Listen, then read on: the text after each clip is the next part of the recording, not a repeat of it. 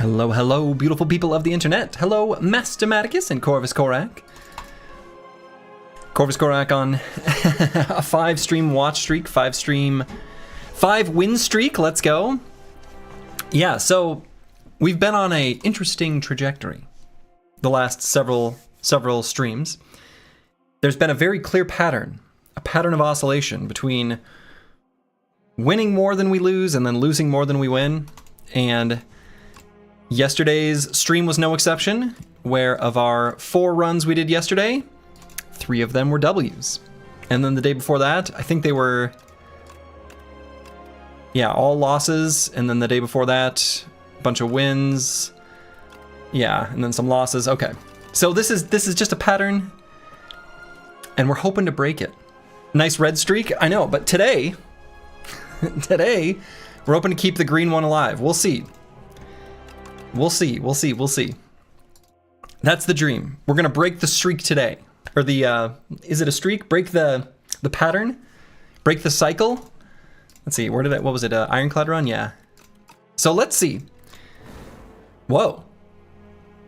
There was a new patch. Ascensions unlocked. Congratulations, Encountering the Architect unlocked Ascensions. Oh, okay, all right. Thanks, game. The game's telling me that Ascensions have been unlocked. There was just a patch yesterday. Kind of a little baby guy. One of the more noteworthy changes, though, that I remember seeing from it, yeah, where some of the Niao's ancient bonuses have been updated and changed in some ways. So we'll see how that ends up in practice. There's also been a few, changes to some of the fights and things, but nothing totally reworked, except for the Ironclad card Drum of War, which has sort of just been reworked to no longer be a power.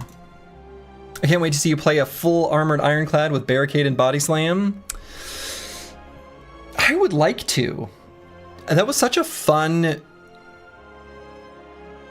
deck to have in Spire 1. It's a lot harder in Spire 2, unfortunately.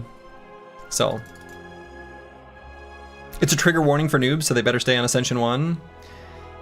I mean, I think it is, here's what I'll say. They added that message alongside some changes that did a little bit more of a stratification between the difficulty of Ascension 1 and Ascension 10. And I think that's probably a good thing, right? I don't have a good perspective on what the new player experience, like brand new to deck builders, is like for Spire 2. But what I've heard from other people is that it's too difficult, and probably, right? I'm certainly willing to take them at their word, and that Ascension 10 is probably a bit too easy at the moment, and I think that's also true, although there's no Act 4 yet. But I haven't grinded out the same sheer volume as some of the other players who are doing really quite well. But, we're hoping to get there. It's been a fun journey. Can confirm, and not a noob to Slay the Spire, but you're bad at deck builders. Slay the Spire's hard. Yeah. Also, hello, Cy Red Eye. I really enjoyed the Blast from the Past yesterday. The wave of nostalgia was wonderful. Okay. So we did not get one of the reworked Niao's bonuses. Going to be facing the Kin here in the Overgrowth. I always face the Kin as the silent, it seems. And one of the things I don't like about it is that, I don't know, poison's just a little bit less effective. Maybe I just need to sort of update how I'm thinking about my deck building when I'm facing the Kin specifically. 2 relics and free card. I mean, true. I don't mind large capsule. I'll probably go with the lead paperweight just because I think colorless cards are good, and I don't feel like I've taken that one too often on silent. So I like the idea of being able to hit up a shop after the 3 early hallway fights and Campfire before Elite. And then I feel like there's pretty good pathing from this point on, a very make your own journey sort of thing, where we can fight 2 more elites or possibly 0 more. I think it's sort of a function of how we're feeling at that time. It seems good. I can just fire nostalgia beams at you. Remember Pogs? Oh man, I do remember Pogs. I never really played with them though. I just remember thinking they were too cool for me. Turning in your Book It pizza. Okay. Turning in your Book It tickets to Pizza Hut for the free personal pan pizza. Holy shit. Sandals? I still wear sandals. Also, you can tell someone's a millennial by just asking them, or making the following statement at them. Peaches come from a can. And there's a specific response. They'll know. I remember in Slay the Spire 1, there was an event that transformed your strikes into something vampiric. Is that event still in the game? It is not, though that is a pretty cool event. The vampires, where it would transform them into... I can't remember the name of the card, but it was an attack that did 7 damage and healed you for 2. It was especially good if you had the relic where your attacks came upgraded. Then it was really good. They were put there by man, that's right, in a factory downtown. Apples and Fruits, thank you for the Prime sub. All right, so not a very exciting reward. Impatience and Production. It's kind of an interesting decision.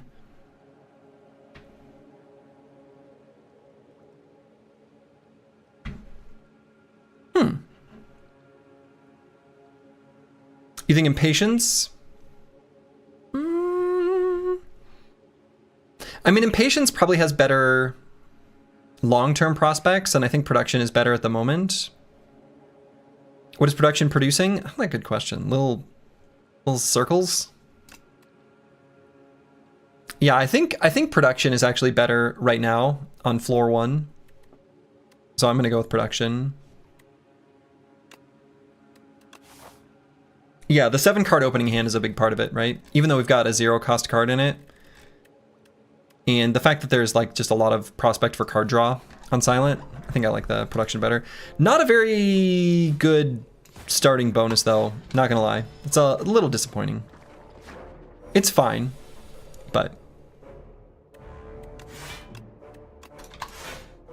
And let's take out the little guy. Plaguebird, hello, hello. Caw-caw!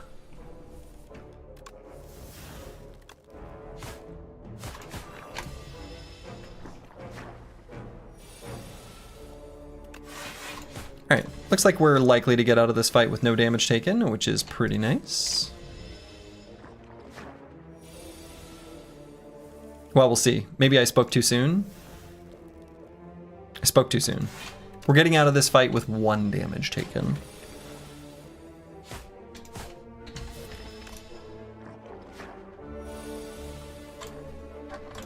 That's alright. Pinpoint, Untouchable, and Anticipate. Untouchable is the best card out of these long-term. I might still just take it because I think it's got the best long-term prospects and it'll be okay for the moment.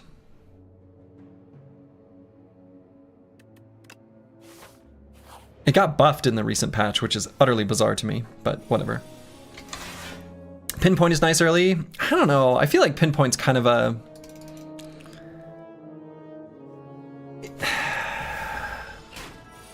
It is nice early, but do we need nice early? Boy, this is a pretty bad draw.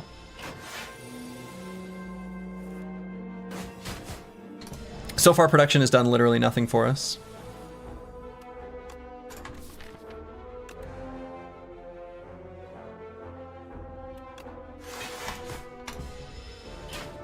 Hopefully that greed play will end up okay.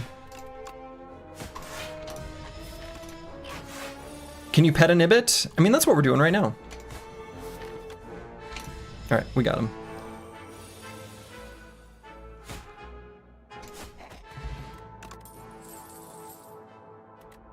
Follow Through, Blade Dance, and Piercing Wail. Not my favorites. Again, Piercing Wail, similar idea to Untouchable, is good long term, but we need damage. I mean, we can probably get something from the shop that'll be sufficient. Yeah, Whale Great into Kin. Yeah, exactly. Whale's Great into Kin. It's got the best long-term prospects. I think it's just really good in the Overgrowth in general as well. There's a lot of fights where it's useful. And let's go with that. Okay. Planisphere is totally fine. Not exactly what we're shooting for, but fine. Production is still managed to do literally nothing. I wonder if I want to play the Piercing Whale. It still blocks for 6. Maybe that'll be better in an upcoming turn. Unfortunately, taking 9 here.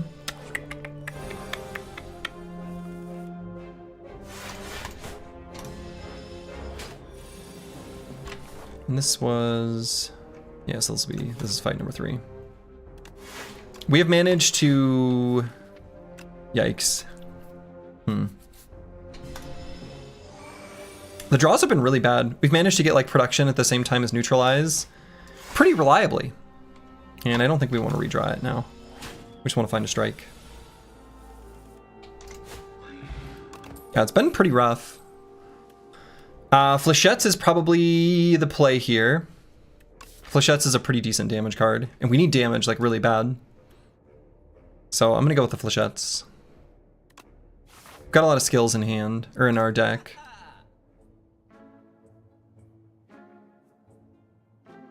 Okay, Fasten is here, Snakebite is here. Infinity Blades is infinite damage. I mean, true. Dash is here as well.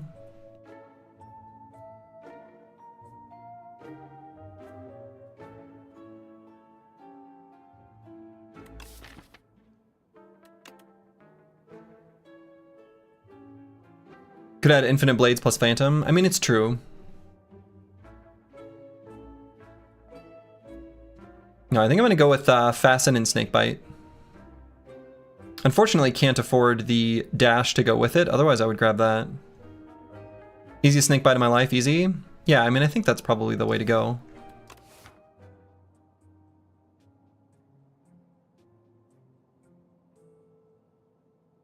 Leading Strike and Phantom Blades. Nah, I think we want to go with the Fasten. Oh, I'm not able to afford the Snakebite. I did math wrong. Let's go with dash. I mean, that's fine.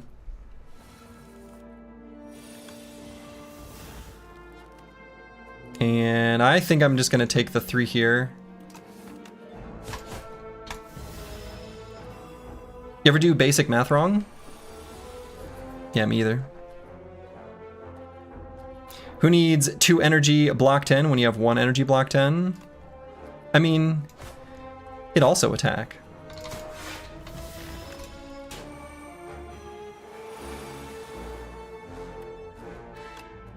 Okay, I have to kill this guy, and... not able to play the Fasten here on that turn.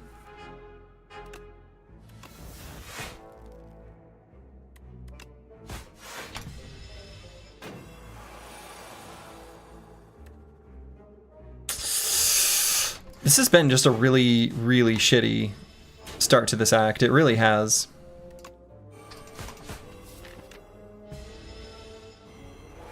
Like, the fights have just not... like, the shuffles have just been really bad.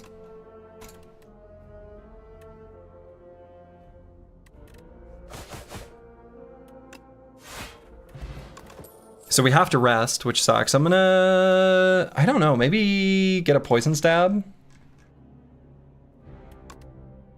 I don't really want to add a Poison Stab to the deck, though, is the thing. Like, I really don't. Is why Ascension 1 better than Ascension 10? Yeah.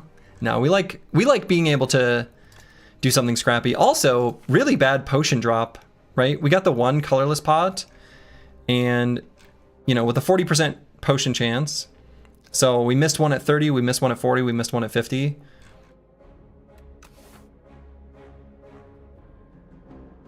Can we all agree that Slurgy should start over and didn't see anything? Well, unfortunately, Slurgy disagrees. So we're gonna see if we can recover. Deciding if I want to dodge and roll or Poison Stab, and I think the answer is maybe no, especially now that the Fasten is in the deck. Have to rest here.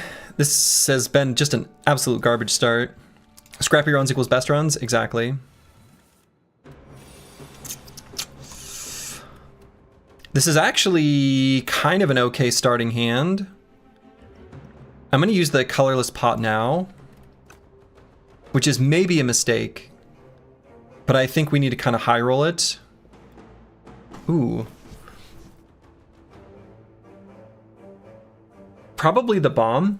It's probably the bomb. Bolas is kind of interesting, but I think it's probably the bomb. It's a statue, it can't hurt you? Yeah. You know, the result of this fight is that statue, the head falls off and falls to the side. When we kill it, pay attention. It will be like the giant head from Spire 1. No, I think the bomb is just going to be better than the Bolas. Spoilers? Spoilers. Ah, shit, I made a misplay. I wanted to play the flechettes first. Damn it. That's 5 damage that just like did not do.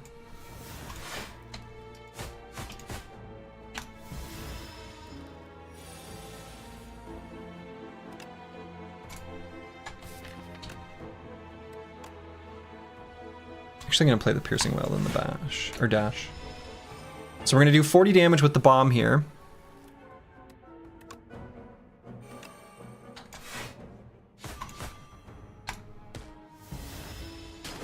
When could 5 damage ever make a difference? Possibly this fight.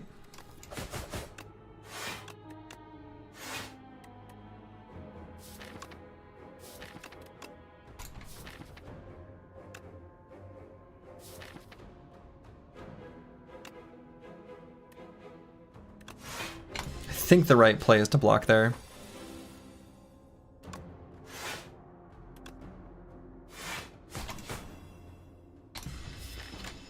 Okay, I think we're guaranteed to have him in this hand.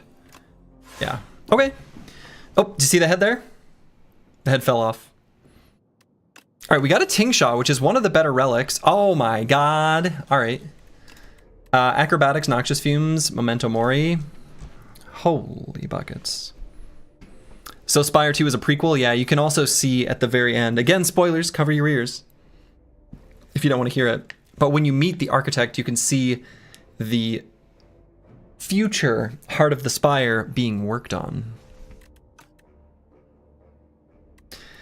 Yeah, I mean, I think it's just Noxious Fumes. I picked Noxious Fumes because I'm not dumb. Well, I am dumb. But I picked Noxious Fumes because it's good. All right, Stonecracker is good. And what is the safest route? So we've got the Planisphere, so certainly we need to heal up.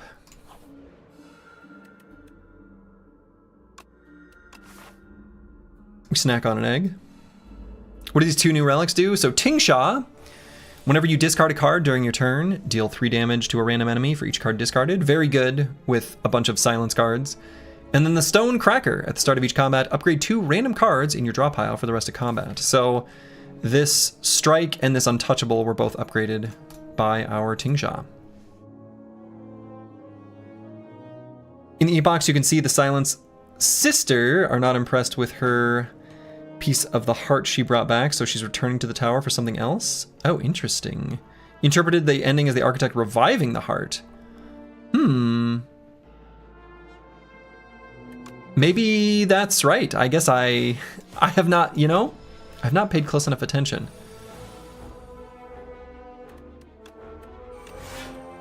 And let's leave the production in the deck, I suppose. Production has been wildly disappointing.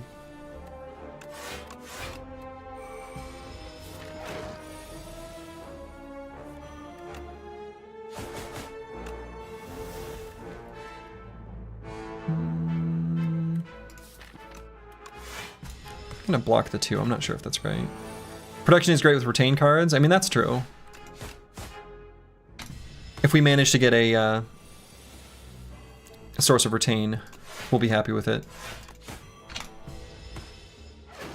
God, Fasten is absolutely showing its value, though. I think you might have needed the Acro to combo with Production instead of Fumes. Possibly, except that, well, Fumes was there.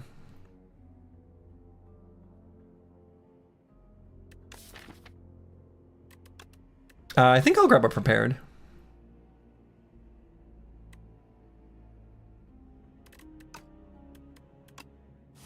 We'll do damage with the Tingsha. So let's go here and rest. I think that's totally fine. I think we can fight. Actually, interesting, I think the fight against the statue was probably the best elite fight for us, but we're okay for the others as well. And I do think it's probably necessary to rest here. At least there's a possibility of death. I'll say that.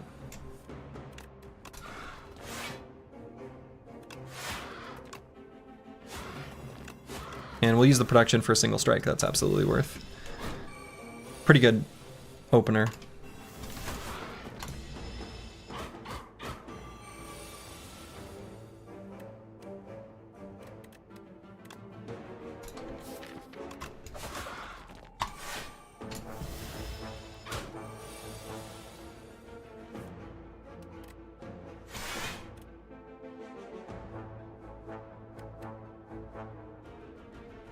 Probably the strike over the fumes here.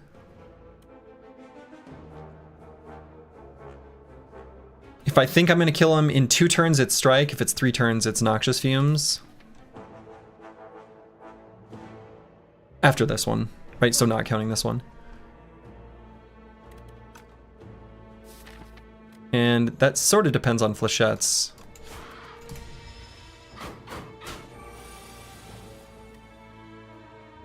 Yeah, that's all right.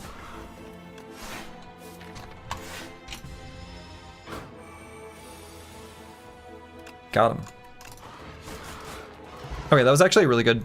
That was better than expected Berdonus fight, but that might lead us, or let us upgrade at the next campfire.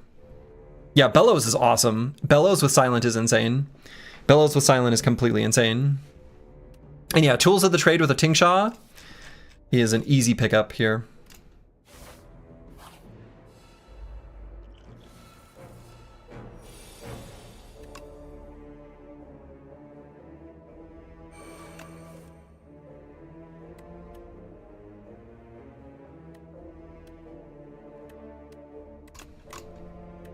Let's see, how much are we getting attacked for? And we'll be 1 short if I...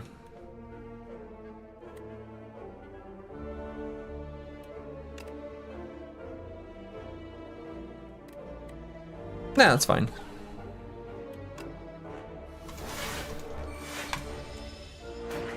I would have been 1 short if I'd have not done that, discarded that defend.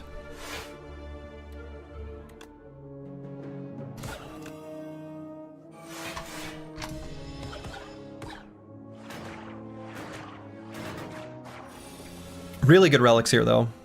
Like, really good relics.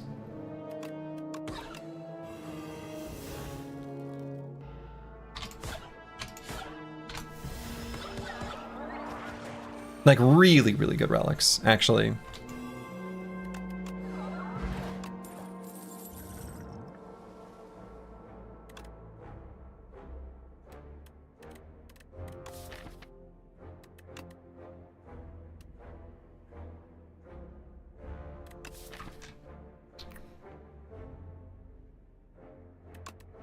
I think I want to add a bouncing flask. I think so. I'm less inclined to add things like deflect when we've got the fasten in the deck. Yeah, flask maybe because production. Yeah, production is part of it. And also just like some source of poison other than fumes. We mostly just really want to get rid of these strikes. I think I'm okay with the bouncing flask. And I don't think we need a strength pot. I'm gonna keep these 2 pots actually. Well, I don't know. Maybe the strength pot's better than the fire pot. We can actually probably use the strength pot in the fight against the kin. It's not gonna be as useful in Act 2, almost certainly. Flask kind of sucks in this boss fight. I mean, that's true.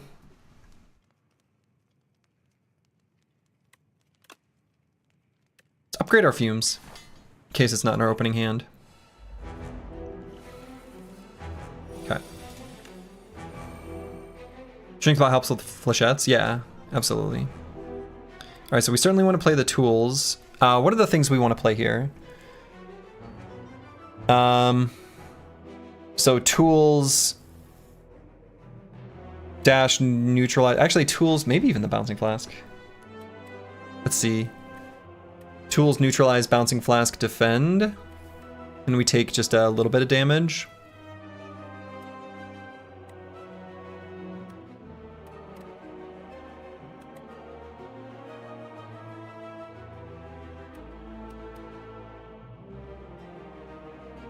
No, I'll probably play the dash. Tools, dash, neutralize, strike. And we're just gonna focus on the front little guy.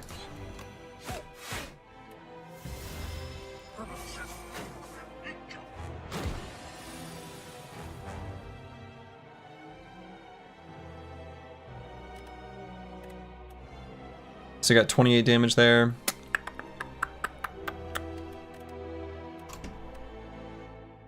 Yeah, let's just drop this and we'll play all the other things.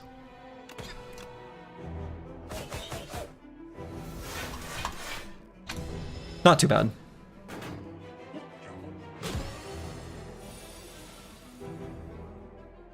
Excuse me.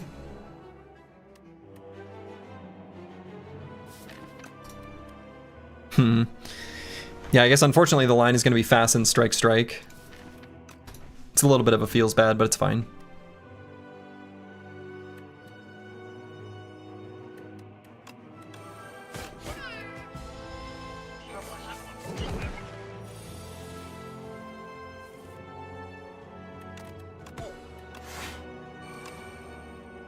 Yeah, let's focus down the kin follower. Kakwa!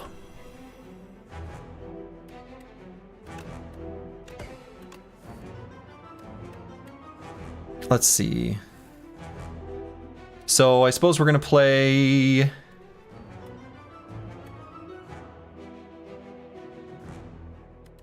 a defend and a dash. Yeah.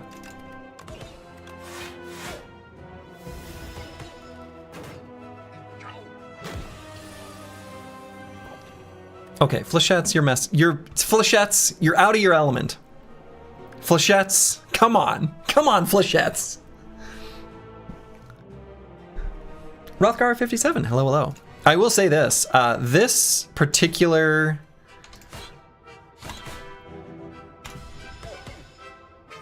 Act 1 has had some god-awful shuffles.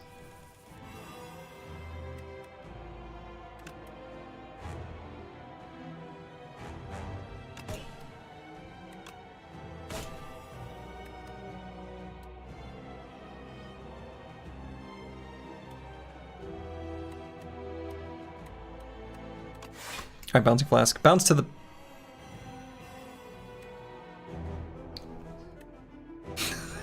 Bouncing Flask?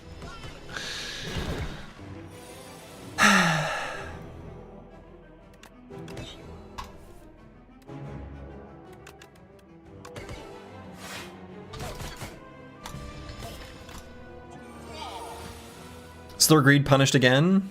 I wasn't even greed. I feel like I just did the right thing. Alright, so we can play a defend and a Bouncing Flask.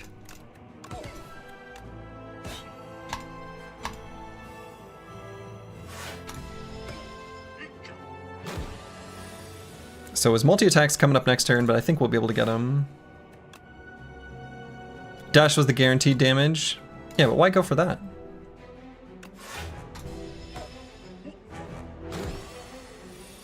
We got him. We got him, look. Flechettes is here. Okay. Adrenaline Nightmare Serpent Form. I mean, it's probably just Adrenaline, but you know, my opinion of Serpent Form keeps going up and up and up and up and up and up and up. Where like, I feel like Serpent Form is a really good damage source. Like it's really improved over time. pretty dramatically. I'm probably still going to go with the adrenaline, but Sermon Form is really tempting to me right now. Like, genuinely.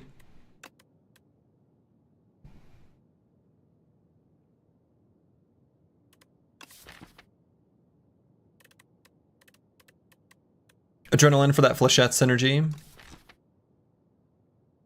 And just finding and playing Fasten and Noxious Fumes.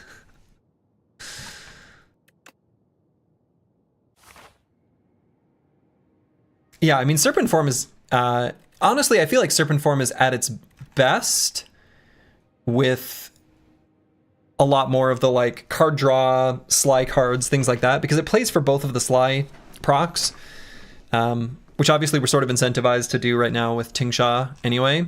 But I still feel like Adrenaline's too good to pass up. Brightest Flame is here? Okay. We click on that. So, in case you were curious, that's what we'll be doing.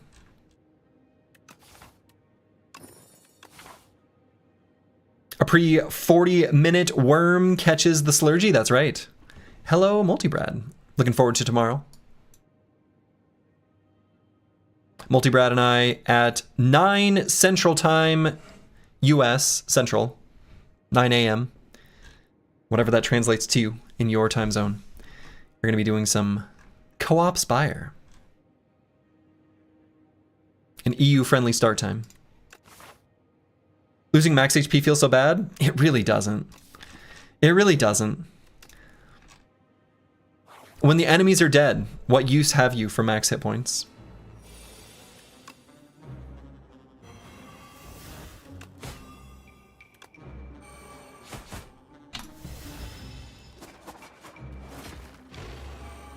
This game is multiplayer mode? I know, right?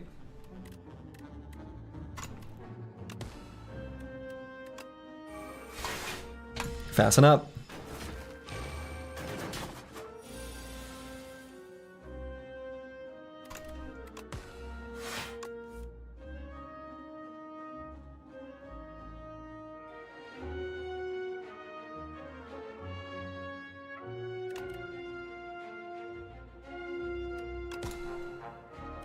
Okay, we're hoping that the bouncing flask hits that guy. And it did. Nice. Sergi and I have quite the challenge on our hands tomorrow too. You don't want to miss it? Yes. Yes, yes, yes. Yeah, we can kill him with flechettes. Pop, pop, pop. It's gonna be good. And I don't think we'll need to play that Brightest Flame. And he's dead. How did the runs go yesterday? They went really well. Yesterday was a good day. You didn't even play the Brightest Flame? It's true. It's true. I think I like a Tactician here. Tactician and Untouchable are both worth adding to the deck. Tactician Tools GG. Yeah, I mean it's probably just the Tactician. But I don't know that it's like that crazy good right now. I almost think maybe I should have gone with the Untouchable. I'm not sure.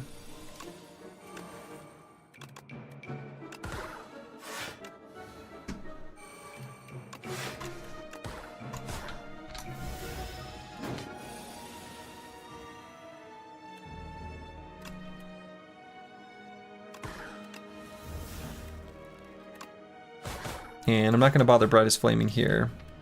I don't think. Cheese Relic plus Brightest Flame. You don't even need the Cheese Relic. You really don't.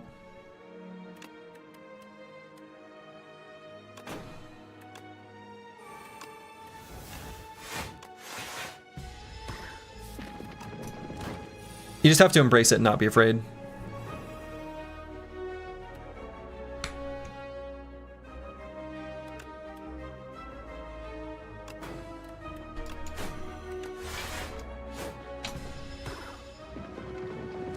The cheese may be chosen, but it does not choose. The cheese stands alone. Squigs, hello, hello. All right, we're gonna be breaking him out of his little hole here. What happens if you have 1 max HP and you play Brightest Flame? I'm guessing you die. I guess, I mean, I think so. Let's see. Outbreak and Speedster are both here. Are they even necessary? I'm not sure. I think you survive, really? You can play the Brightest Flame with 1 HP or 1 max HP? I would think you would just die. It's kind of like rejecting being today's decider. You just die. Gonna need some science? Well, we're gonna have to play this card an awful lot more times. We are yet to play it. Outbreak is kind of okay right now with the Bouncing Blast and Noxious Flames. Right, so Outbreak is a little bit tempting. Mostly I'm thinking the Decimillipede fight here in this act. Speedster is also not bad with the Adrenaline and Brightest Flame prepared, Tools of the Trade. You never rejected being the decider, good to know. I scienced it in like one of my first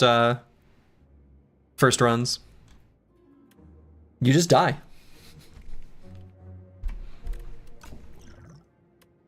Yeah, I mean, Speedster's kind of tempting, but I think I'm gonna go with Outbreak. You're wrong, you die? Oh, with the Brightest Flame? Good to know. Did you just science it? Do like some console stuff?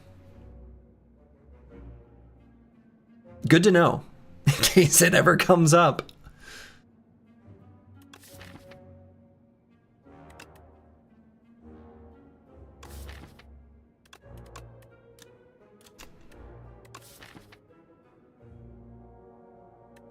I'm gonna go with the Outbreak.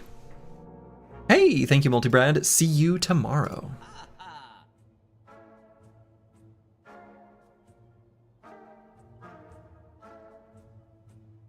All right, I think I just want to do card remove, and we're gonna be going to another shop.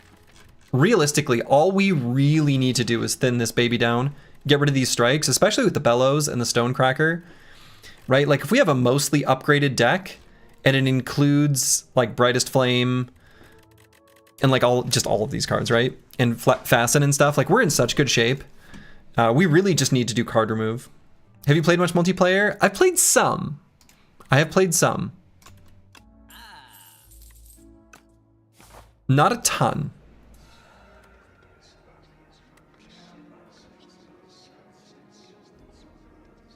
All right, let's choose one of two. Bing Bong and Mr. Struggles.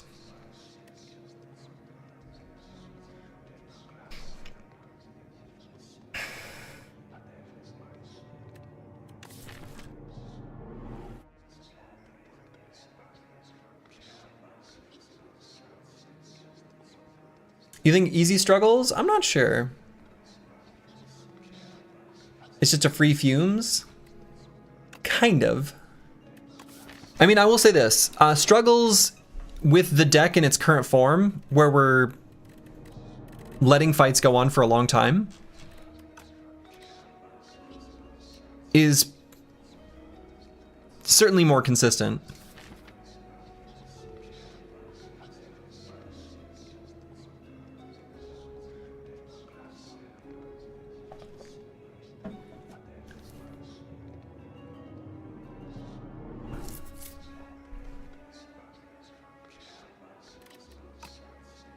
Yeah, I don't know. I've been bit by Bing Bong enough times.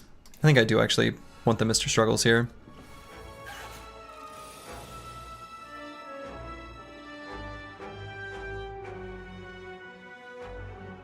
Alright, let's see if the Bouncing Flask will hit the front guy. Okay, so we can Piercing Wail here.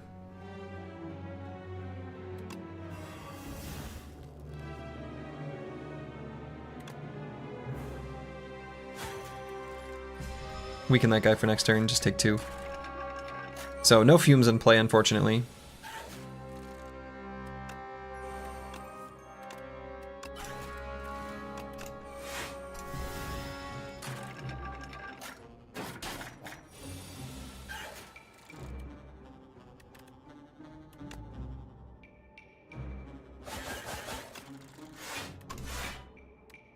Oh, I guess I should have played Survivor as one of those cards because we got the Tingshaw.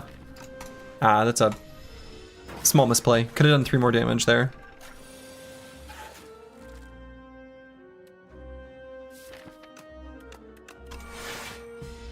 Alright, certainly want to get the tools in play. Turning down Bing Bong will unfortunately mean Vaku will definitely offer you Apparitions Act 3. I mean, that's true. Right, let's drop a Daze. Miss 3 damage, rip run. Exactly. I'm thinking I will do the Brightest Flame here. I think so. Wrecked. Psycho Ling, hello, hello. We're just getting started, of course, because you were here. We were waiting.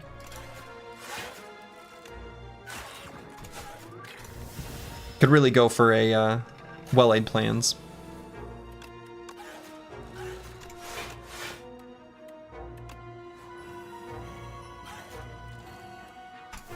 See you later, Chomper. Escape plan. Yep. Easy.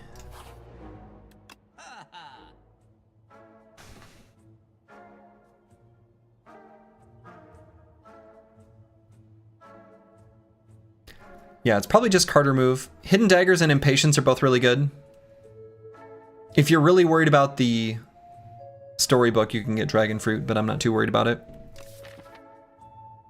But I think it's just remove. Like, removing these strikes is so important. Yeah.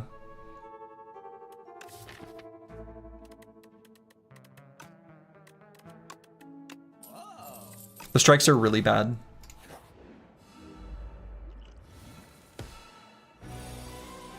Okay.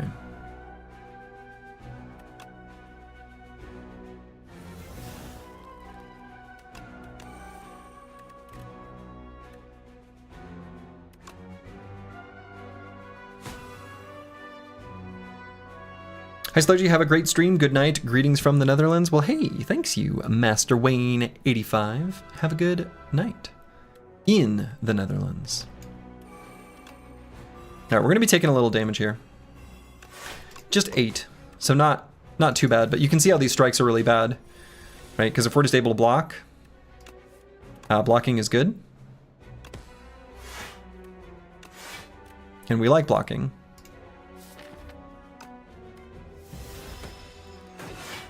And we don't like it when the enemy damages us.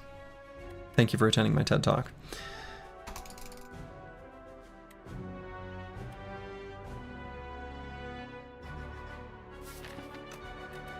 I could upgrade this hand, or make him weak.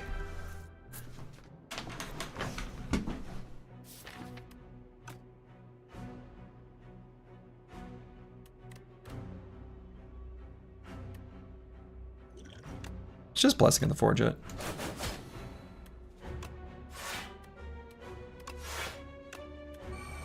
And I'll take 4, but I think that'll make it so that we don't take damage the rest of the fight. Much more likely, anyway.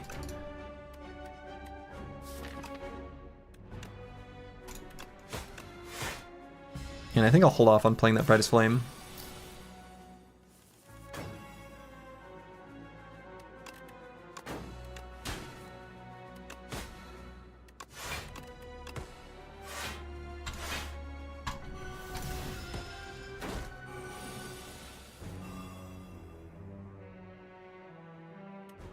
Ugh. Well, we're certainly playing the Brightest Flame here.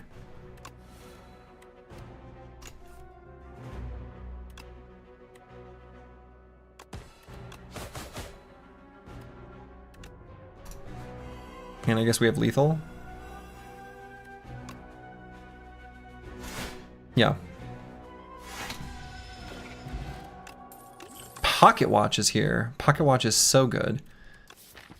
Second Fumes is, I think, okay. A Second Fumes is acceptable to add to the deck.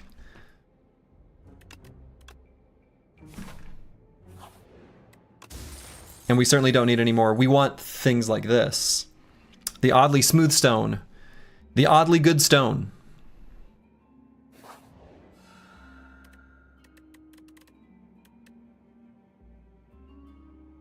All right, almost certainly we're gonna go with the upgraded common skill. Right, like we would take a prepared, like if it were upgraded, there's a number of things here we would take. But an upgraded common attack, I can't imagine that there's probably literally nothing we would want to add. Right? Yeah, literally none of these things. So. Yeah, Piercing Well and Untouchable are both exactly the kind of things we're looking for.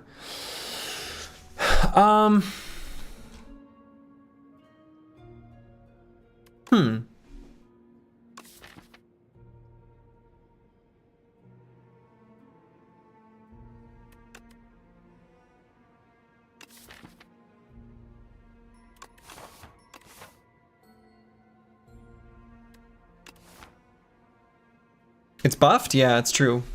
Like they needed to make this better. I mean, the answer, like we're just deciding between the Piercing Wail and the Untouchable. It's definitely not Skip.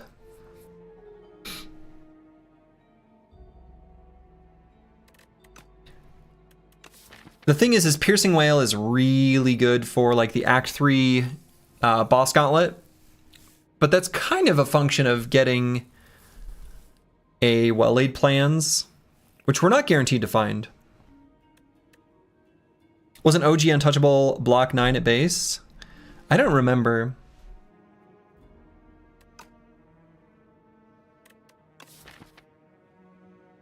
We already have the one Piercing Wail, which may be sufficient if we get our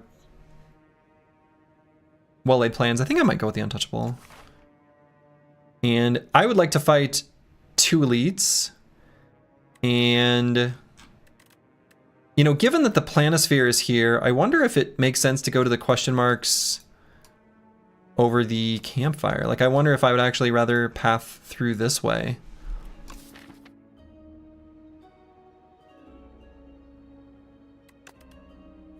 Let's do it. That might not quite be correct, but... What does the sphere do? Whenever we enter a question mark room, we heal 5 hit points.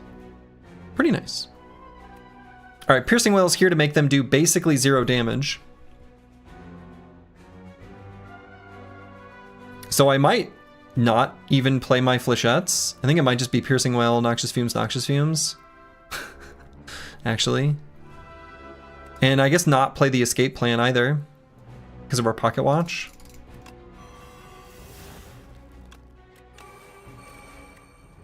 Like, I'm fine taking one.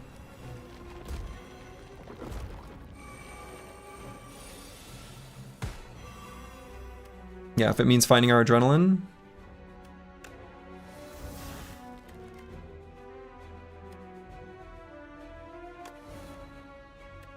Alright, we found Fasten.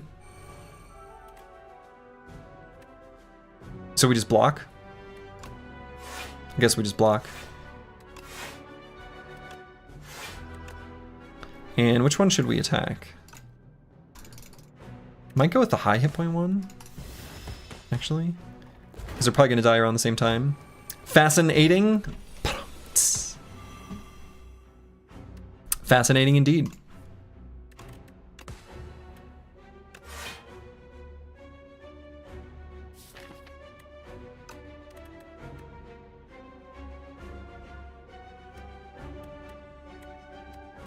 I mean, I'm going to play the dash. I'm deciding whether I want to play the neutralize or not.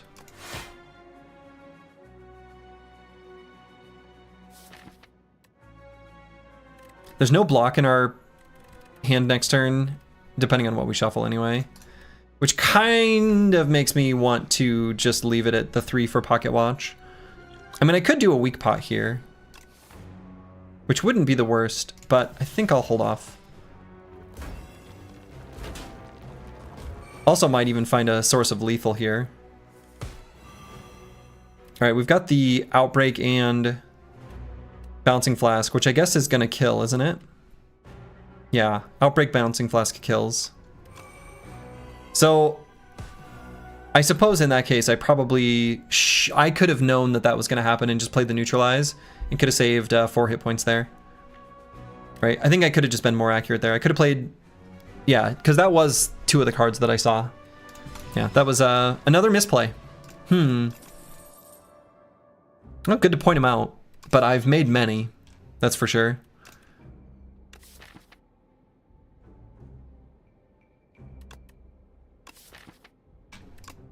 So dodge and roll is a little bit better with our oddly smooth stone, but we don't really have that much dex. We mostly have dex for defends only, which means I don't want to add too many cards to the deck. Mistakes, I've made a few. Oh, many good song quotes. My streamer never misplays, only shows chat what not to do. Yes, that. I'm gonna skip here. I don't think I want those. All right, realistically, we're not gonna be able to remove all the strikes. So let's just shrink, mung two of them together.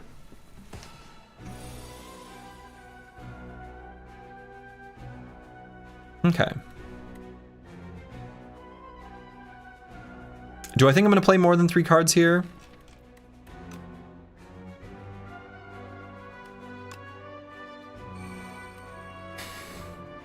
I mean, I kind of don't have to. I could just do defend Noxious Fumes. It's full block. We get the poison application started. I think I like that. This guy stomped your Shiv Silent. Yep.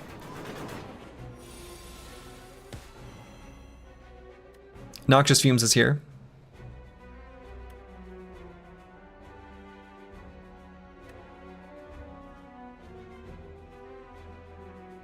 I'm gonna do just defend tools.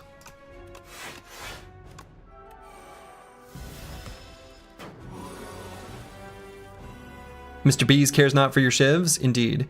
So what I might do here, as wild as this looks, is not play one of these cards. Because again, for Pocket Watch, we want to make sure we're drawing more cards, and this counts as a card played. So what I'm actually going to drop is like a defend here. Because I'm just going to do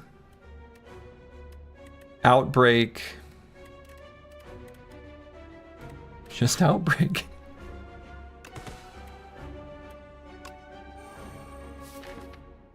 Yeah, I think that's all I'm going to play. We have a kind of bad turn coming up.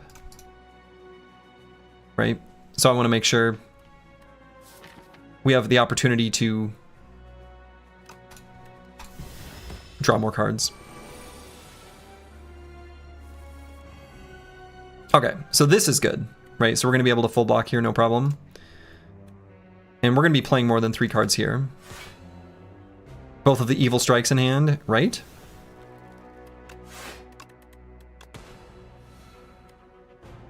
And deciding if I want to play the Brightest Flame here or not. I actually might not need to.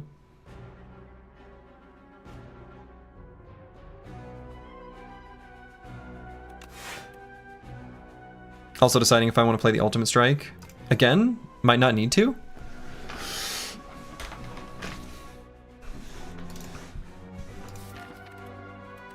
I think we don't.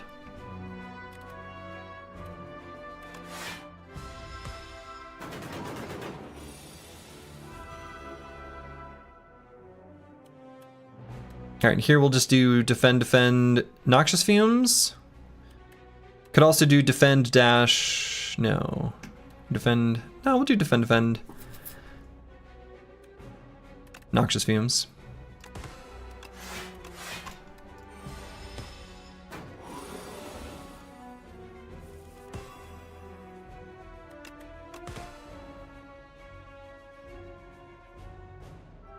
Let's play the prepared.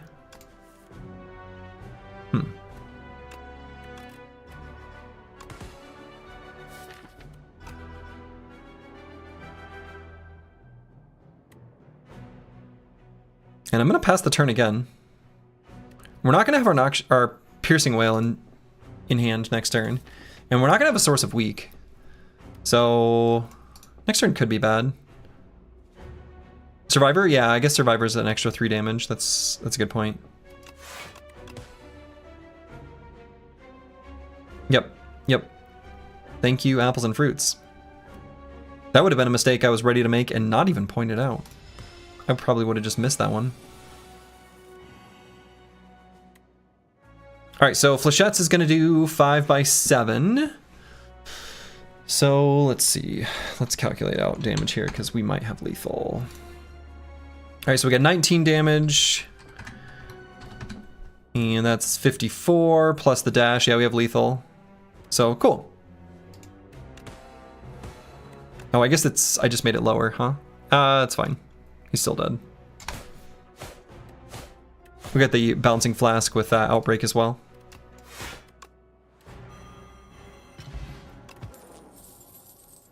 All right, let's drink our fruit juice. Letter opener is nice. Master planner. I don't think so. Don't feel like we really need that. Might grab another untouchable though.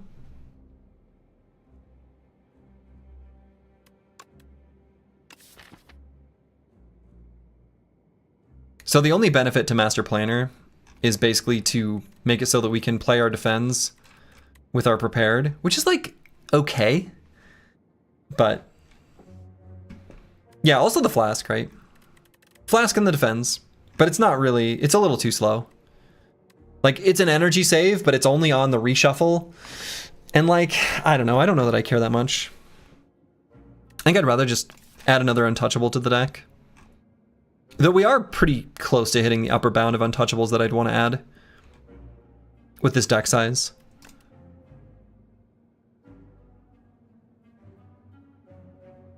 Maybe the pocket watch. Yeah, I'm not sure.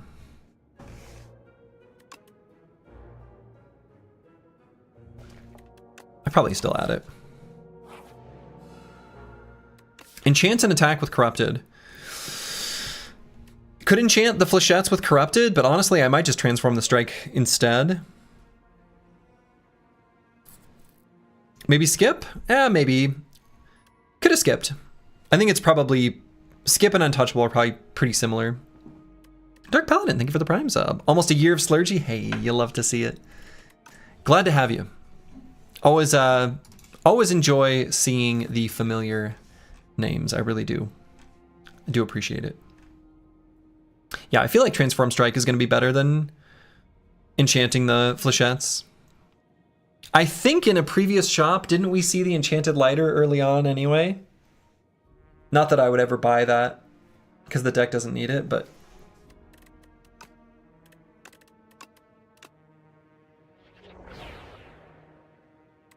Okay. We upgraded our strike into a different strike.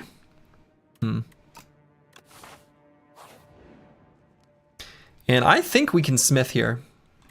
And I think I'd rather smith the Brightest Flame than anything else. This is such a huge upgrade to this card. 52 hit points I think should be enough to deal with the... What's this boss called? What's their name? Kaiser Crab? Kaiser Crab.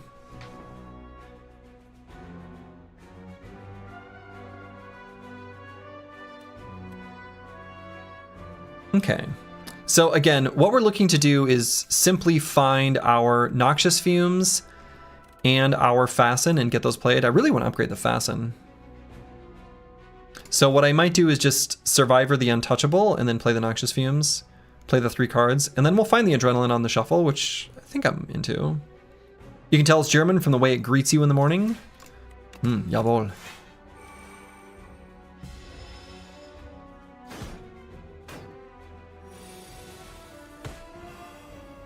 Okay, we also want the Tools of the Trade.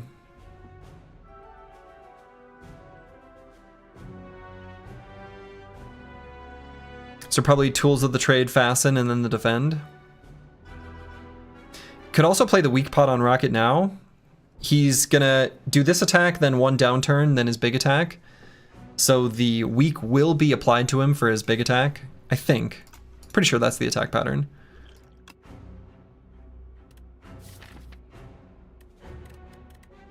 Probably want to do that. I think that's true. So we'll take a little bit of damage here, but that's okay.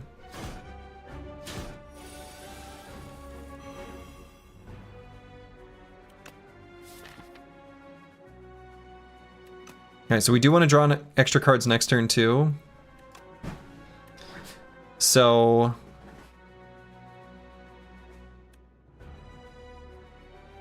Man, I could... A Well-Laid Plans would go so hard right now. It really would. So let's see, what are the cards that I want to play? I guess it's not the Untouchable, right? I think it actually might be the Piercing Whale, Outbreak, Noxious Fumes. Outbreak, Defend Whale. That would be the other line. In any case, I'm not playing like this Defend, right? I play the Defend plus. What 3 sides does a crab have? Well, there's this side, which is, anyway, you're aiming right here.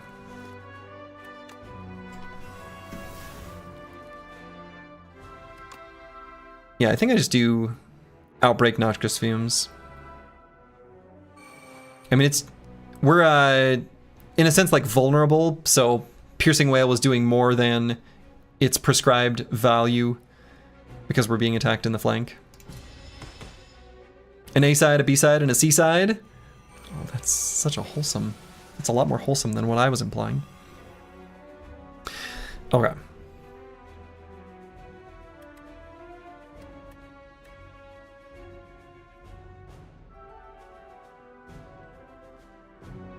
Might just play more than 3 cards here. As crazy as that might sound. I'm gonna play more than 3 cards here.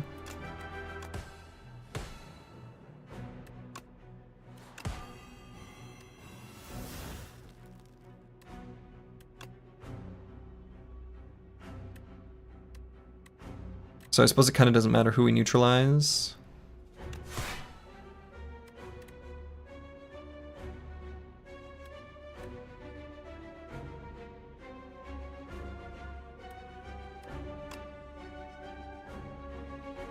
Let's just put all the attacks on Rocket.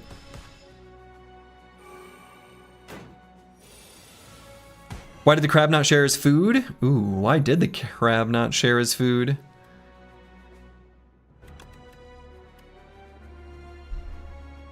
Hit me with it. Hit me with the answer. Because it was shellfish? There it is. Very good.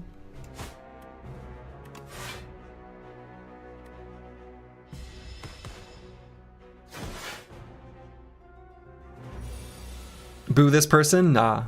It was beautiful. Alright, I think this might be another play more than 3 cards turn.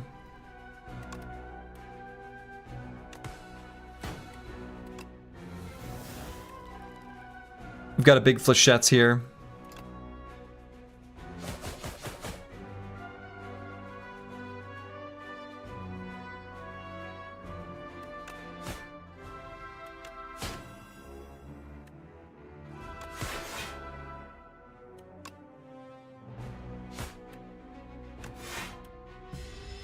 Have I mentioned how much I want a Well-Laid Plans? Anyway, I want a Well-Laid Plans.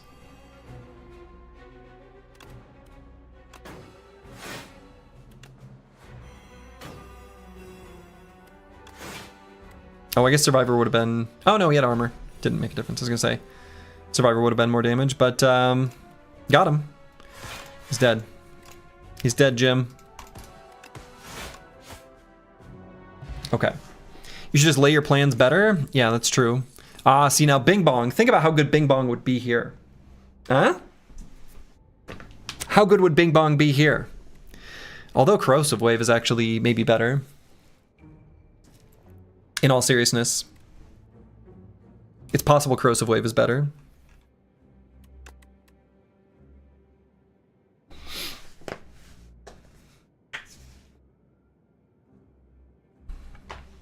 Without any acros, though? I mean, I don't know.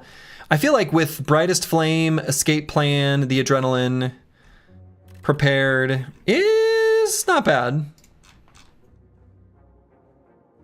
Corrosive Wave was crazy when Acro was common. Yeah, I mean, it's still good here, I think.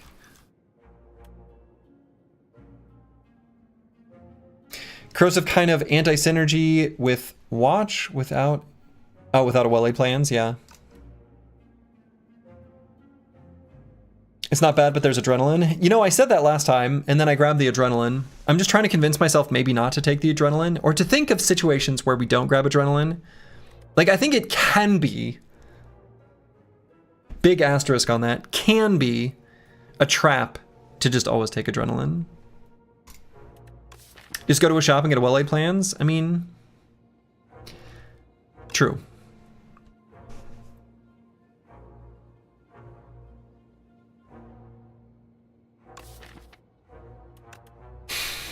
I'm just gonna grab the adrenaline, aren't I? Like, I'm gonna think about this for a little bit, and then I'm gonna realize that the deck is strong, that all we need to worry about are like worst case scenarios, bad draws, things like that, that adrenaline very specifically helps remedy. And then I probably click adrenaline. Corrosive Wave better for ending. Yeah, I mean, it's, the thing is like, it's good here. No doubt, right? With the Outbreak and then some of the sources of card draw. But like,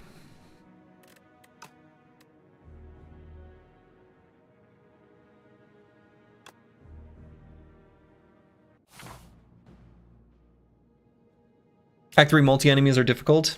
I mean, they are.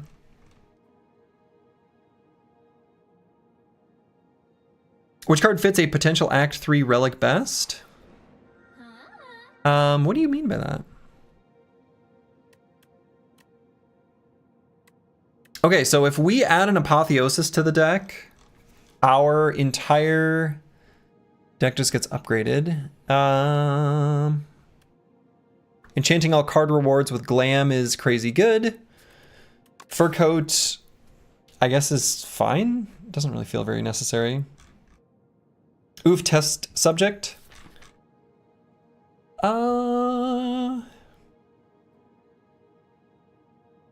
Apple's also, yeah, so Appo just gets upgraded because of our Bellows. So Appo will just simply cost 1, which is very good, and then our entire deck is upgraded.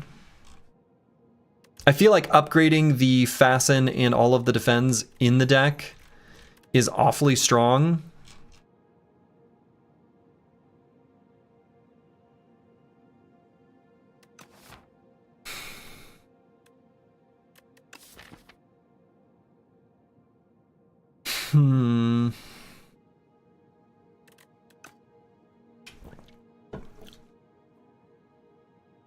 Could have had Glam Bing Bong. I know. That's what I'm saying. No, I think I'm actually gonna go with the jewelry box and just add the Apotheosis. I feel like that's actually gonna be better. I really do.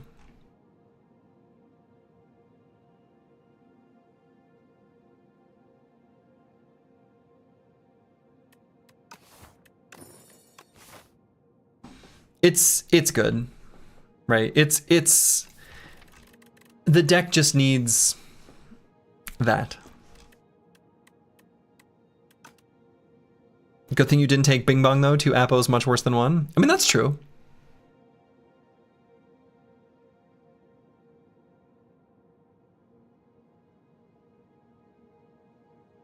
All right, so what I'm thinking is, let's hit up this shop. And I think we're okay into the Act 3 elites as long as we're able to rest here at the end. Heal up from the question marks too with our Planisphere. I'm also looking at like these here and they're totally fine, but mostly just need like a couple relics I think could potentially help us out.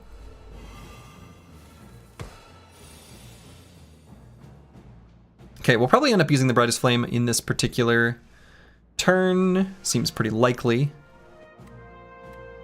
So I'm going to open with the Brightest Flame and then probably Flechettes. Yeah.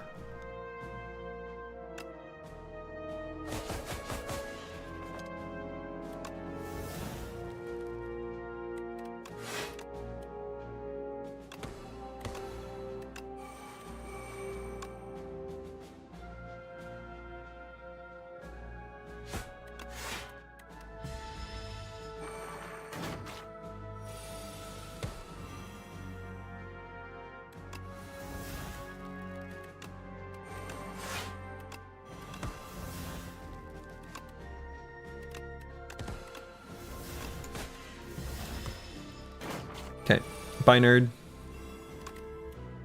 What you mean is you choose your card first, then the relic.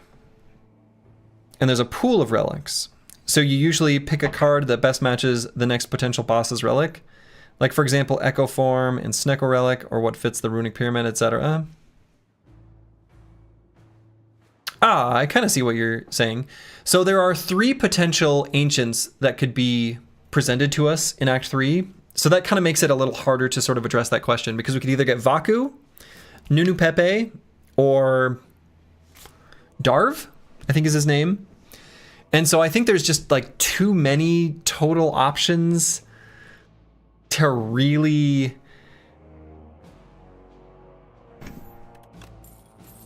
I don't know, get you like a really clean answer when trying to think of it from that perspective.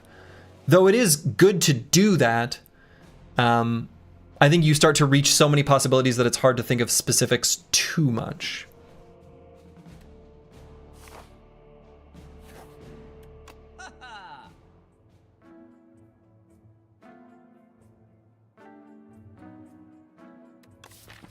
So here I think we just card remove. Probably? I don't know. I mean, the Momentum Mori and Ultimate Strike are like only kind of bad now.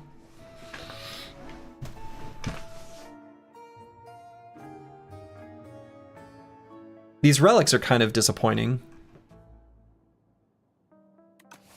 More noxious?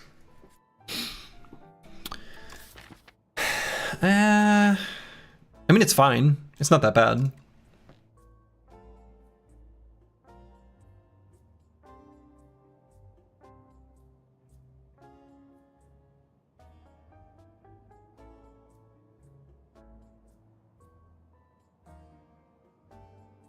I mean, we already have 2 Noxious Fumes. I don't know that it really needs to be another one. I could almost be convinced to grab a Scrawl. Upgraded goes to... Have Retain. It does not go to 0 cost. Okay.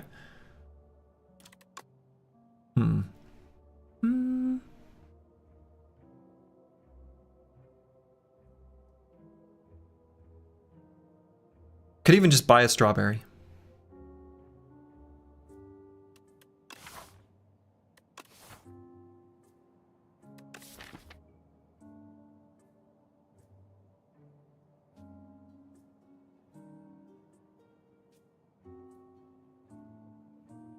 There's 42 different options you can see in Act 3 if you didn't see Darwin Act 2. Holy buckets, that's a lot. Card remove probably worth more. Yeah, I mean, we would just remove the Ultimate Strike, I guess. Or maybe Clumsy. I don't know. The Ultimate Strike is like... The reason I'm reluctant to remove the Ultimate Strike is... It's one of those cards that if we see it in the first phase of the test subject fight, we're pretty happy to see it. So it's not so bad.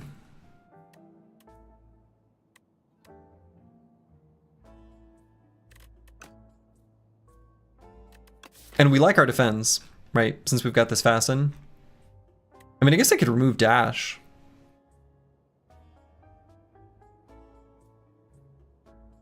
I could remove Dash. I could be convinced that that's the play.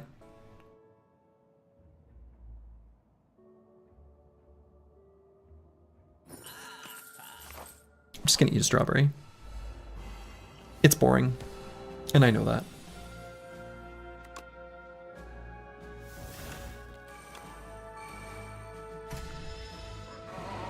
Caw!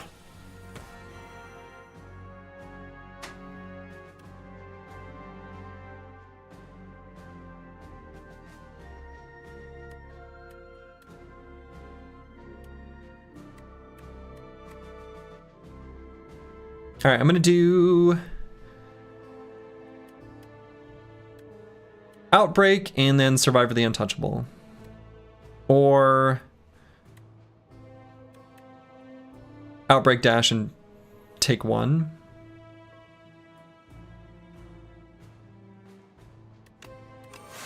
Yeah, I think we want to get a little more damage on him. This fight's a little sketch.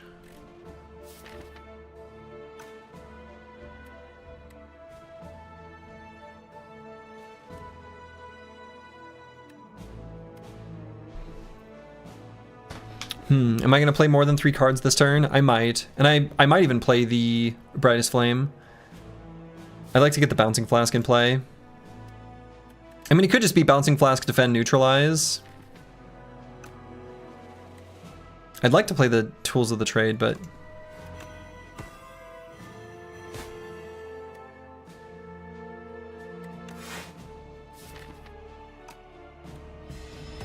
No, we'll take 2 here, but we're gonna have a big turn here at some point. And this might be it. Not quite yet. Next turn.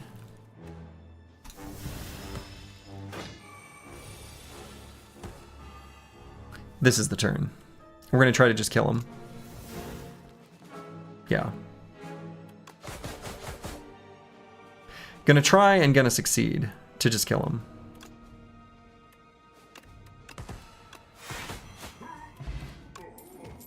Aerobic Acid. And this is a big ol' skip. I wonder if I like the Aerobic Acid more than I like the Touch of Insanity.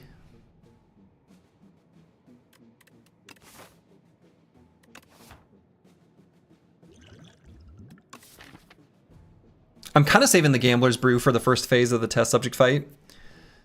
With the Tingsha, this potion represents not just like 21 damage, but if we find the Memento Mori, it represents a lot more. So we can, when we find the Memento Mori, while we're doing like pocket watch stuff, discard everything else, play the Memento Mori, and then take out the test subject in the first phase of the fight.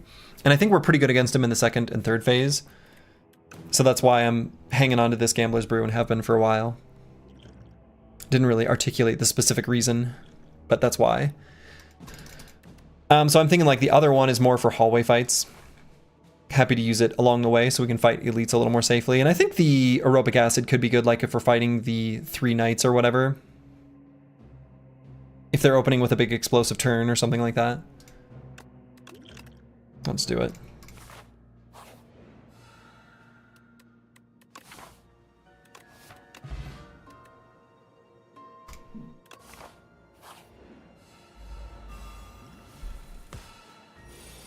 Oh, this Axebot is new. He's cute now. Look at him. He's cute. Yeah, let's do Apotheosis, Outbreak, and Defend. Is this fight easier now? Because there's just one? Axebot wrecked you earlier? Oh, okay, maybe not. I'm just gonna do Flechette's Piercing Wail here. You think it's harder? Okay.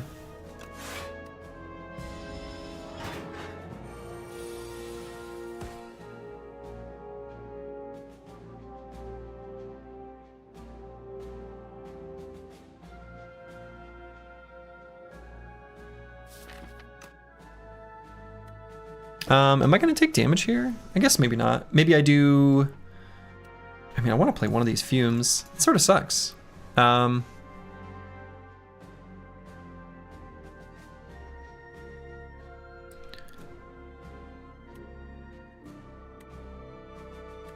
I'm going to take a little bit of damage here.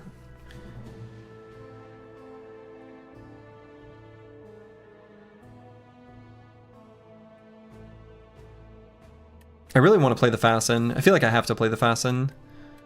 And I want to play the Noxious Fumes, but I might just do Fasten dash Neutralize. I don't like that we've got the Outbreak and no poison being applied, but whatever.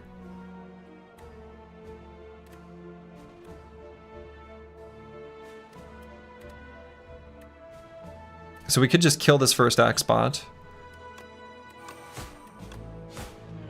Then I assume the new one starts out not attacking again.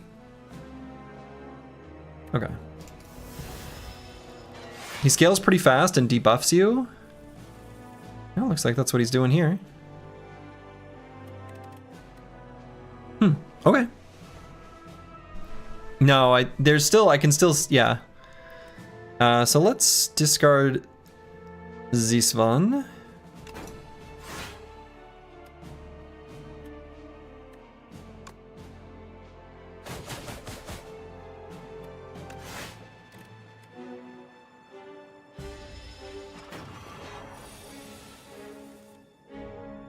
That's a pretty big attack.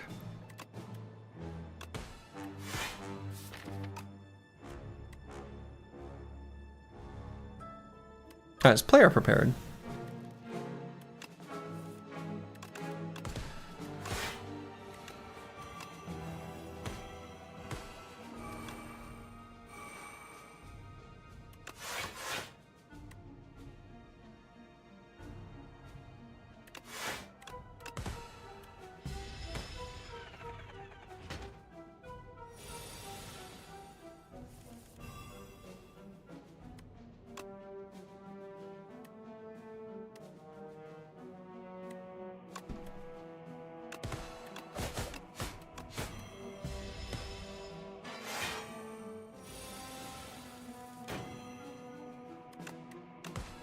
I don't know, this seems fine to me. That's the last axe spot? Okay.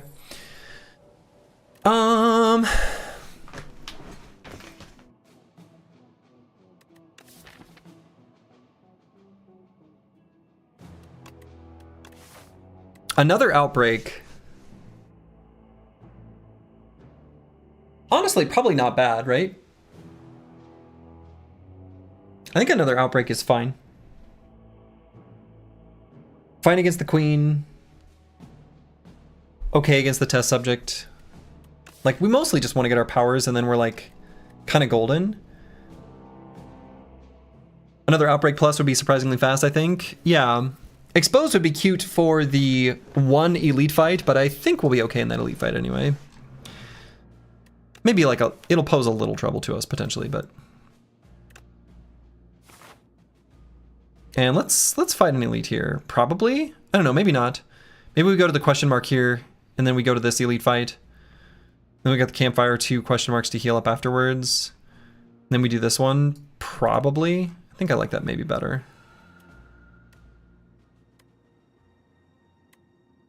Enchant a card that exhausts with Soul's Power. Apotheosis, we can just keep upgrading.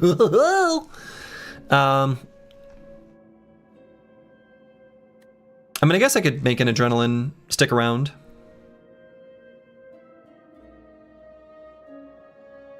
Piercing Wail? Honestly, it could be Piercing Wail.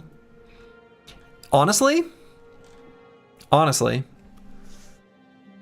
think the Piercing Wail might be more valuable. Thinking about the test subject and queen fights. In all seriousness, I think Cycling is right. I think the Piercing Wail is probably better value than the Adrenaline. Yeah, I think that's true.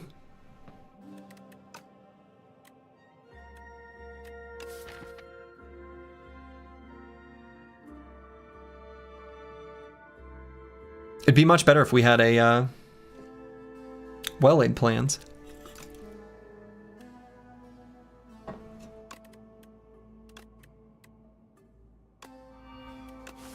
Yeah, I'm gonna do it to Piercing Wail. Festive Popper, okay.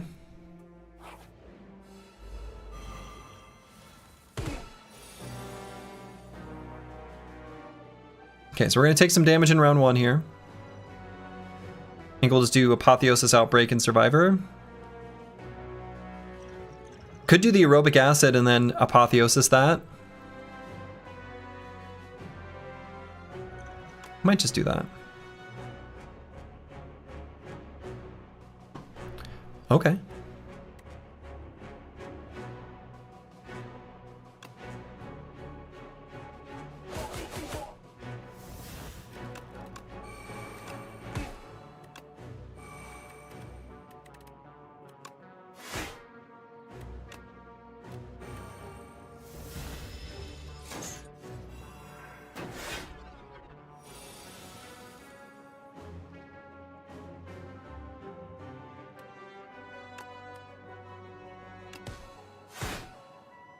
So we're certainly going to Bouncing Flask here.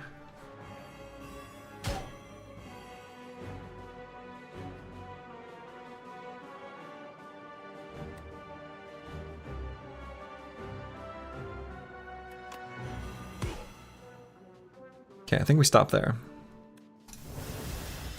Normally you go for the Ghost guy first. Is it better to go for the Cloak guy? Depends on your deck.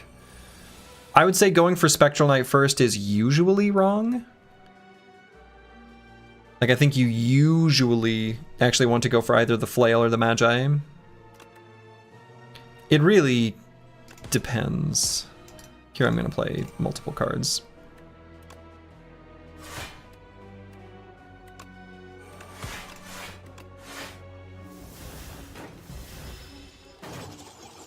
But, like, don't be afraid of your cards exhausting. Sometimes that's a favor. Like, you genuinely, like, you want it that way.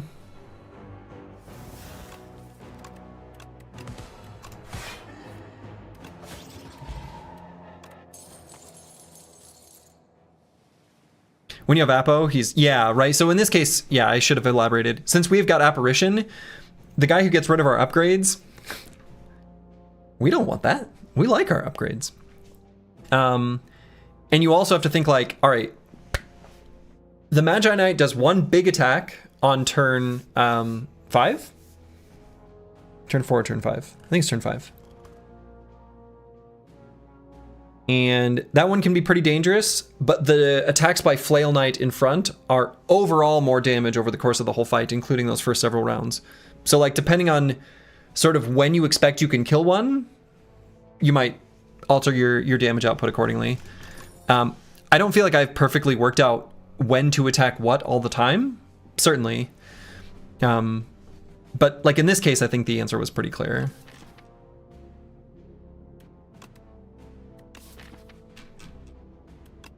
I don't think I want a Snake Bite. I think this is just a skip.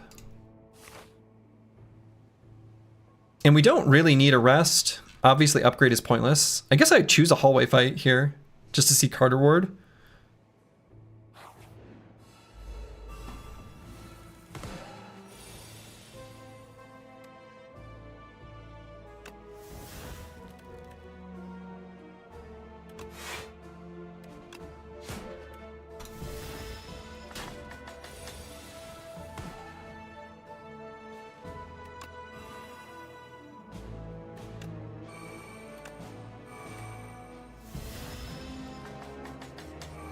He tickled me.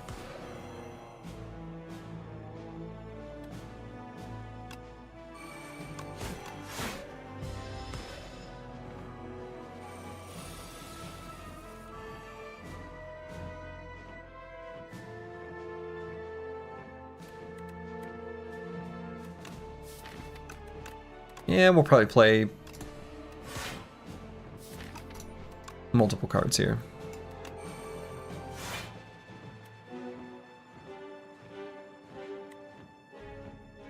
I guess I'm going to do the Outbreak Defend.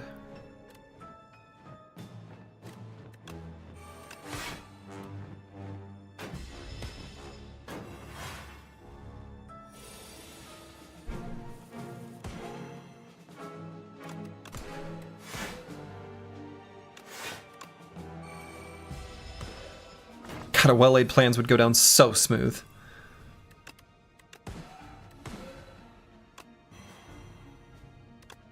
So smooth, right? God, imagine our plans being laid, being well. Wouldn't it be great? Wouldn't that be wonderful?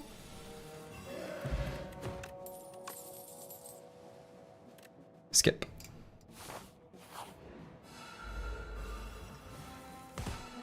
Good old Globehead.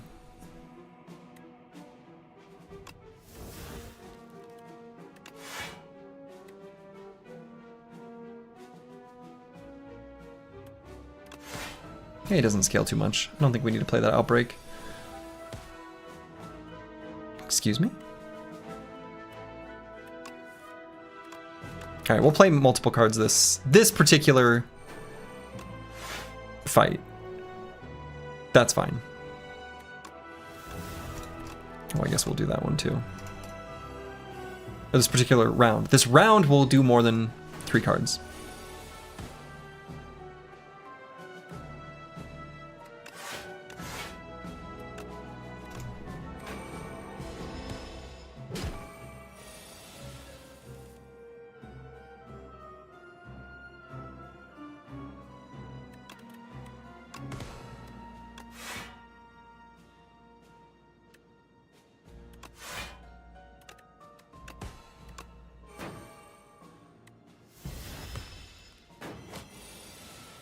Oh no, we're flail. Or frail? Frail. A little English there.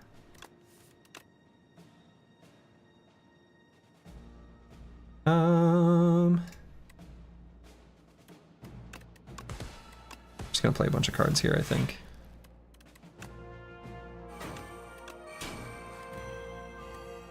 Oops, did I take damage I didn't need to? I'm pretty sure I did. Power Potion over Cure All.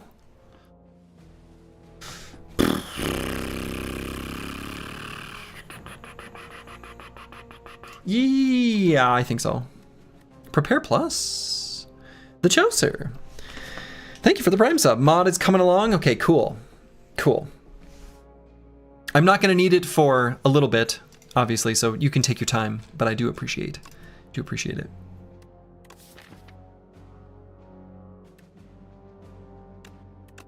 Let's get prepared.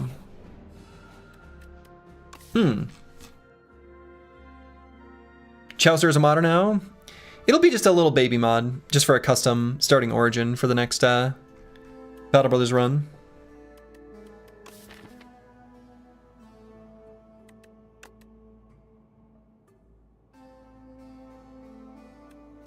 So you can test it and make sure if there's issues. Oh, sure. Well, unless you get that done within the next like couple days, then I will not be able to test it.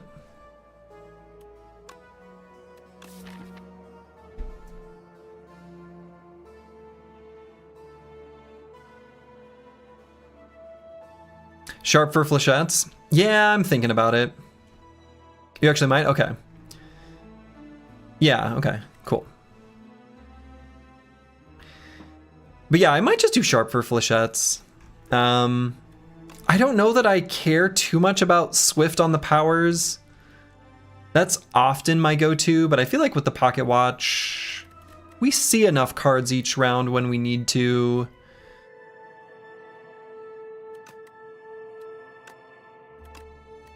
Yeah, I'm just gonna do sharp on the flechettes. Yeah, Swift is just good, just in general, but... Okay. I think we're gonna open by playing more than 3 cards here.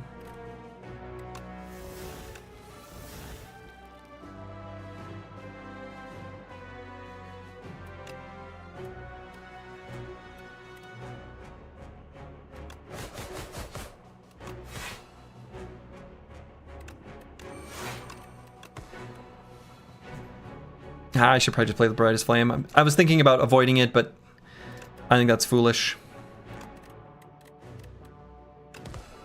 Best to just play it.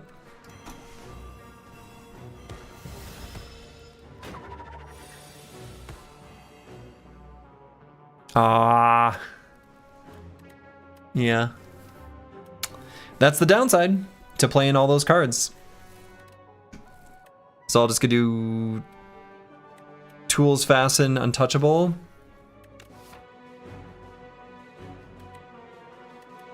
Yeah, unfortunately. Pot? I mean, we could, right? Like, there's a reasonable chance of getting a, yeah, maybe. Getting a potion from this fight. Like, the Gambler's Brew is really good here. I mean, I mentioned specifically why I was keeping the Gambler's Brew. Maybe slightly less necessary to do a big turn with Memento Mori against turn 1 of the test subject fight now that we have the flechettes with sharp. It's like a little bit less necessary.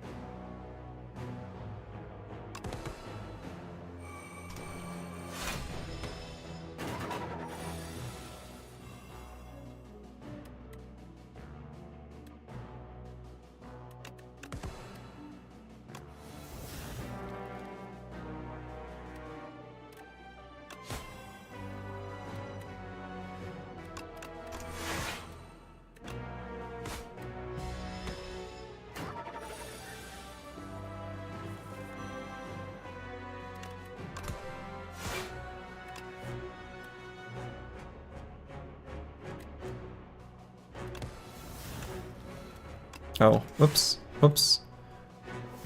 Still not gonna matter.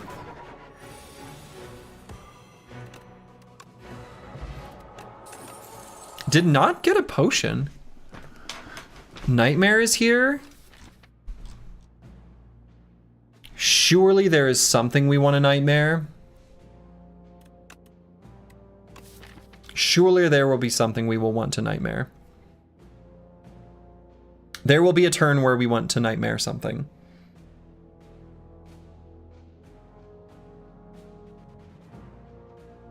I don't even know for sure what it would be. This piercing wail.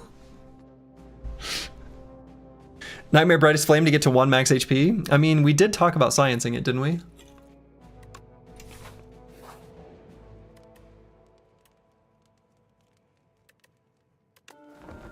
And we rest because, well, the other option is pointless.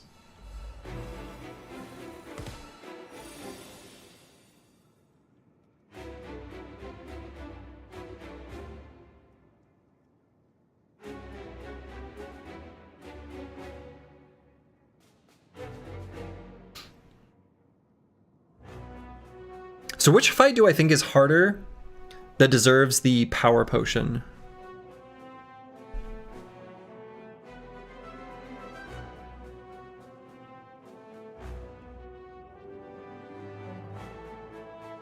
Because I would do it now or the first round of the queen fight. For this deck, specifically. I actually think this fight is harder. I think with the pocket watch and our powers in play, I feel like the queen fight's really not too bad.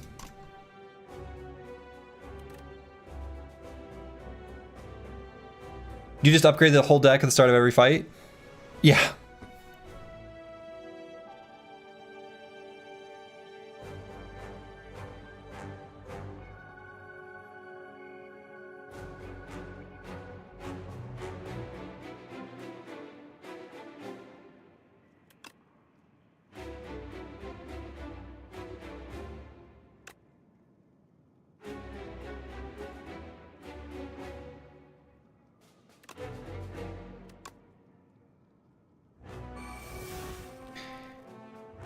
And we're going to play more than 3 cards. By 1.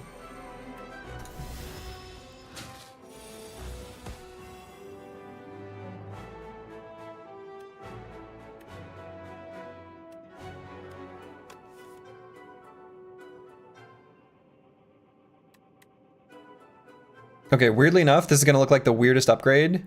Or excuse me, the weirdest discard choice. No, I want to play the Memento Mori.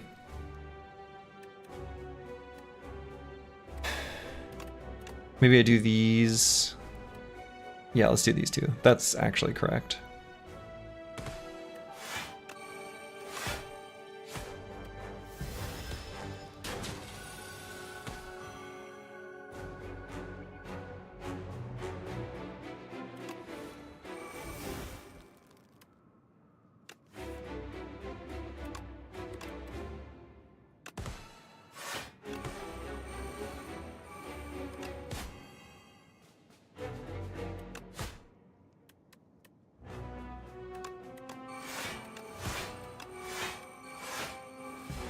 Oh, we have an Unceasing Top. That's new.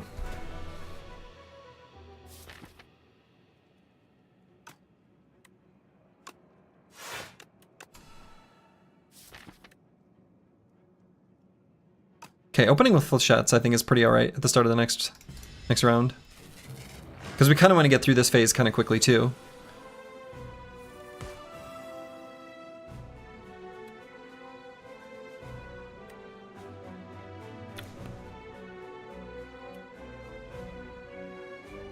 Do we Nightmare Adrenaline?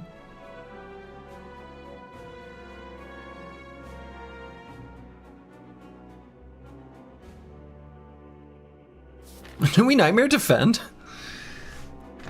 No,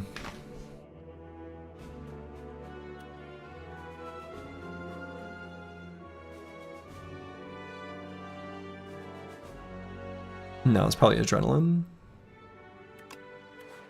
Oh, I should have played the... What am I doing? What am I doing? I gotta play this Flechettes first. Well, or am I gonna play it?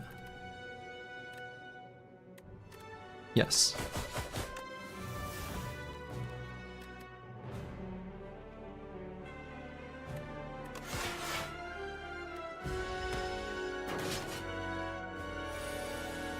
We have one little baby wound here.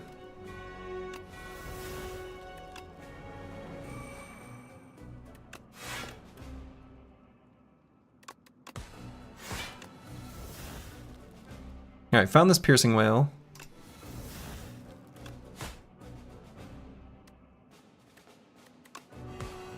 Take that.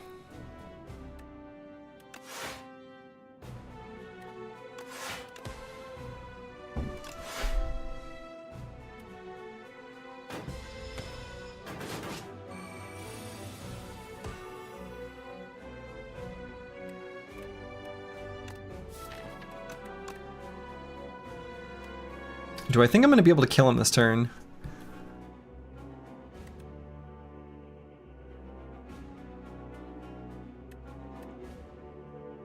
Discard one of the prepareds. I think we got to play this Brightest Flame.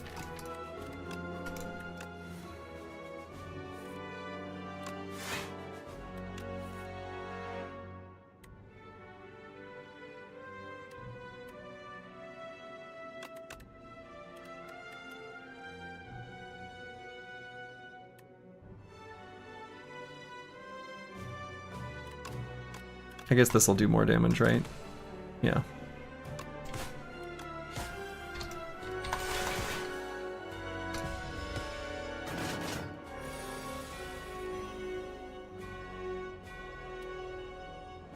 Okay, so we don't need to discard the Untouchable. Let's discard this one. So let's play this. And next turn looks fine.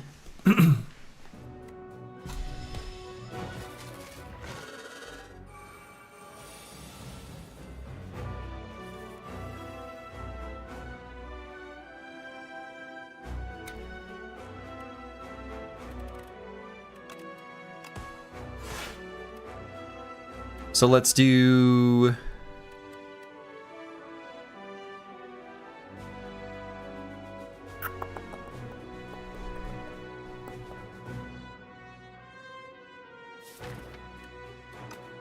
I want to play this Bouncing Flask because I want to get more poison applied. And still keep Pocket Watch below 3. I guess if it goes above 3, maybe that's fine. I think getting the poison applied is actually more important.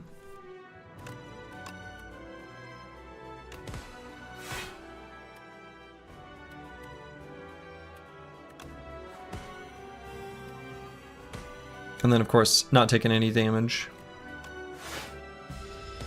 Playing the Survivor, we would have taken 1.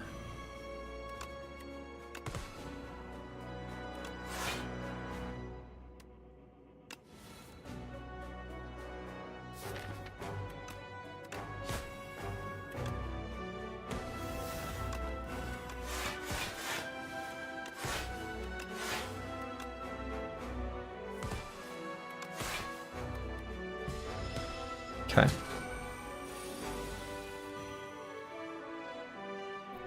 So we're going to Bouncing Flask, Ultimate Strike, I guess?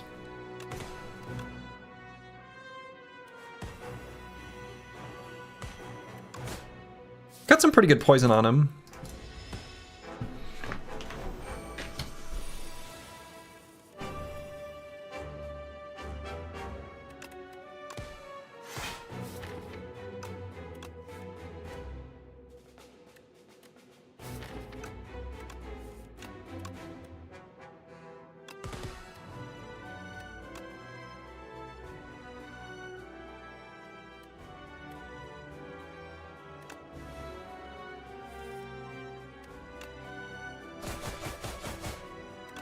Get wrecked, sir.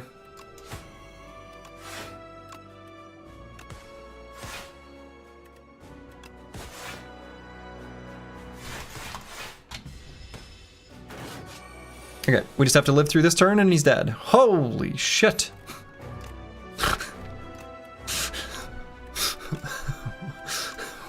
What is this?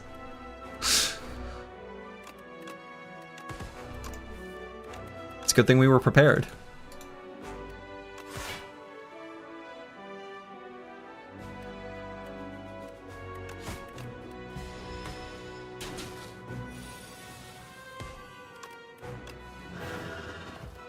Okay.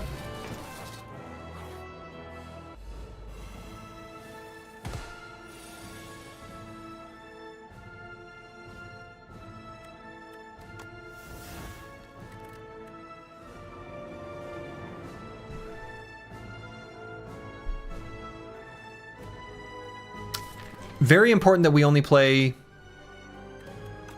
3 or fewer cards pretty much every single round this whole fight. We do have that second outbreak, so I guess if I don't play this one, it's fine. And I'm going to focus the damage on the queen, although the torch head is still going to die first, which I think is fine. I think that actually will time out pretty well.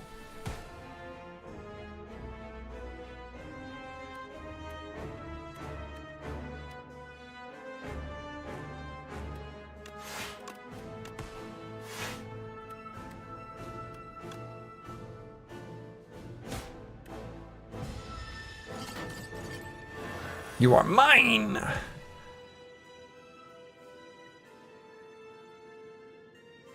Ow. This is where we really want our piercing wail. So we'll fasten and... I don't know, do I play more than 3 cards this particular round of combat? Maybe. Because I can do Fasten, Outbreak, Neutralize, and the Defend. Maybe that's not even that good. Neutralize is huge, right? Because this will make this damage go way lower. Right, it looks scary now. Now it looks a lot more manageable.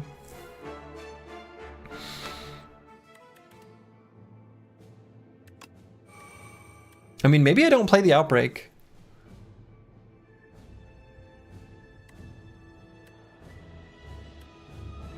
Maybe I just play the Defend. We'll hit it at the shuffle.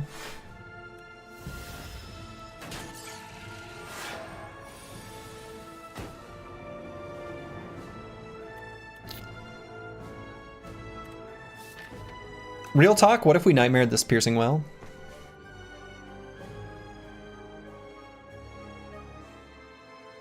Like, as long as we have a piercing wail we can play on each turn.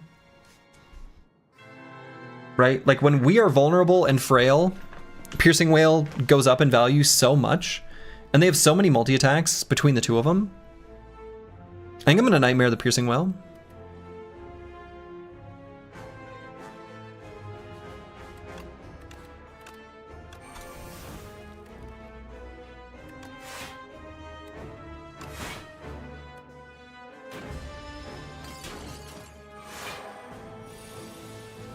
Now, they're not going to be here in the shuffle, which is too bad.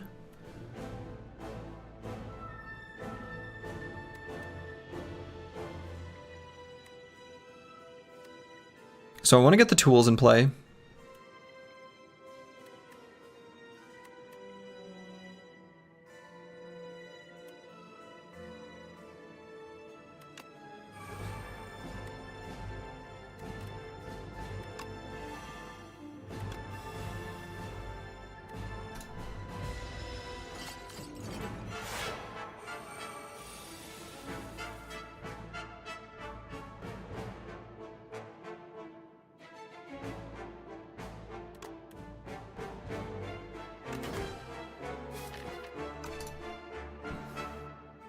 How do I actually deal damage? Well, we need to get our powers in play. We just haven't gotten there yet.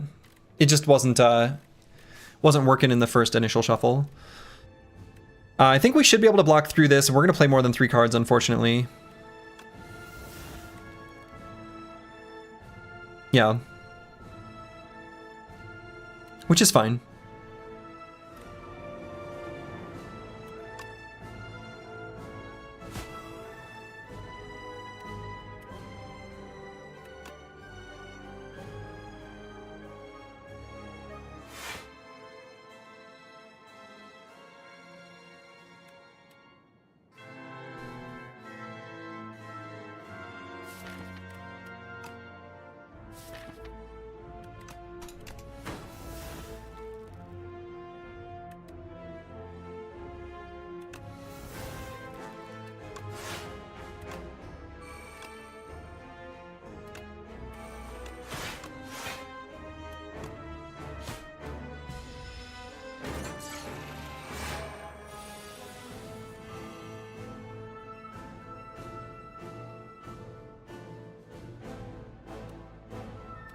Alright, here we're gonna do defend Noxious Fumes Piercing Wail. Or maybe I want the other Outbreak. No, we'll do the Fumes first.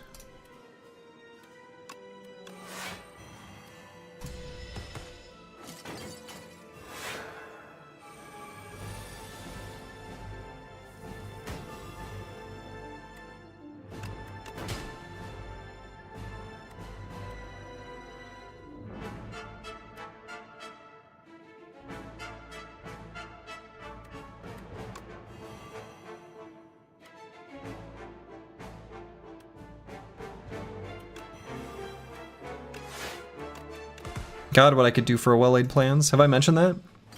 Need to make sure we've got one of our many Piercing Wails in our hand this turn. We found one. Okay. He's pretty close to dying, actually. Might even be able to kill this turn. I guess we're a little far away still. Do I think I'm going to end up playing more than 3 cards?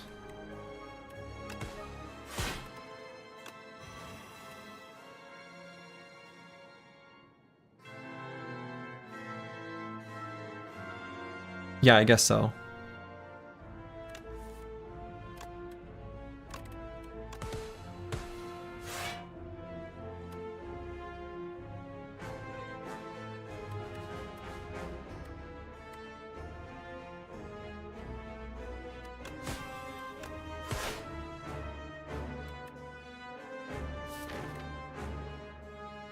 Should have a good turn next turn.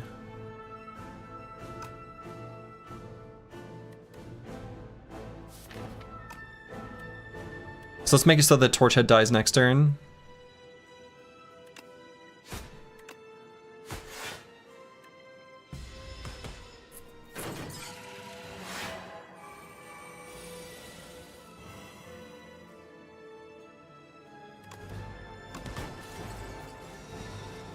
Or this turn. So let's do Outbreak, Bouncing Flask. Okay, important that we keep Pocket Watch below 2 or below 3. Found a Piercing Wail, that's good. Found 2 Piercing Wails. So we don't have to play an Untouchable. Just the one. So let's do Bouncing Flask here.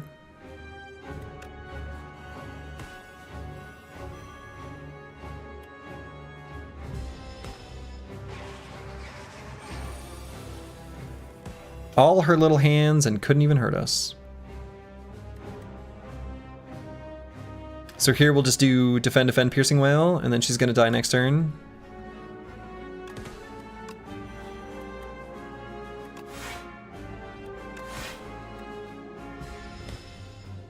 It's a good thing we fastened our seatbelts. Nice deck, making that Piercing Wail not exhaust was super smart. Great idea, Slurgy. Thanks, thought of it all on my own. That was my personal idea. Copyright 2026, Slurgy Enterprises, all rights reserved. Yeah, I think the Piercing Wail, that was clutch. The Piercing Wail was legitimately the reason why that fight went so smoothly. Die! And we get splatted. I'm just gonna go ahead and say it. The curse is lifted. The curse is lifted. Oscillating between a winning day and a losing day. This was supposed to be a losing day. So far, I'm undefeated. I mean, it's the first run, but you know, so far undefeated. But yeah, definitely making Piercing Wail the enchanted card here was pretty clutch. We actually had another Piercing Wail that was offered. I don't remember exactly when it was. I'm trying to think of why I didn't take it.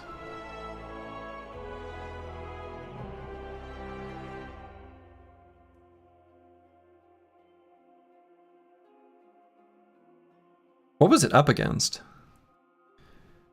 How long ago was this? Don't remember. Or maybe it was something I decided not to purchase. Because that's kind of a curious decision. Just because Piercing Wail is so good. You're undefeated in MMA, currently have 0 matches in your record. Same.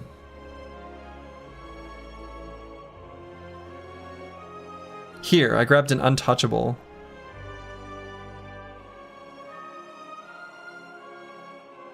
I should have taken the Piercing Wail. I mean, I suppose Untouchable was better at that time, with Piercing Wail having the better upside for Act 3, and we didn't know which bosses we were facing.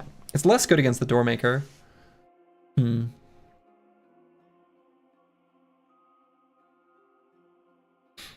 Piercing Wail is just particularly good against the Queen, and pretty decent against the test subject as well.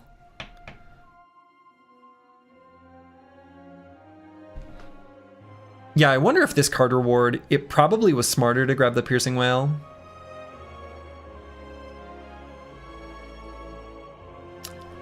Yeah, I think so. I shouldn't have taken that Untouchable Plus. I think at that time, we already had 2 Untouchables anyway.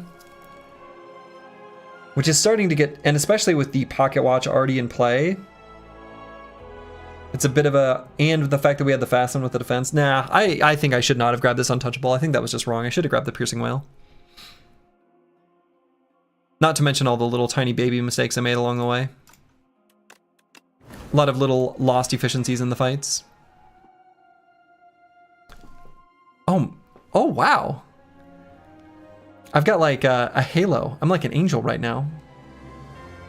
The sun is in the perfect spot. Incredible. All right. The Regent.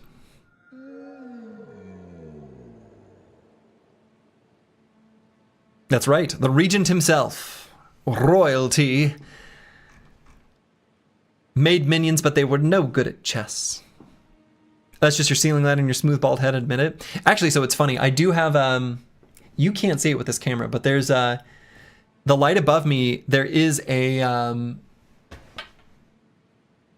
soundproofing, like hanging soundproofing, so that it dampens the sound for like all my audio stuff and recording. But also, it is directly below the light, so it doesn't make a big shiny reflection. It's doing double duty.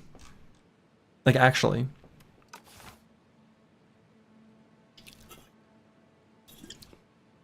Though my head's not even that shiny right now because I've gotten a little lazy with shaving it.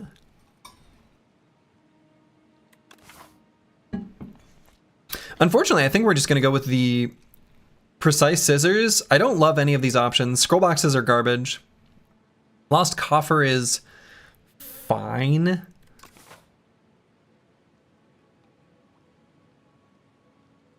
But I think I'll probably go with the Precise Scissors.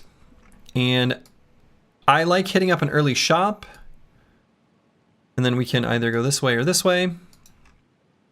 And then hit up the 2 elites at the end of the act. That looks like a pretty good route to me.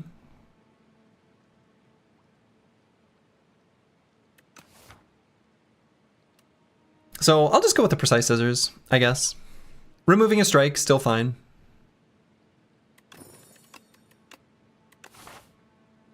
It's precise. It's scissors. It's Precise Scissors. The age-old question of whether to venerate here or not. I'm gonna gamba a bit and say no.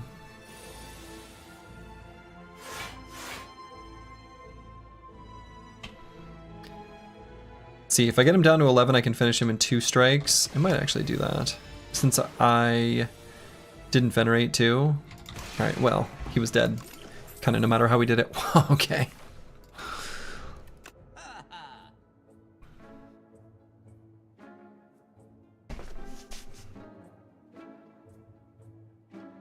I could grab a splash. Cheap Indifference. Cheap Indifference. But I kind of like splash.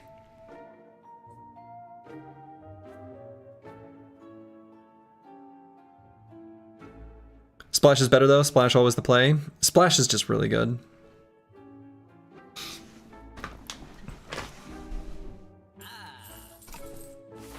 Okay. I'm feeling pretty good about the 2 elite fights coming up.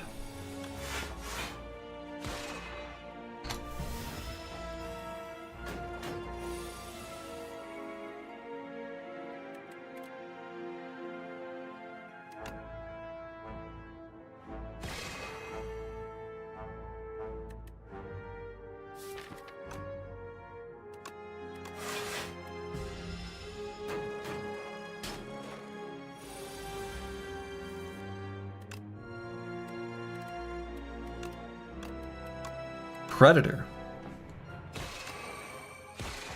Sounds pretty fierce.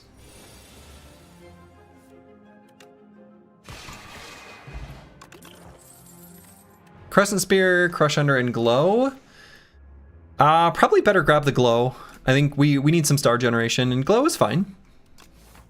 Totally reasonable.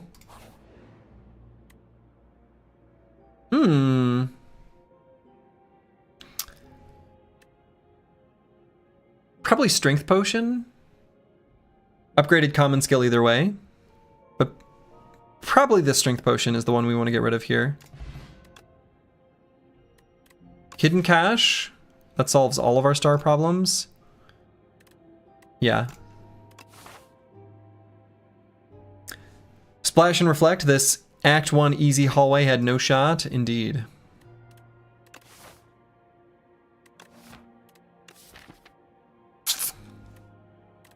I would like to upgrade Splash, so I don't want to sit here and dwell too long. I suppose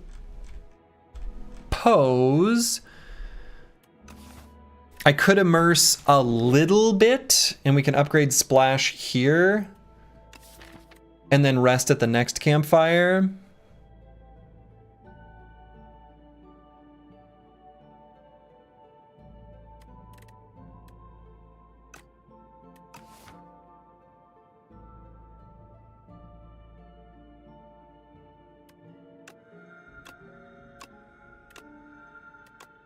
That's good.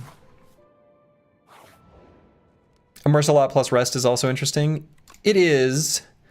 My thought process behind not doing that is I want to do 2 elite fights, and even with Reflect and Splash, like, and even with a rest, I don't want to dodge this elite, basically. Like, I think making sure I hit that second elite is actually more important. So going at it with a little bit more max HP, or like a little bit more current HP, I think enables that. That's the thought process. Whether it's right or wrong, I don't know.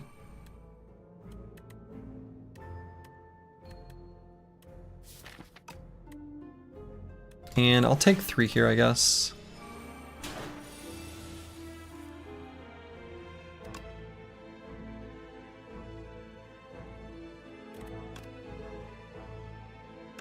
Alright, we have lethal with null.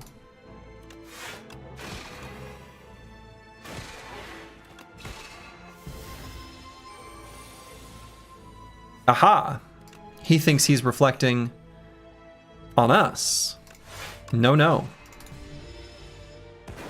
You get reflected, sir. Astral Pulse, having added the Hidden Cache, that seems pretty good to me. We've got a excess of star generation at the moment, and some AoE, especially to go. Yeah, I think we like an Astral Pulse here. Honestly, the other 2 options are completely fine. Boy, I kind of want to upgrade it, but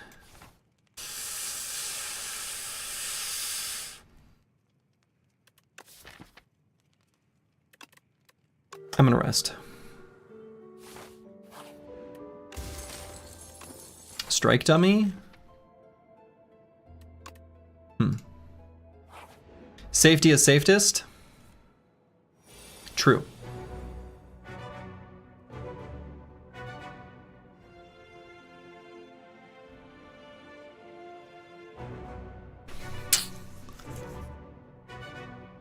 What an opening hand.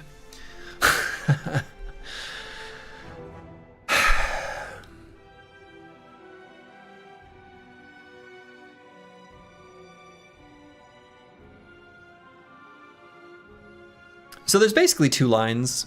We either defend Reflect or we Astral Pulse Block Pot and defend.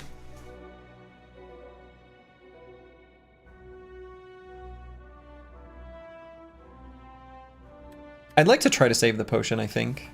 I'm gonna do the Reflect Defend.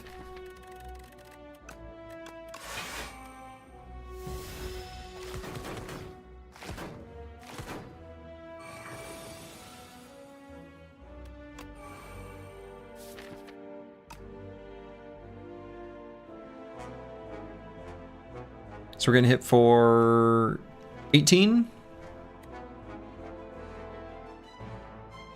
Generating 5 stars. 6 with that.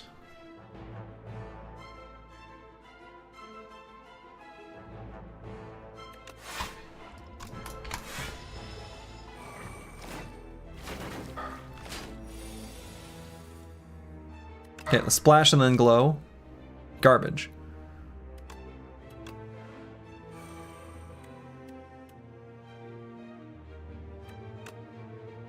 And let's try to take out this guy before his big multi-attack.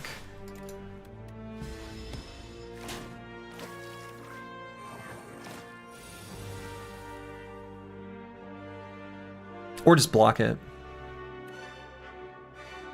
Right, so we're getting hit for 18 plus 12, so 30.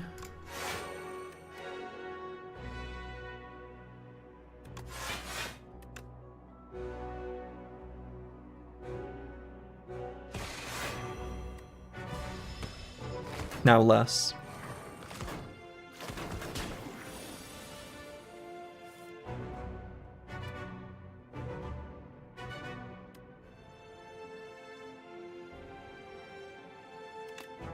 Splash and see what we get.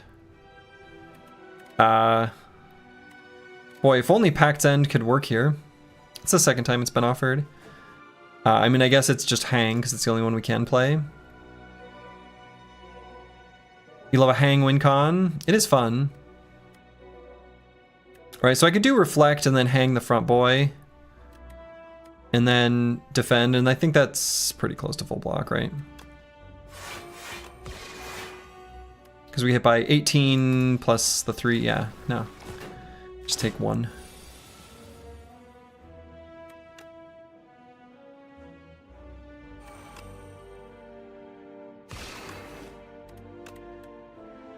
Oh.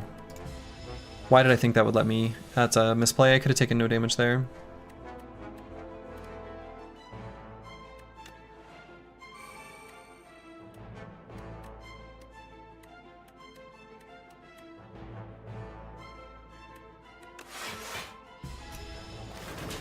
Disaster? I mean, it might matter. Because I still want to do that other elite fight. Begone, Manifest Authority, and Orbit. I'm pretty keen to grab a Begone. It's always nice to have one of those in the deck.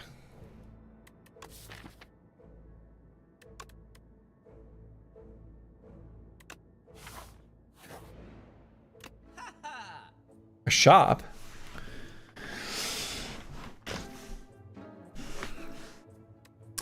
Just remove a strike.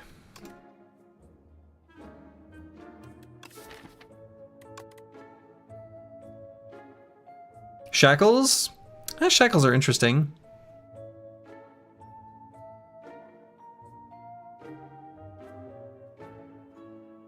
Shackles might be better than removing a strike.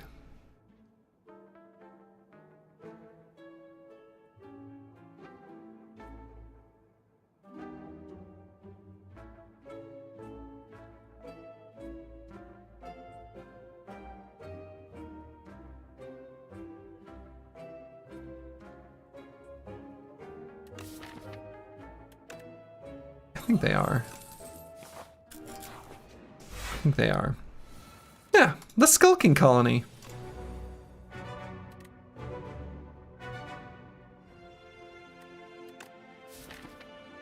So we've only got the one source of vulnerable and weak. So I might go with the fear here.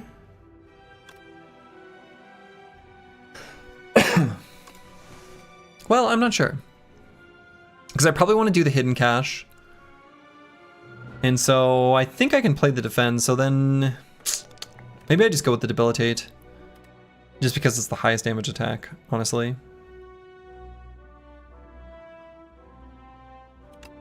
I think so.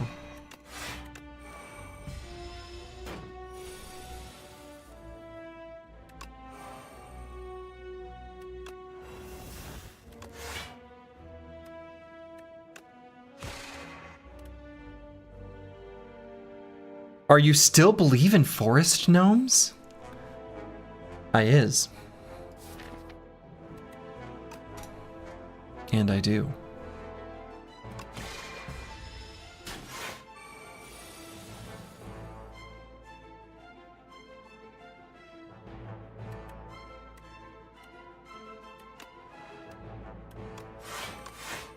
So now we have a question of whether to do the Falling Star or not. I guess we don't, right?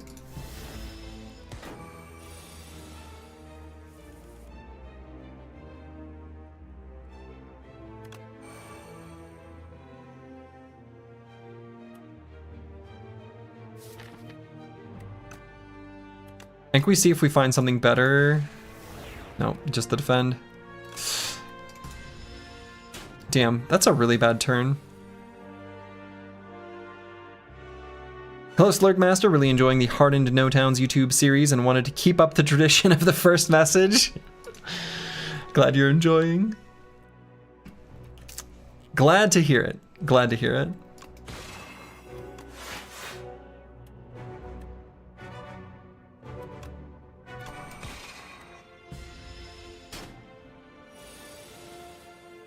More Battle Brothers will find its way soon. Okay. Sketchier than I would have liked it to be.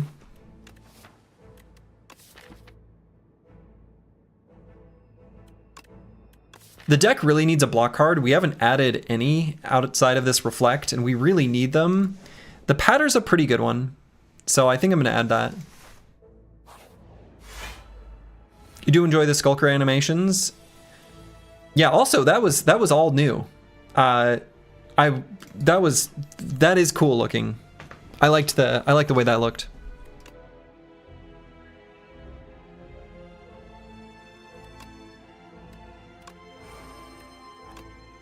If the Doormaker doesn't end up doing the Goatsy animation, I will uninstall the game Spire. As you should. You probably still have like 50 hours to go, so you'll behave yourself and not ask for Battle Brothers yet. No, you can misbehave. That's allowed.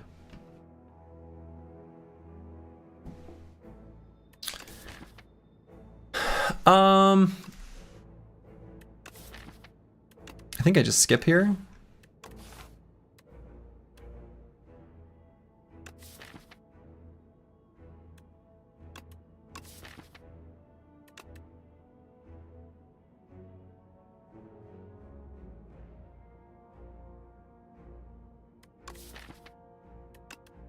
Yeah, I think I skip. I don't want any of these.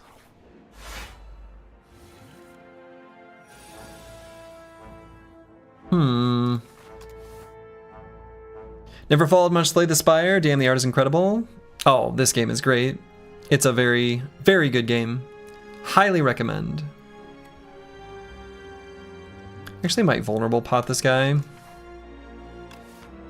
We have 14 hit points, right? And I kind of want to use the Powdered Demise in the next fight. A four-armed bandit? Curious, isn't it?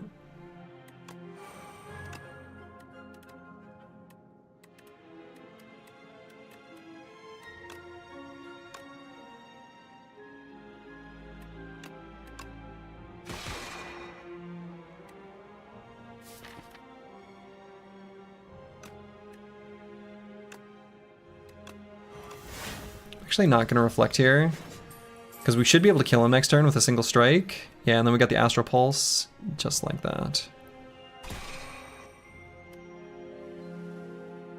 So let's do Falling Star, Patter Astral Pulse. Child of the Stars. Child of the Stars.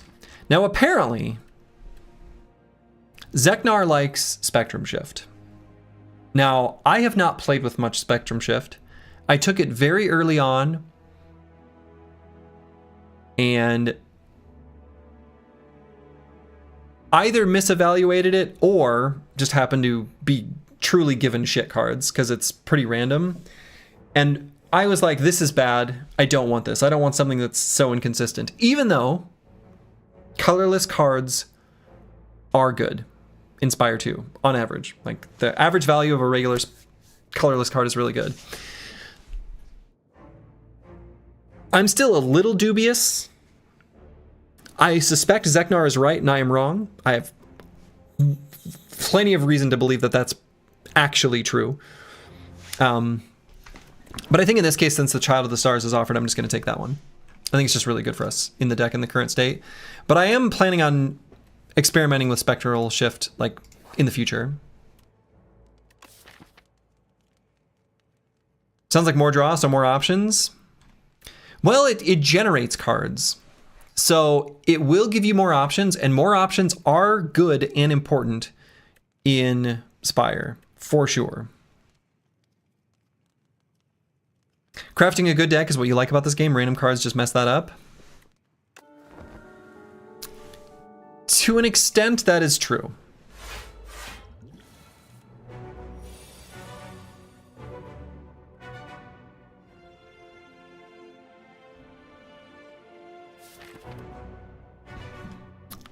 Do the generated cards stay in your deck? They do not stay in your deck, but they do stay in your... They stay in your deck for that combat, but they're not permanent. Right, so they stay, they will get shuffled back in only for that combat, but they don't persist with you to the next combat and things like that. All right, I want to get some of our stars generated here.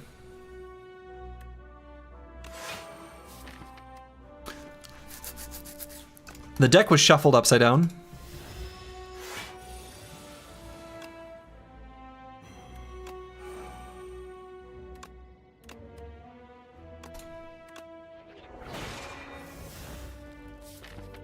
God. Hidden Cache.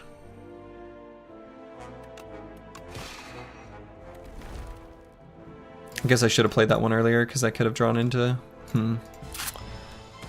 Pretty rare to be offered a card that draws cards, though.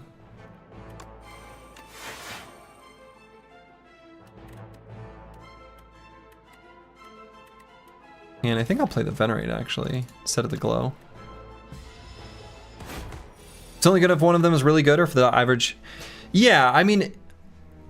It's more like... So it generates one card every turn. So it's a power that you play, which will then generate one of those cards every turn. And... You really can't analyze those kind of things in a vacuum in Slay the Spire very easily.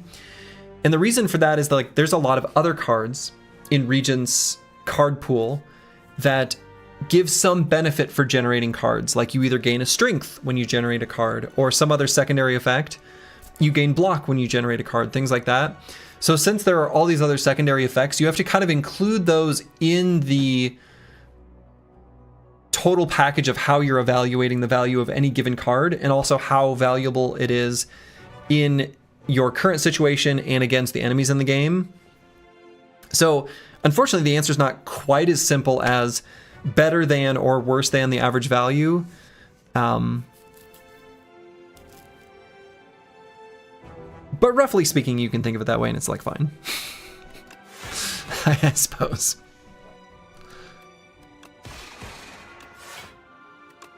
Well, Shackle's in there.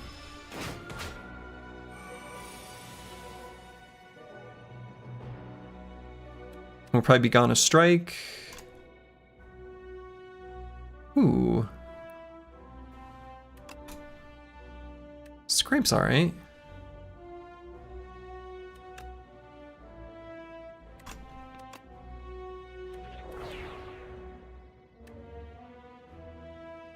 Let's use this to shuffle, I guess. So what did we lose? Hidden Cache, Falling Star. Shouldn't we have gotten the Falling Star? Did Scrape not get Falling Star? Wait, what happened there?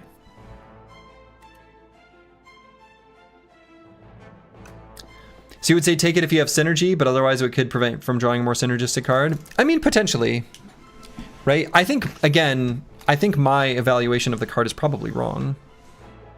Yeah, I think I know what you mean, right? I know what you mean by synergistic.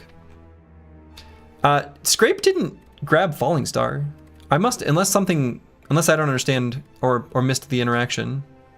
I feel like it should have, and it didn't.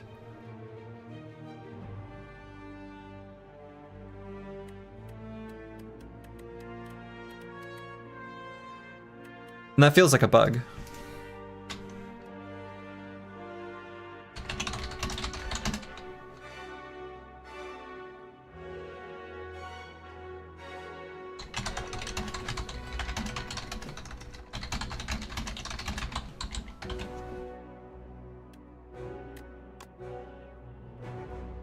But it costs 0? Exactly, right? So it should work.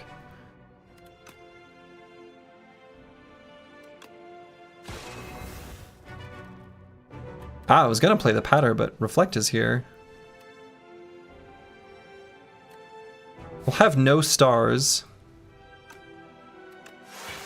Guess that's fine.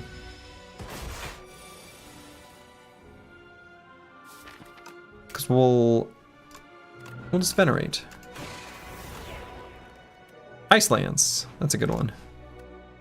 Maybe, well, I was gonna say maybe don't want it in the draw pile, but it's fine.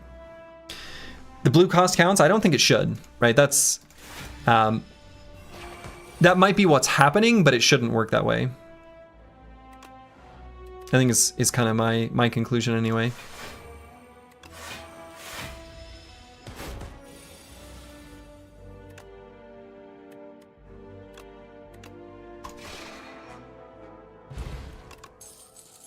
Okay. Comet, Bundle of Joy, and 7 stars. Comet? We've got pretty good star generation. I think it's just got to be Comet. Comet's very good. 7 stars is cute with the vigor that we get from Patter, but I'm keen to just add Comet. Comet's pretty great. Oh. Transform Falling Star into Meteor Shower. Yes. Meteor Shower is so good. It's so good. So Meteor Shower, doing 14 damage to all enemies, apply 2 weak and 2 vulnerable. So good.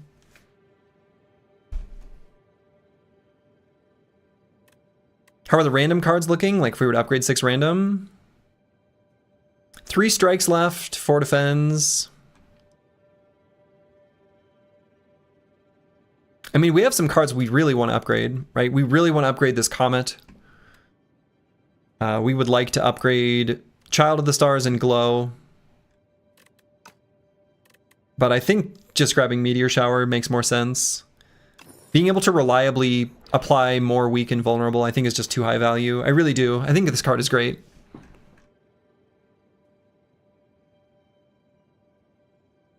So what I would like would be to hit more campfires here.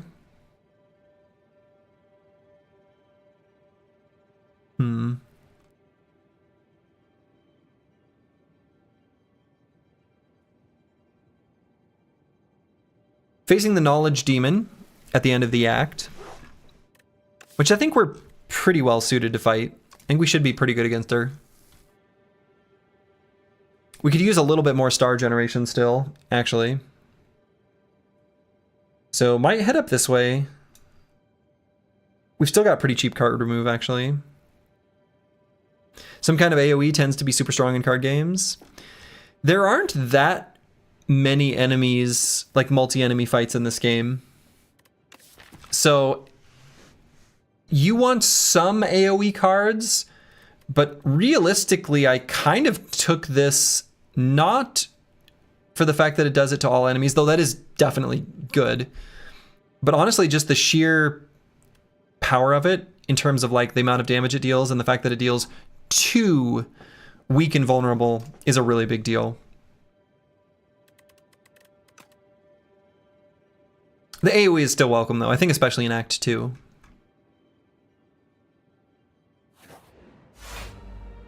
Like this fight.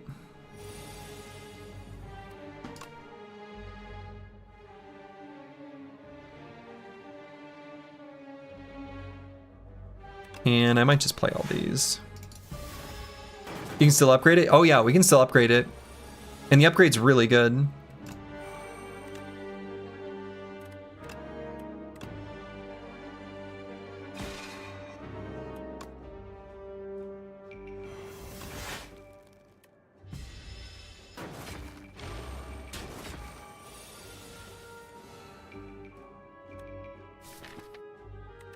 Okay.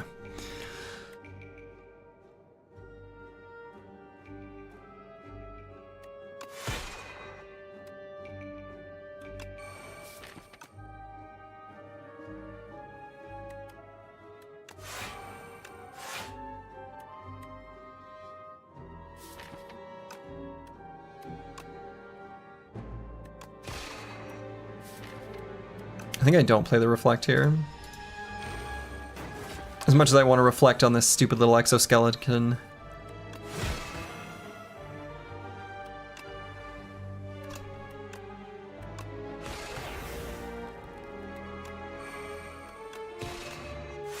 Hit him with a comet.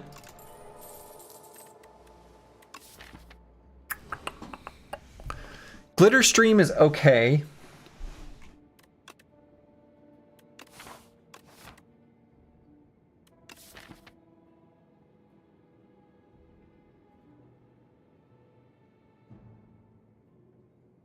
It's probably not better than Skip.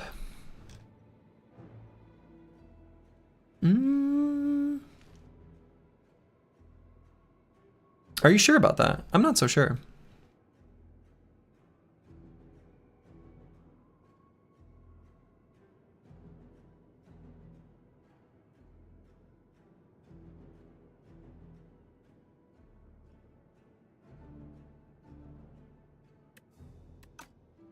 I think I like it.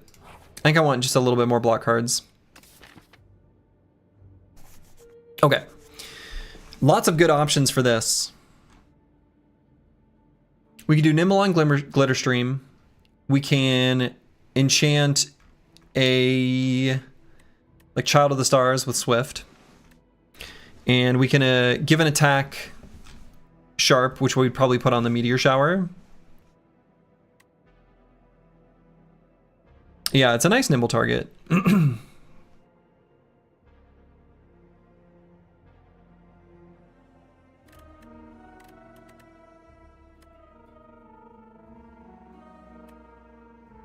I think I probably will do it that way.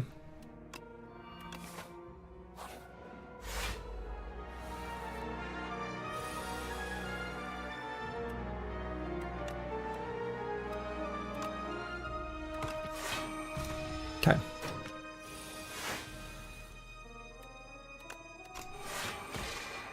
Can't play our Meteor Shower, sad.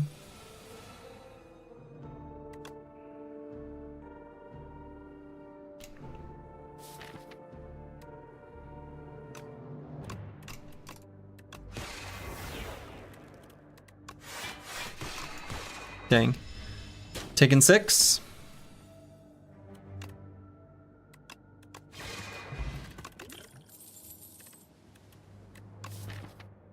And I would take another patter.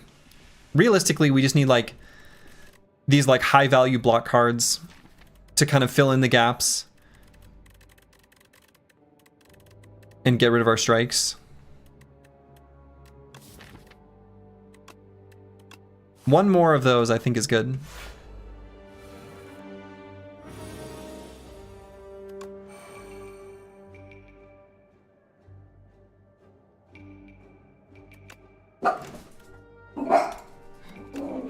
Susie's on alert. Oh, I should have done the Meteor Shower first. Could have done a little bit more damage there.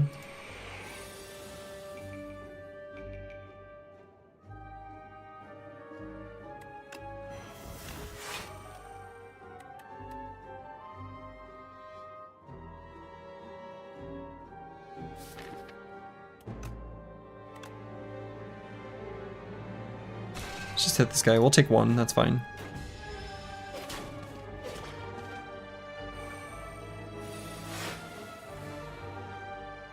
Ready to splash. A flak cannon? Okay. That's pretty fortunate. Get flacked.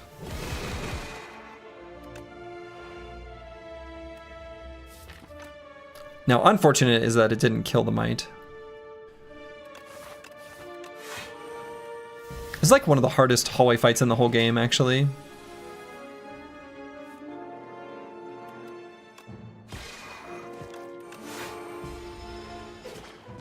It really is one of the hardest. I think we've got him. Yep. Another reflect? Sure. We'll take a second reflect. Easy. Bag of Prep is here. I was just saying how we like card remove, but you know what we like even more than removing cards? Adding bags. Well, hey, Mango. What's up, bud? Are you gonna jump on my lap? You are. Hi. Hi. Hi. Hello. I could tell by the way you were jumping and running. Hi. Yeah, you're a good guy. Okay. Mango spotted indeed. Let's grab a bag. We like to be prepared. So there are some upgrades I want to do, like really quite badly. Like I really want to upgrade this. The damage just goes to a really big number. I also really want to upgrade this, but I actually feel like the Meteor Shower upgrade is maybe a bigger deal because it's a lot more playable. So I'm going to upgrade and then dodge that first elite, which I hate doing, but maybe fight that second one. Okay, and Mango needs to go outside, so I will be back in just one moment.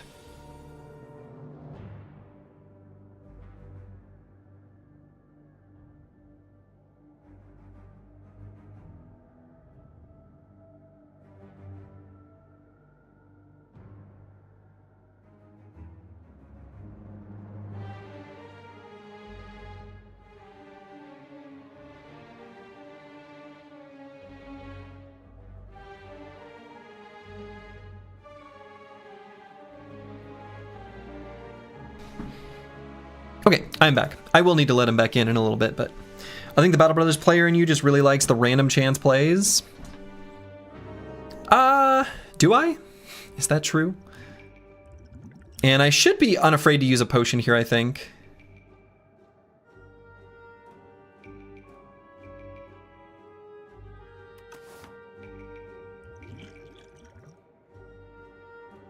If the situation calls for it.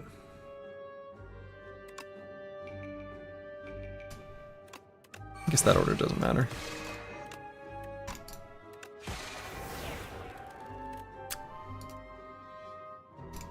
Okay.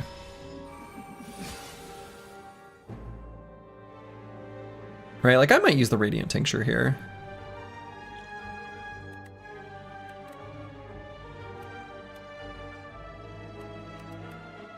I don't know, maybe not. Well, maybe so.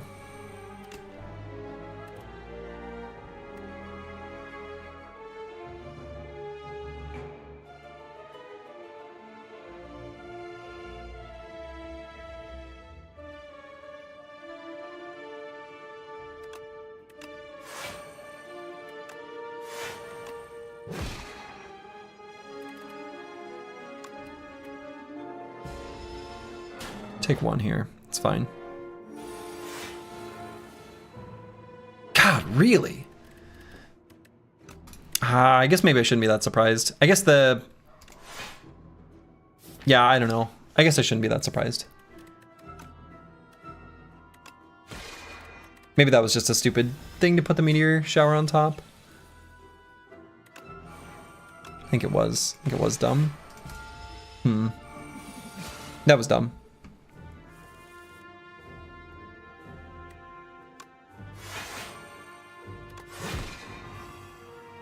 Okay, and he's dead. See you later, nerd. Gigantification potion.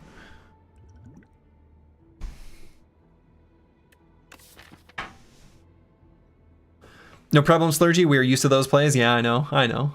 You're not wrong. Okay, so here's the deal. I'm thinking about grabbing Shining Strike, even though I've talked crap about Shining Strike in the past. We have 2 Reflects, and we want to play him every time we see him. We have a Comet and a Meteor Shower. We want to play him every time we see him. Even though we've got the Hidden Cache Plus, it's not keeping up with the deck's star needs, and this will. I don't like that it slows down your path through your deck. There's a lot of reasons to not like it, but I like it here.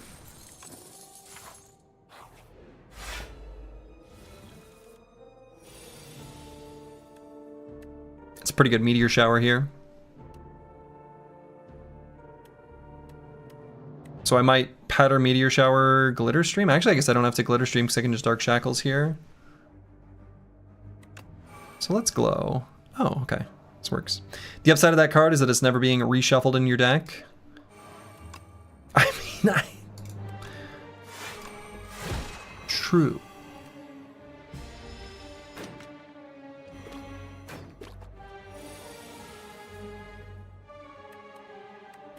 All right, we can... Let's see. Could unleash a comment, but we don't need to do that.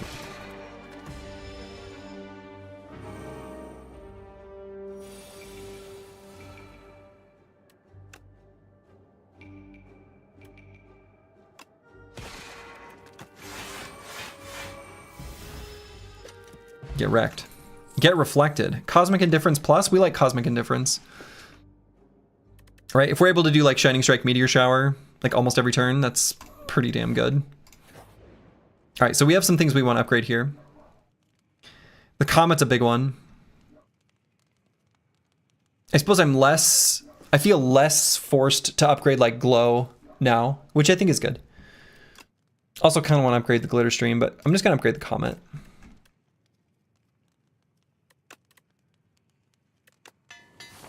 We also do have a Strike dummy, so thinking about the damage output from Shining Strike, it's like it's upgraded.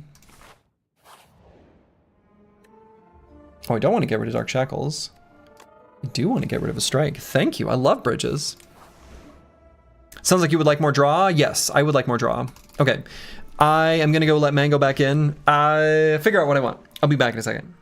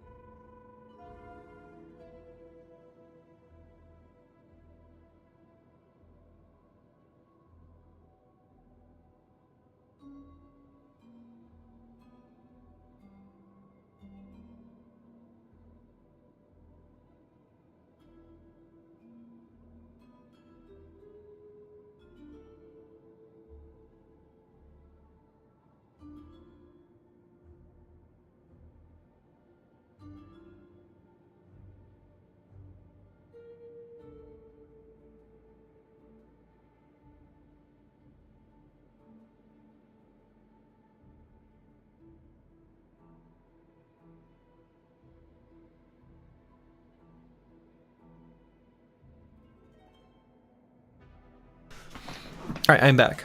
Silent better than all? I find this event so fascinating because I still feel so lost. I know nothing about this game, but Ironclad sounds dope. Yeah, so the way it works... Oh, new art on Spite. Okay, that's pretty good. The way it works is it gives you 3 card rewards. One is a choice between 3 commons, which are the ones in gray, 3 uncommons, which are the ones in blue, and then 3 rares, which are the ones in yellow here. Removing the multiplayer cards.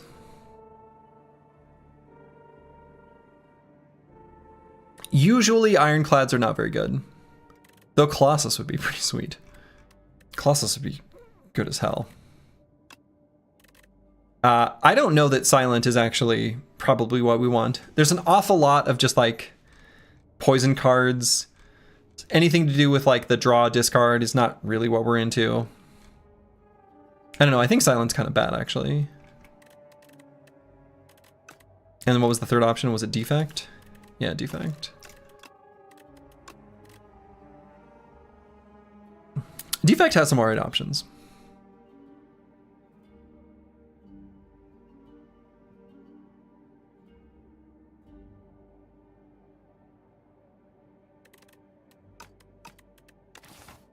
I don't know, maybe I go with the Ironclad.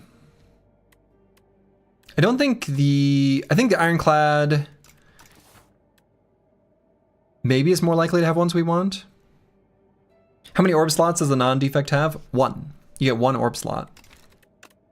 So the first time you play a a card that generates an orb, you gain an orb slot.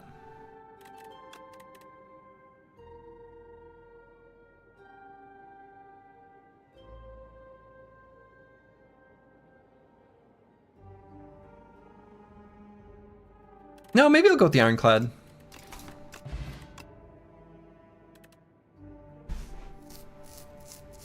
These are fine. Taunt and Fight Me are both interesting.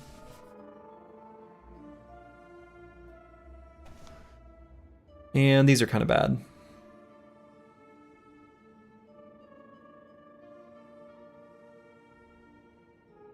I mean, I guess Aggression is kind of okay. No, I don't think so.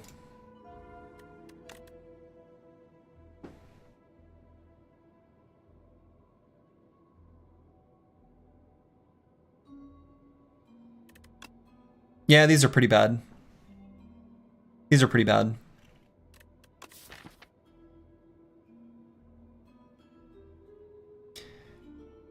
One thing that looks kind of okay is being able to havoc something with Cosmic Indifference, but that's pretty narrow.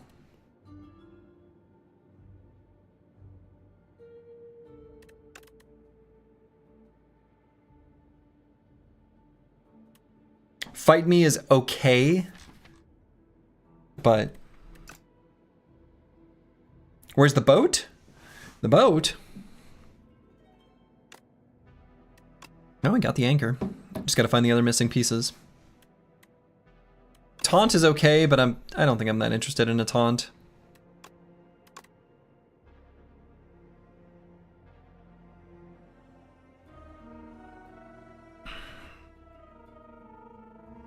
No, I think this is just like a skip on all counts.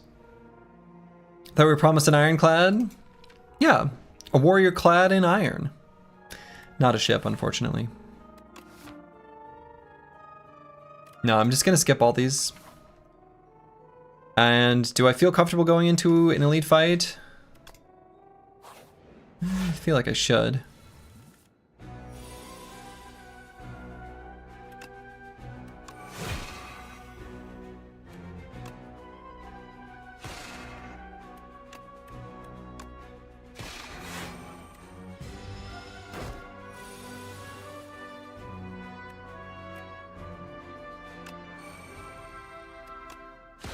Let's hit him with a comet.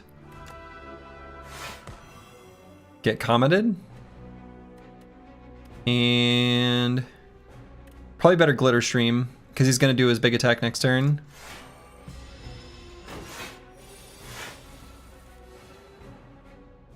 So we can reflect here.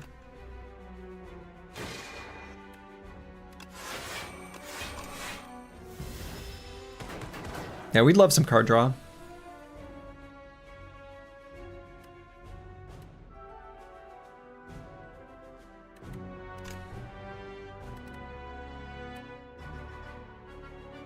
We'll do Howl from Beyond. Great. And I guess if we Cosmic Indifference a Meteor Shower, be gone into it. Oh, I guess we didn't even need to do that. Tyranny. We like Tyranny. Tyranny's good. Tyranny is card draw. So we just click it. And I think we like the Strength pot over the Colorless pot for the Knowledge Demon fight. And we'll probably just drink it. And I'm gonna save the Gigantification Potion. I think the Gigantification Potion is one that is so strong that we can save it for like a comet that we do against one of the Act 3 bosses, if possible. After 25 turns, we have no deck left. Even fewer, some of these exhaust on their own. I am going to rest though, I think. Maybe that's not necessary. But I'm just a smidge nervous. Just a wee little bit nervous. Oh damn. I guess I'm gonna do... No splash here.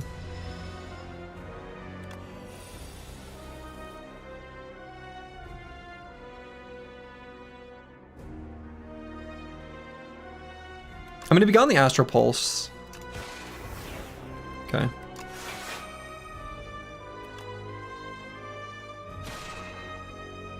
And we're gonna keep the Dark Shackles.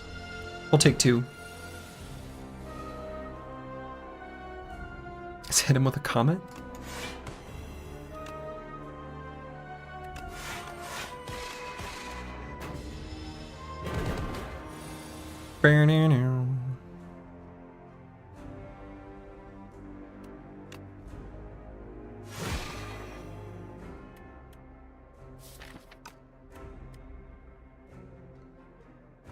I guess I'm not going to play the Tyranny.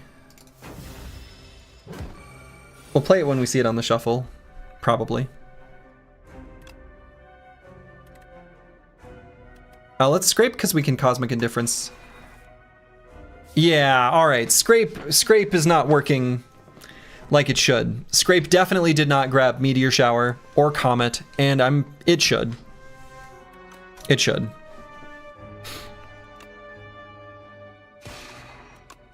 Let's put our Comet on top.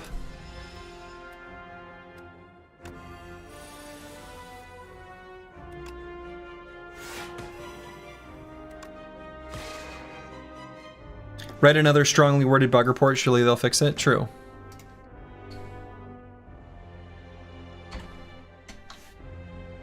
No, I won't. I won't waste their time with a heart.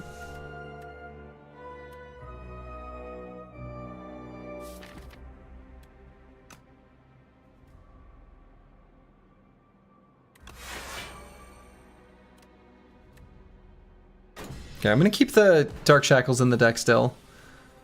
Even though we're not drawing it on the right turn ever.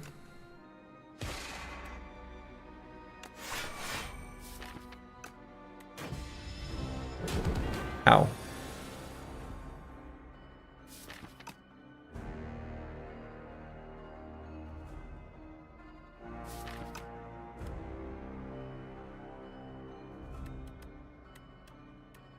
Do Tyranny, Patter, Shining Strike, I guess. Or maybe I should do the Reflect. Probably should do the Reflect. Yeah, definitely should do the Reflect.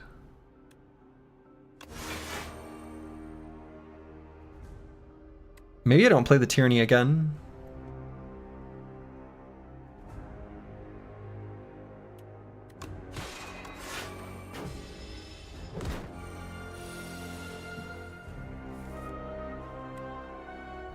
Okay, now we can play the Tyranny.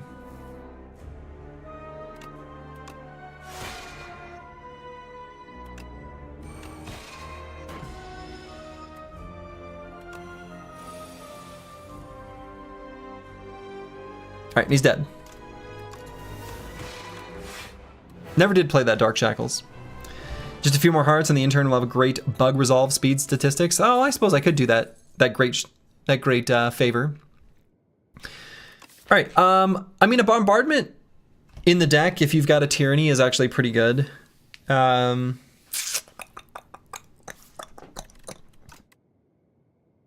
is also a great card.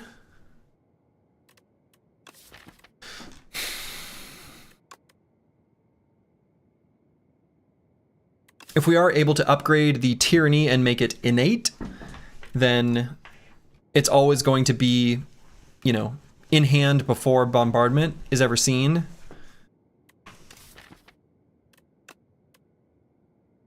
I'm not a big Bombardment stan, but it did treat me pretty well in the last Regent run. It's still pretty good, right?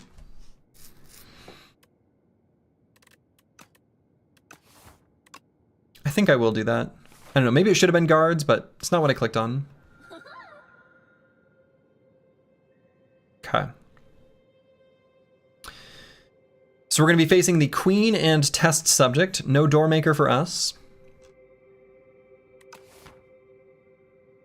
The Blessed Antler, again, if we upgrade Tyranny, isn't so bad. That's not so bad. Glitter is great. We like glitter because we like things that are shiny. And in this case, I maybe don't even hate the fur coat because I feel like what we really need is some relics. RNG, RNG, RNG. These are all pretty equal RNG.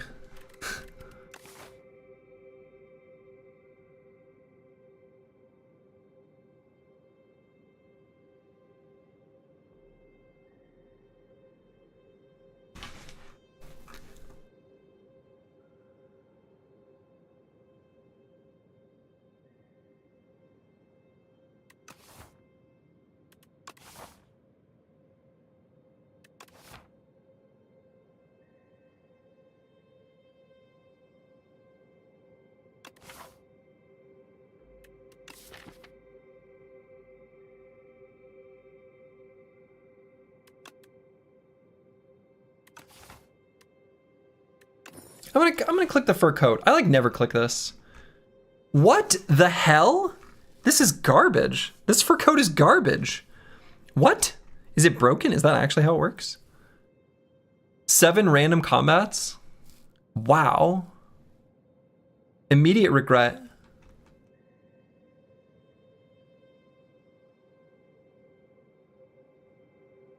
Dude.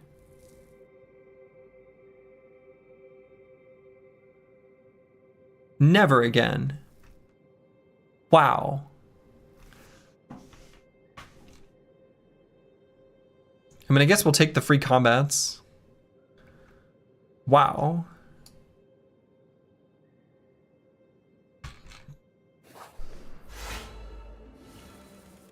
Wow.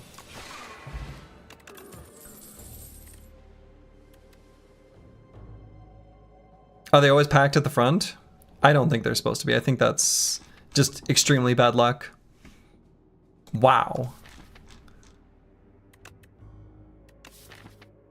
Imagine getting Gather Light with Glam.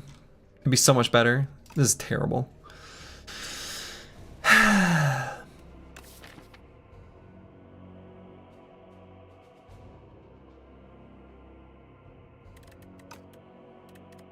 think I just skip here.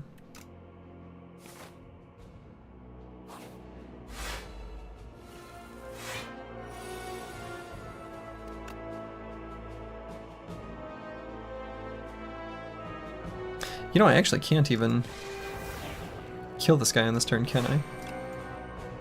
Oh my god, am I gonna take damage in this fight? Oh no. Could I have done this differently? Oh no, I guess. Alright, we're good, we're good, we're good.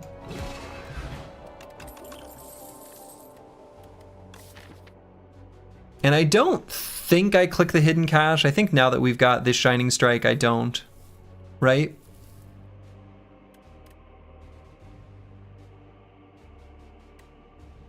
Well, I don't know.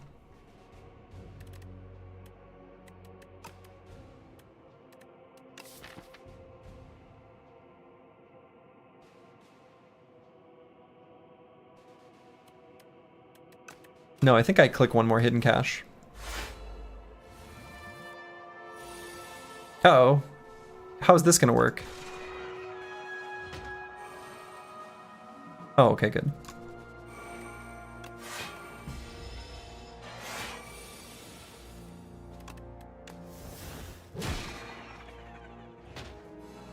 Oh, yeah, that was in the patch notes.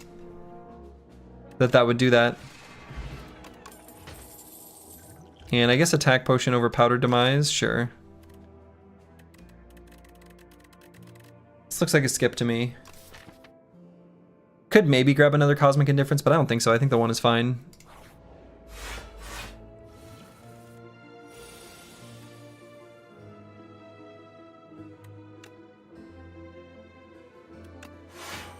Yeah, let him take himself out.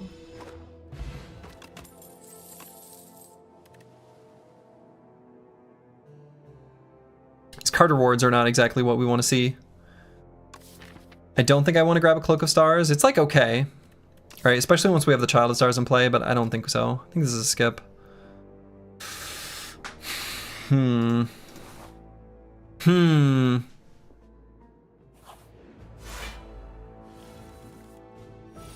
now we have to fight like a real fight?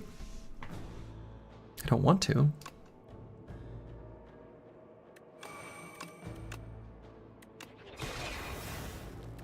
Comet is here. I don't know if I play this Astral Pulse or not. I think I don't. I don't want to risk it.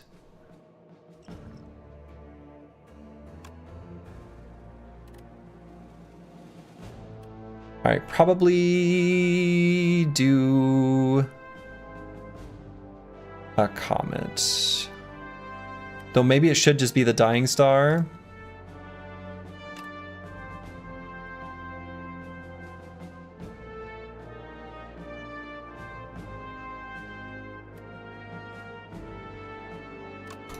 Yeah, maybe it should just be the Dying Star.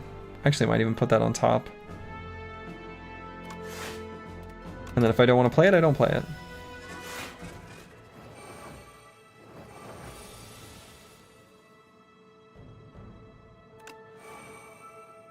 Yeah, we got the Meteor Shower. We can actually play the Meteor Shower and the Dying Star.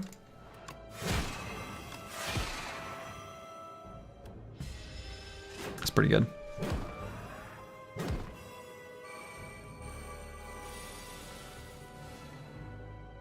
Alright, splash, see what we get. Howl from Beyond. See you later, nerds. Another Reflect?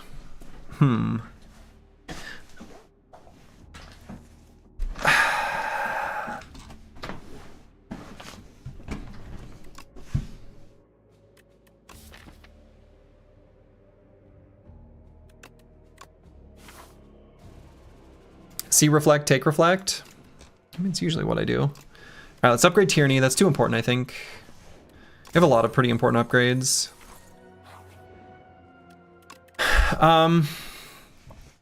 Could upgrade the Bombardment, which would be pretty okay.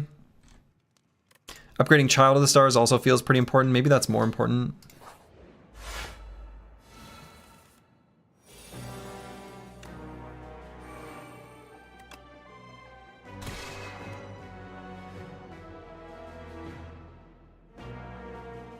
Would I rather Reflect here or Comet?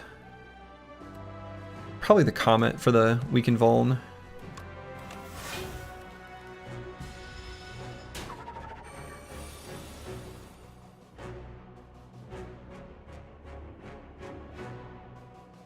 Let's get rid of a Patter, I guess. We'll do Shining Strike, Venerate, Reflect.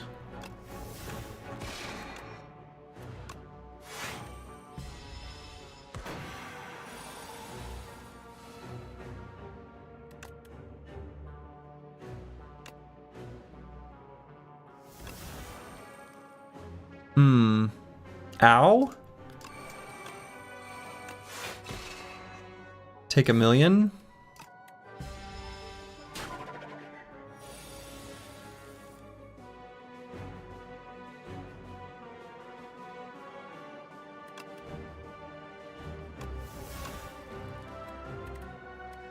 Berry? It's a lot of damage, but...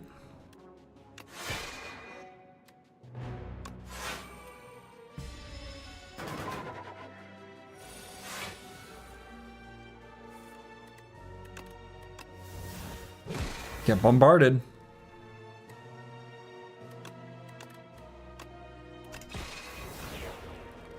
Okay, we'll kill him next turn.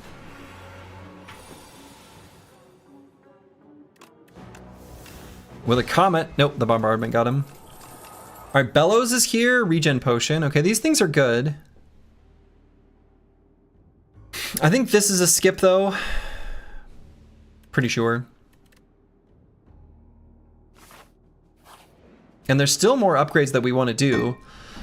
I don't know. It's a little bit yikes going into the boss gauntlet. I'm going to upgrade once more and use the regen pot in this hallway fight on the off chance that we get another potion offered, and then we'll rest.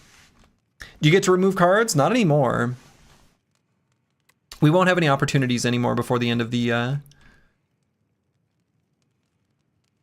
game. We've lost our last opportunity. Unless we happen to hit a shop in this question mark, which I guess is possible.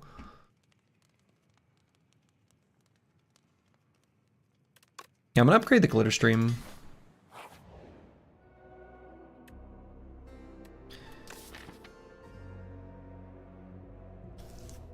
Boy, we could make it so that Dark Shackles doesn't exhaust, but then we put a curse in the deck. Maybe that's not such a big deal if we have the Tyranny.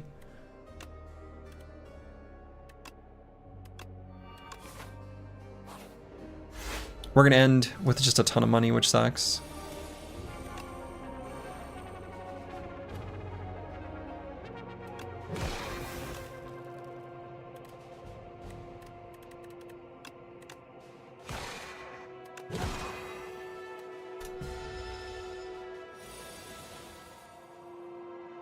Okay, let's do this to the defend. Plop. So we're gonna do glow, hidden cache, reflect, and take a little damage. Not so much.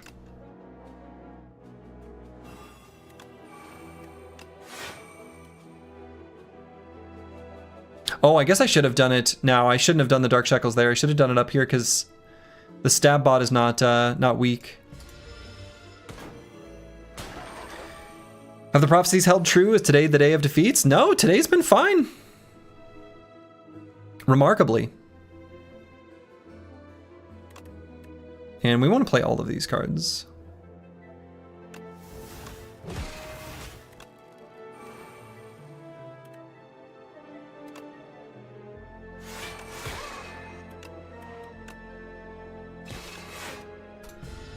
You love to see it? You love to see it.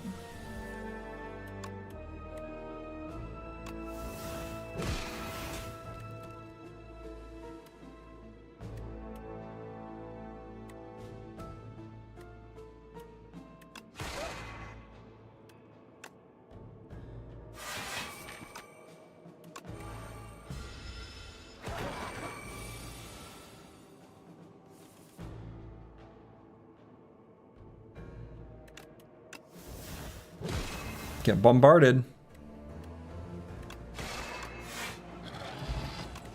Okay, got a star potion. Hidden cache plus.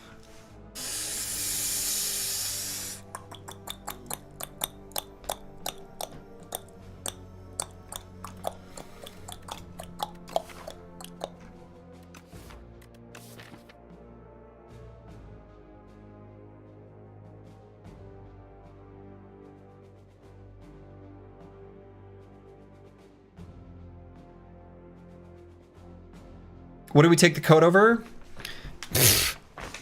Don't talk to me about it.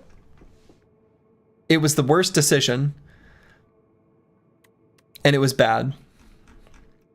It was a let me see. Based on like kind of looking at some of the paths in the act. Where I was like, all right, there's some good routes here later on. If we happen to get some elites with the fur code. Like there's a lot of question marks. So there's like fewer hallway fights. Every single fucking option was here. Giving it the boot. Terrible. Absolutely terrible. And I don't want to talk about the other options because I should have just taken those. And I'm mad about it. And if this run falls on its face in the boss gauntlet, I have no one but myself to blame. I'm going to take the hidden cache plus. First and last fur coat on stream. Yeah, exactly. First and last fur coat, I think, ever, for what it's worth. Certainly on stream. We going vegan after this? We absolutely are.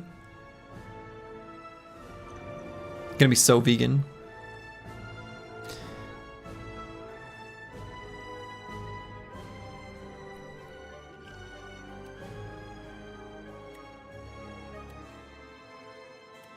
I don't know, I was thinking about doing the Star Potion because I want to do the Astral Pulse, but I guess I don't care about the Astral Pulse that much.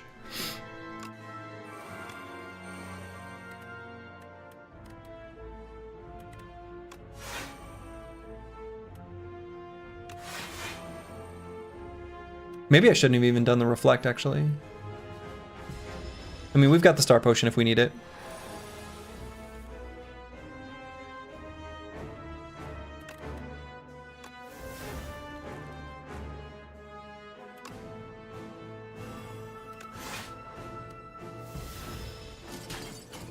Sturdy's rage playing? No. He's not.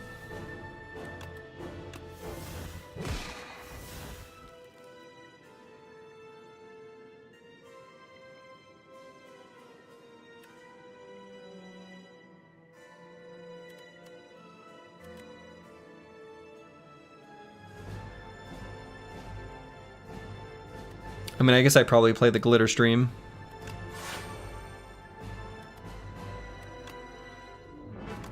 And I'm not sure if I play the Shining Strike. I mean, I guess it'll go on top and that's sort of whatever.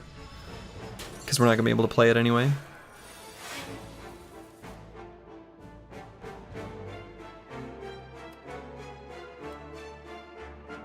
So we want to play the Child of the Stars.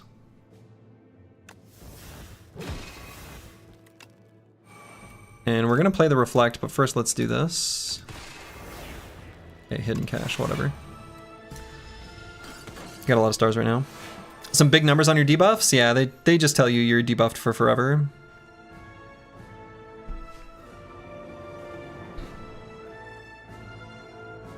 So let's do Meteor Shower, Comet, Hidden Cache.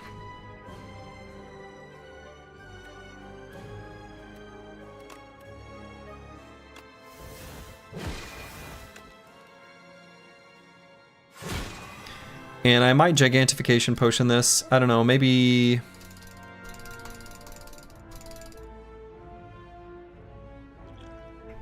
I think so. And we're gonna do it on the Queen.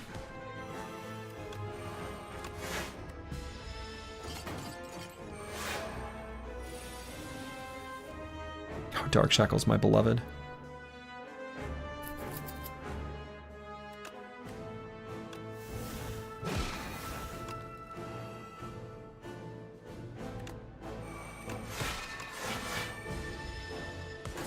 Maybe shouldn't have done that Reflect even, actually.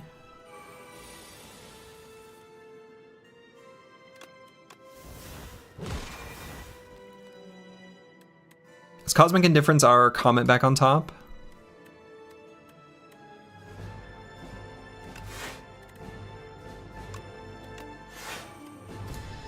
Oh, no, actually, I should have done the Dark Shackles. Oh, no. Okay, never mind. That's next turn. Okay.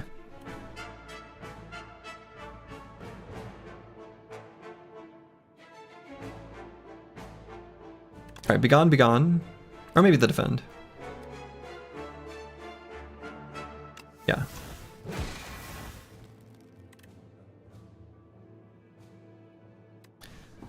Momentum Strike, I guess. That's kind of a disappointing one.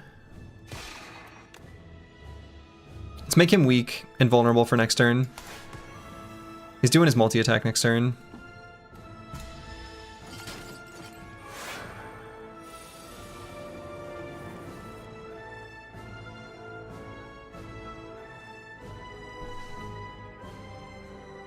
Okay, so we can do...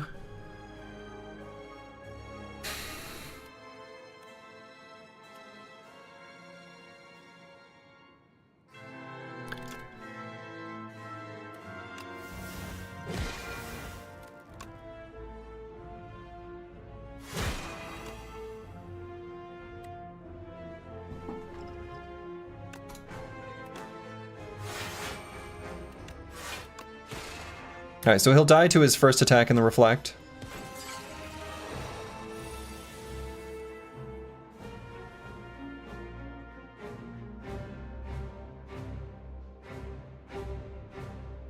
So we should Reflect. So I'm going to get rid of Shining Strike, I guess. Maybe the Astral Pulse is done. Astral Pulse is done.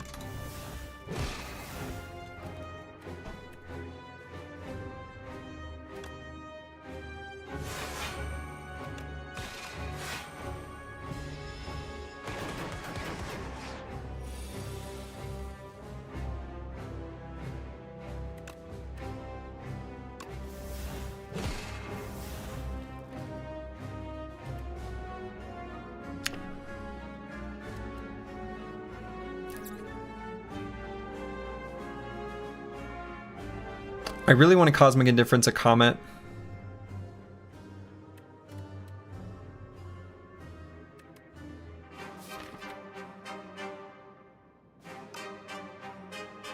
I guess I gotta Reflect there.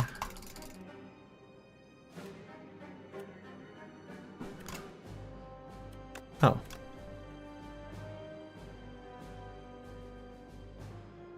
Just read the patch notes, you like the direction they're going with a lot of the changes. One thing you worry about is the Doommaker statistics probably don't reflect how draw dependent each phase of the fight can be in comparison to other bosses.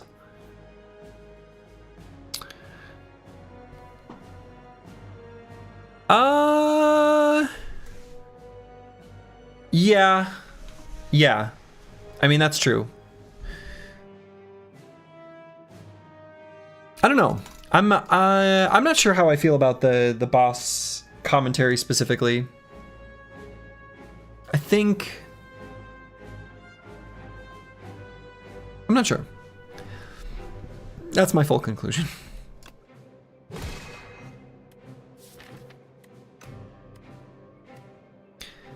Right, so the problem with Comet for next turn is that she's no longer going to be weak and vulnerable.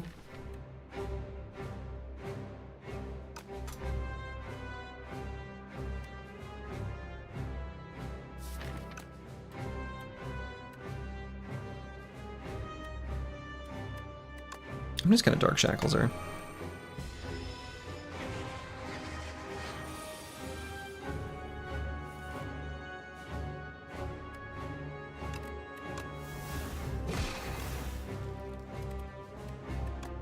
Do a Predator, draw more cards.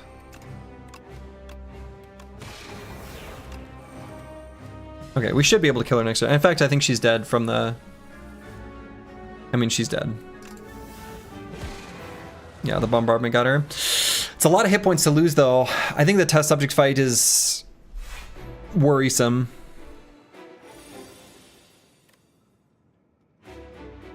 Certainly it is concerning.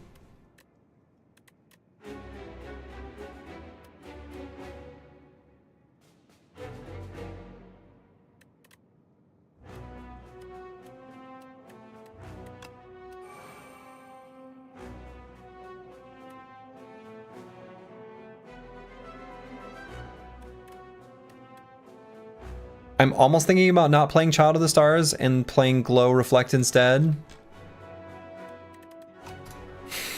I don't think that's right, though.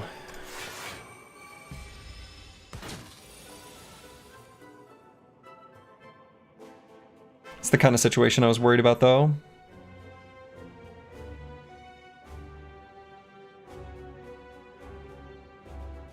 Are we dead?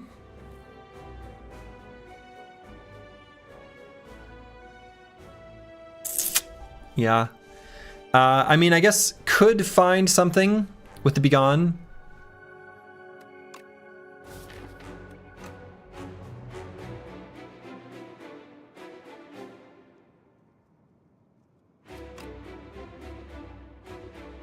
We won't be playing the Reflect. If anything, we'll be playing the other cards. I mean, no, that feels weird, but whatever. Can Meteor Shower, but are we dead? No? Can Comet, which will kill. Okay.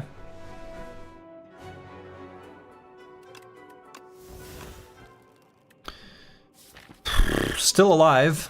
So Comet, Venerate, Glitterstream.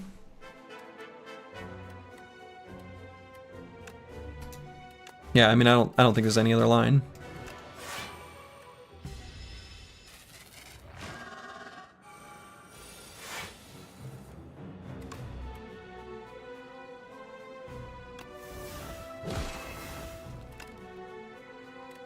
Uh-oh. Uh-oh. Now we're dead. Surprise Lizard Tail. Good game, well played, no re. Yeah. Yeah, these are not gonna do it. Damn. Oh right, we can't even play Snap. Doesn't matter. We're dead. Yeah, this is the first and last fur coat you will ever see. So taking a look at the map, my big picture thought was there appear to be an abundance of event nodes, and there's quite a few elites on some nice paths later in the act. So yeah, what we really need are relics. The deck doesn't have enough. We need more. even seeing this route, I probably should have gone this way anyway, because we had some gold. So we spent nothing, got nothing. Total garbage. Completely disappointing fur coat. And maybe should have just gone this way, like, and just been like, why do I care about the... I don't know, I was just like, maybe I'll see the card rewards, maybe that'll be good. That's terrible. We could have had cards with glam. I don't even want to talk about it. I deserve that loss. I deserve to lose. That was a throw, and I deserved every bit of it. I deserved every bit of it. At least the silent run was a success. All right, I'm gonna do a Necrobinder run, but I'm gonna be back in 1 moment. I'm gonna use the restroom. Be back in a second.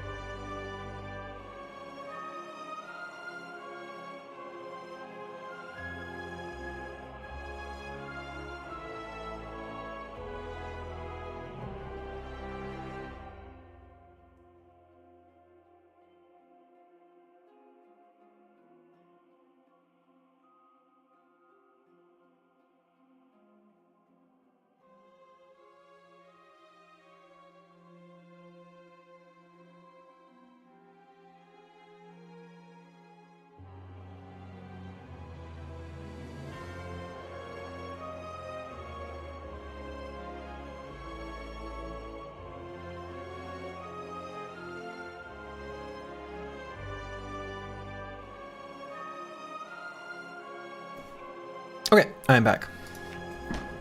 Grabbed a few pieces of dark chocolate hazelnut candy bar to like self-soothe. It was self-soothing. All right, so Booming Conch was one of the initial Niao blessings that was changed. Instead of just simply drawing 2 additional cards at the start of elite combats, you also gain an extra energy. Had to cleanse the palate after that loss? Yeah, exactly. I am kind of curious to take it for a spin. I feel like getting off to an explosive first start probably kind of matters for Necrobinder. I kind of want to try it. I'm going to try it. Is it too greedy to try to do an elite after the first 3 combats?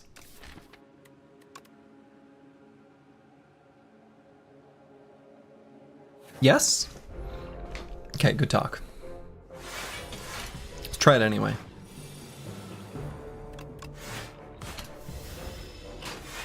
Necrobinder's strong. She's got this.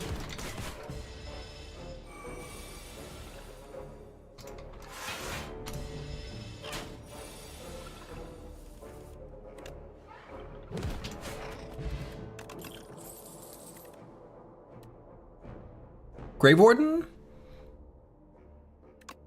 Like a Grave Warden. I like max HP. I like colorless card rewards.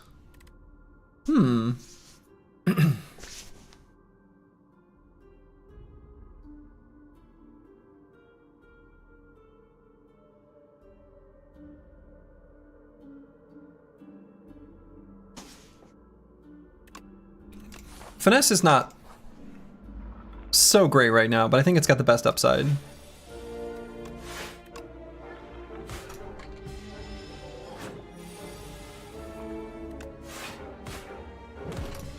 Should be able to enter this first elite fight with no damage taken from the hallways, which is pretty nice. Used to be a huge fan of Discovery. I still am. I like Discovery.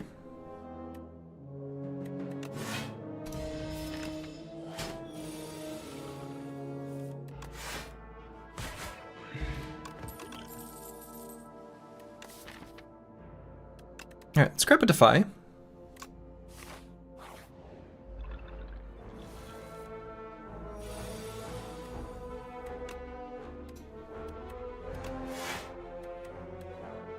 And we'll let the Defy fall off, I guess. Yeah, let's do Exaxes to kill that guy. Is there something specific about Finesse that makes you like it over Discovery on this character? It is partially that. We currently have a real thin deck. And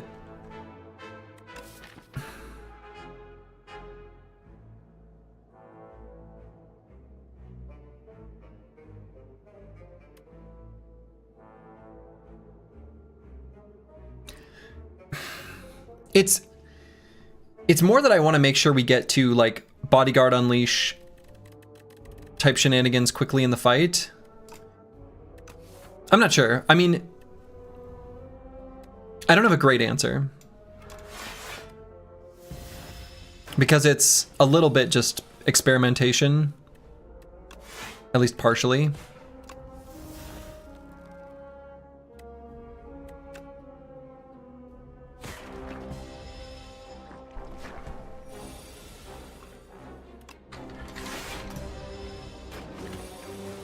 Like, I just feel like the Finesse is really nice. Like, any block card is just really good on Necrobinder.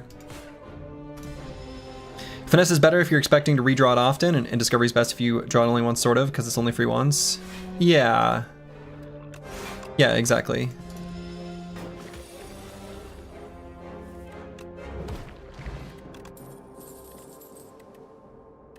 I'll grab another Grave Warden. I don't know, maybe I could grab an Afterlife. I'll grab a Grave Warden, though. Happy to use potions. And certainly will be.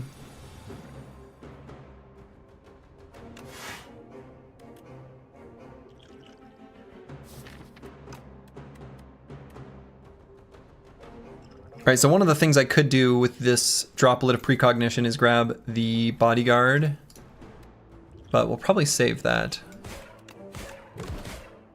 Probably just open with all the attacks. I don't know, this is probably the worst elite for us to see, so.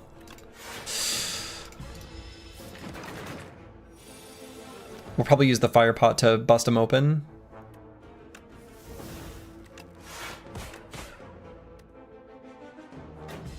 Unfortunately, he's gonna put more infections in our poor little Asti soul.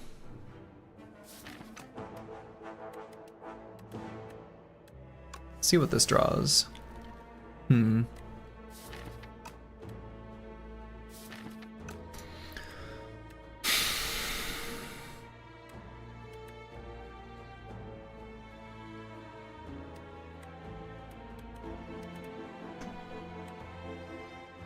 So I can do an Unleash Defy Bodyguard and block the infection, grow Asti, take him out, but I don't know.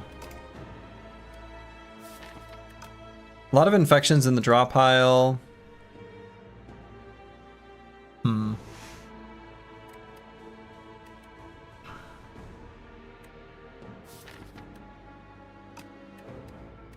If we did the summon, we could do 20 and then... Well, that's kind of a lot of damage to take though. I was thinking if I did the 26... No, that's not going to be worth.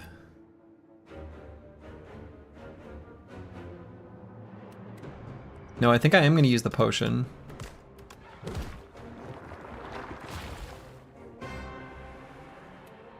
And I'm deciding if I want to let the Defy fall off. Just hit him with a strike.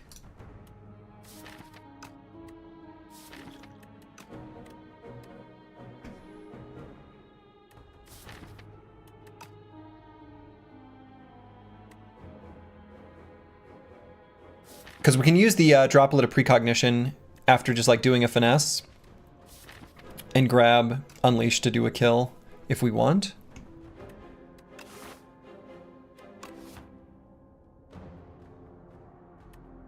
But that'll only be true if we block this damage. Yeah, I don't know. I guess that goes direct against the Necrobinder, doesn't hit Asti, does it?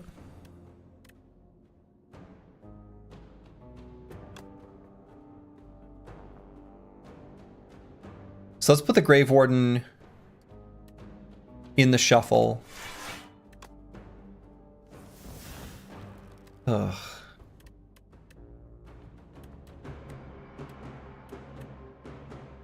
I mean, maybe I precog next turn.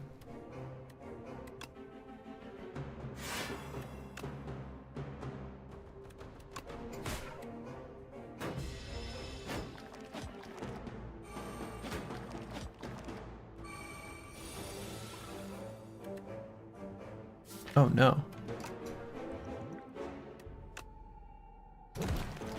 I mean, I guess that's still going to be technically true.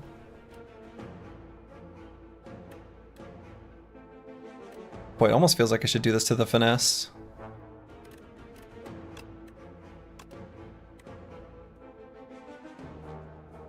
Let's do it. Let's do the Grave Warden, I guess. Ouch. Ouch, ouch, ouch.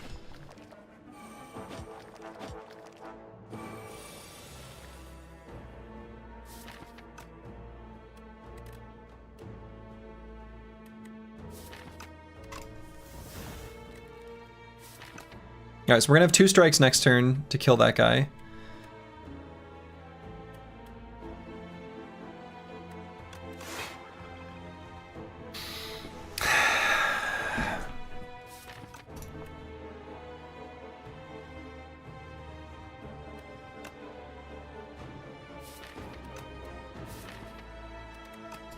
I don't know, this is kind of bad actually.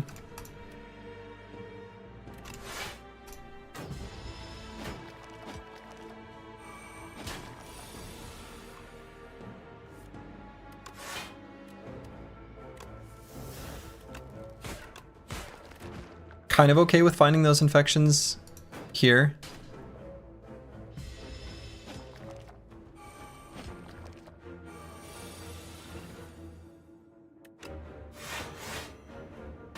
Yeah, I don't know. That was a pretty bad draw. I mean, I know there are a lot of infections in the deck, but still. So if we do the 2 attacks here with just 1 strike, we'll finish the back guy.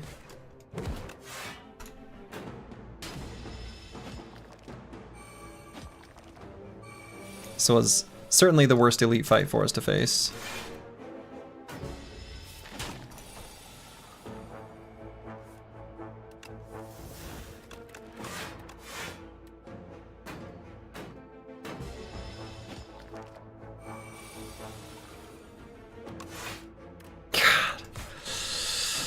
I mean, I guess I shouldn't be too surprised. It's not like that was even that unlikely.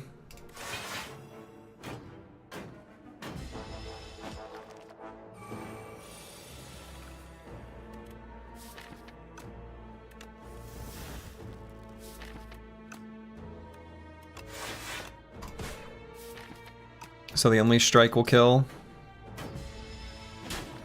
Infection should at least exhaust. Nah, I think it's fine the way they are. I think it's fine the way they are, actually. I'm gonna grab another Defy, but we're not in good shape.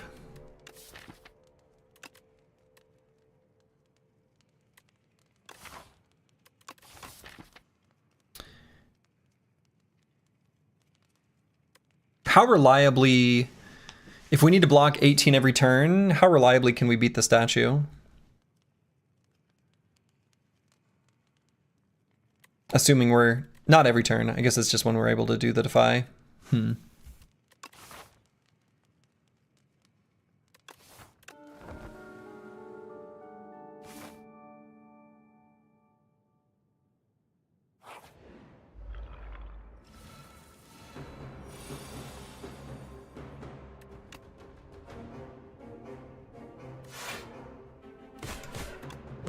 This is possibly death, but this fight is definitely better.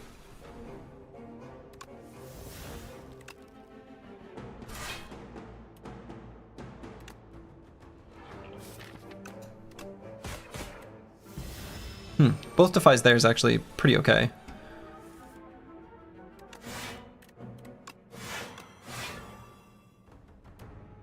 And I think we just need to keep the Austie health really high. He doesn't scale at all, right?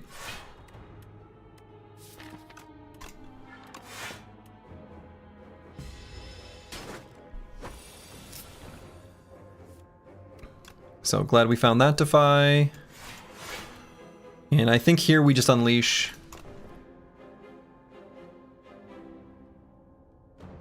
We will lose a little bit of Austie health. Looks like that's probably correct though. I'm ready to use a block potion if the situation calls for it.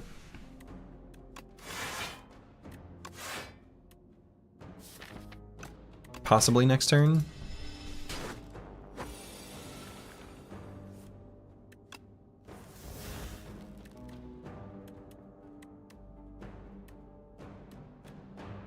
Yeah, I'm gonna do Bodyguard, Grave Warden, Unleash, and a block potion.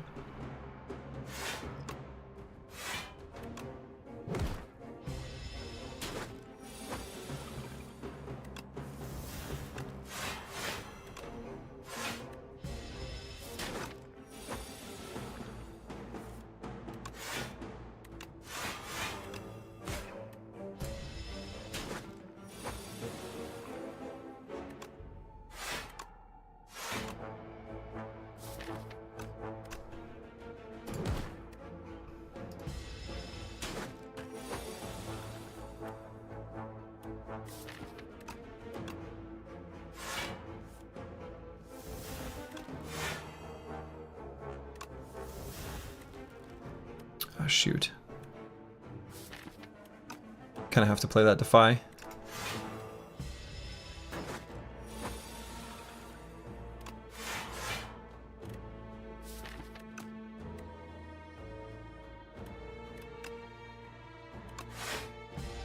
Haven't been hit yet. Okay, let's make sure that's back in the shuffle.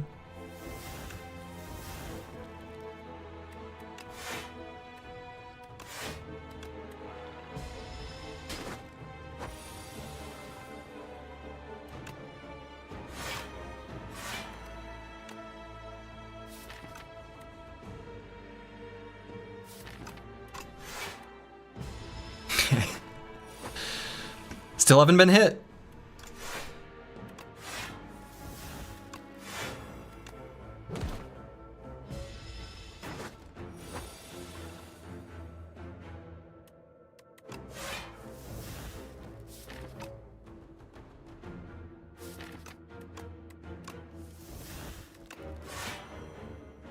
The finesse was so good this fight? Yeah. Yes, it was. Finesse was huge here.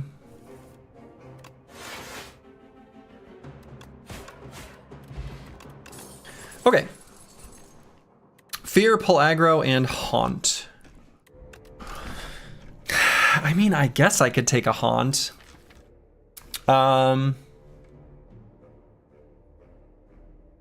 We do have 2 Grave Wardens. It's okay.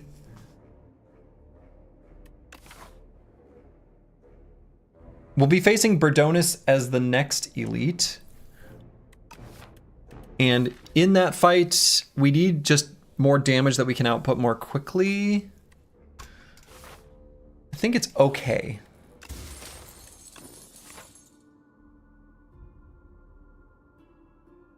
Could go to a shop here.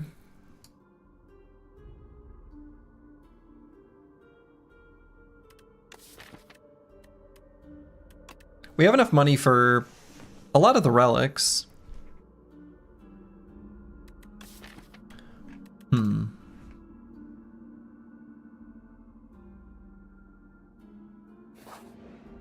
Let's fight.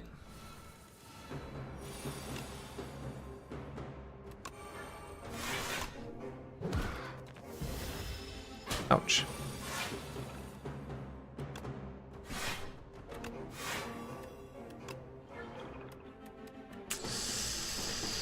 Boy, the Grave Wardens both being on the bottom is really bad, and the Defies both being on the same turn as our Horncleat is really bad.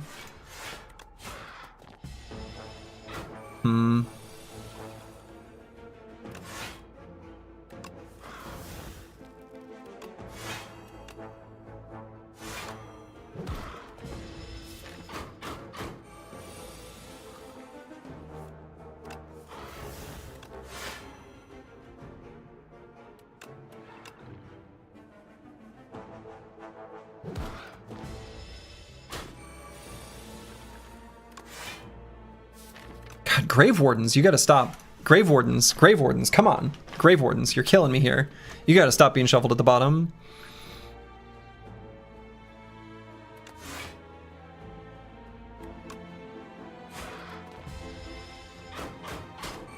This is, the next multi-attack's really bad.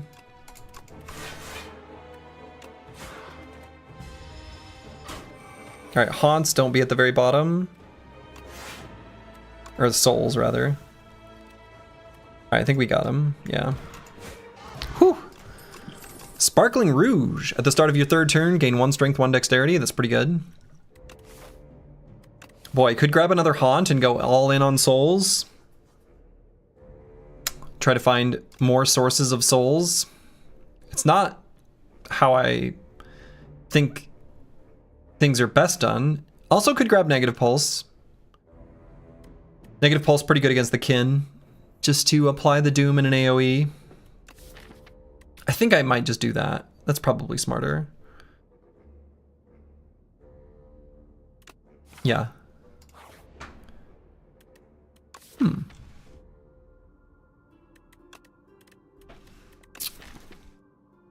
Okay, I think we'll just transform a strike into Toric Toughness.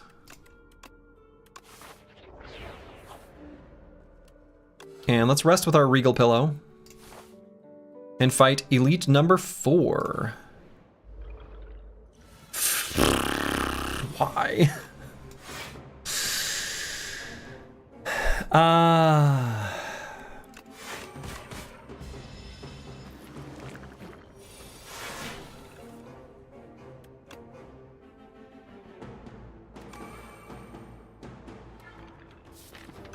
I don't want to lose the Defy.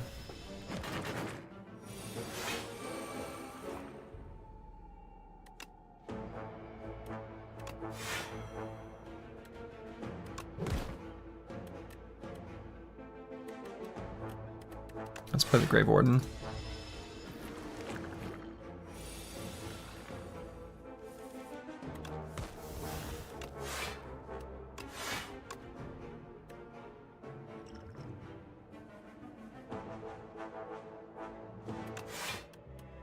Could be wrong, but I'm gonna block it out here.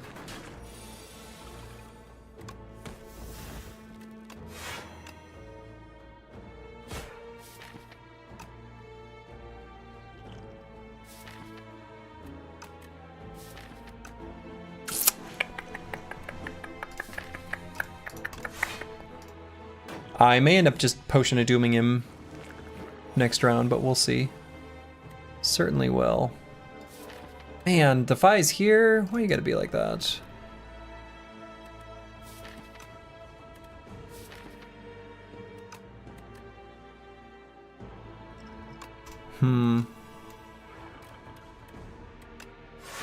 It's bad. All that Osti health being lost is really bad. So I'm going to stop there and put these back in the shuffle. So I'm not going to play that soul.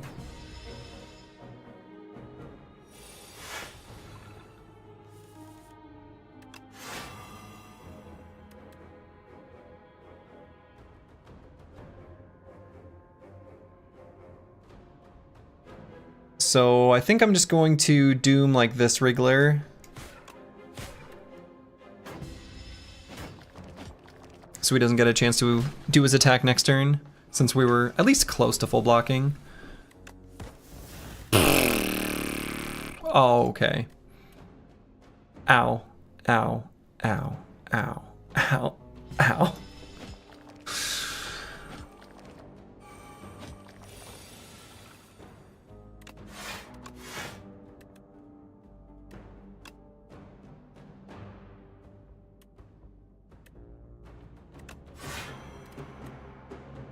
Slightly infected, slightly infected.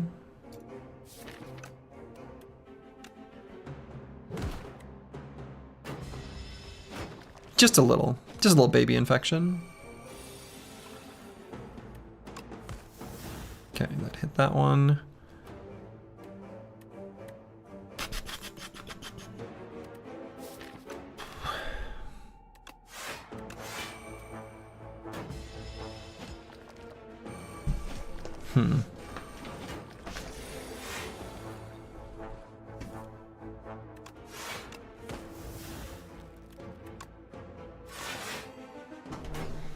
And did we full block here? Yeah.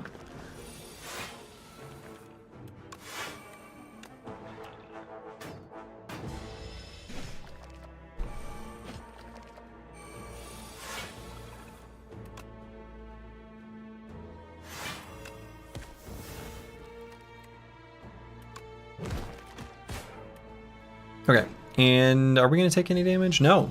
Wow. Lizard Tail's here. Lethality is here.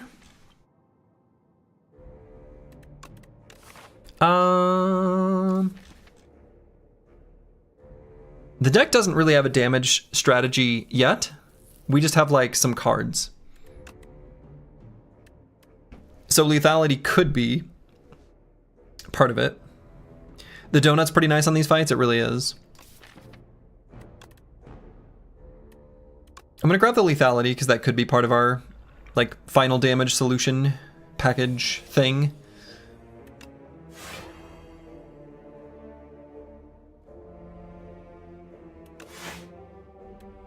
And I think I will play the Haunt. Yeah. So we'll take a little bit of baby damage. Ow.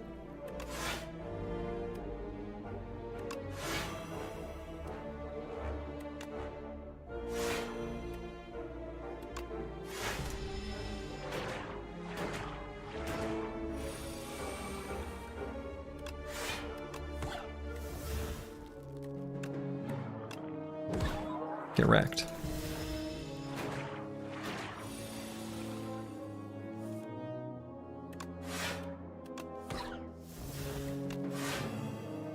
Okay, that guy's doomed.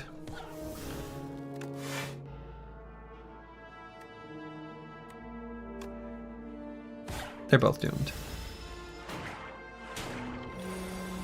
Oh, he's not doomed. Now he's doomed. Pot of Ghouls. Okay. Don't really care about any of these. I think this is just a skip.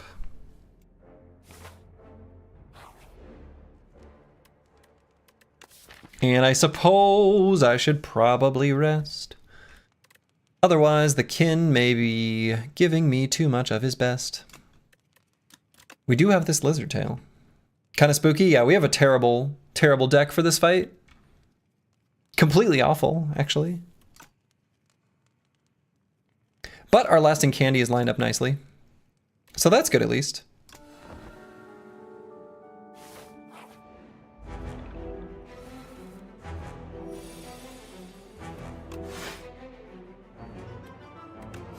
Yeah, let's get some negative pulse rocking and rolling. I'm going to play the Pot of Ghouls after we have Haunt in play. So I need to get lethality in. Boy, I'm really thankful for the Horn Cleat. So let's see, what are we actually getting hit for? 21? Yeah, just 21.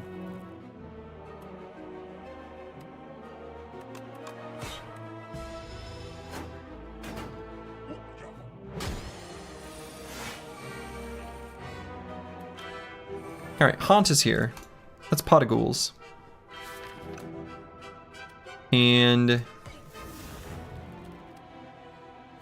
play the Unleash, but then I'm going to play the 2 Defies. Oh, Unleash, I didn't want to draw you yet. Unleash, I wasn't ready. Oh no! I had a mental brain fart and thought I had another energy. Why did I think that? Did we see any AoE this act besides Pulse? I don't think so. I think Pulse was it.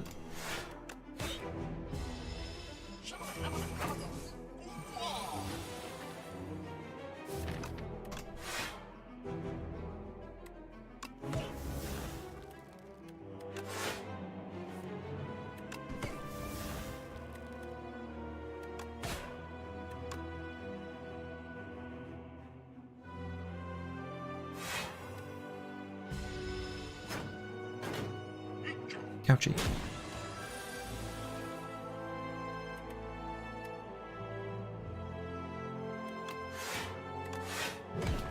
Alright, let's at least kill this guy.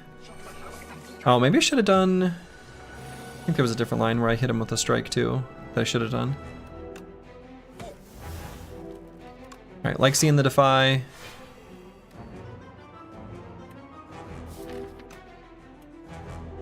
And... oh, let's do Grave Warden.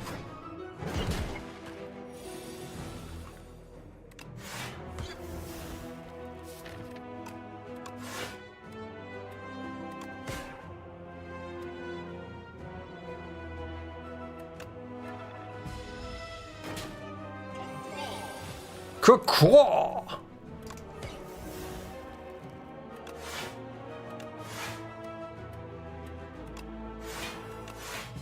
Maybe should have done the Toric Toughness there, but didn't.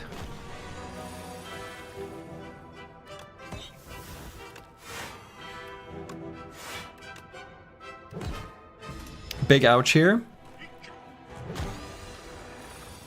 It cannot be! Oh, but it can, Kin Priest. Of course, this is gonna hurt.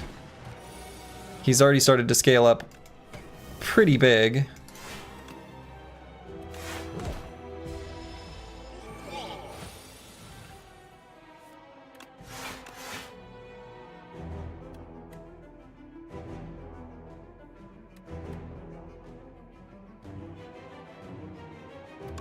Do the Toric Toughness.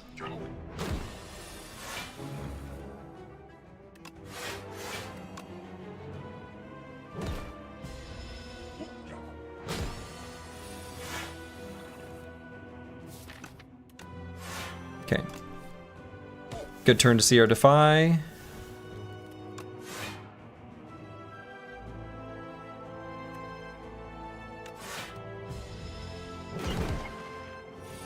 Okay, can't let him do even one more AoE attack. That has to be the last one. Yeah, he's gonna get one more, isn't he? We didn't find our Unleash there. Well...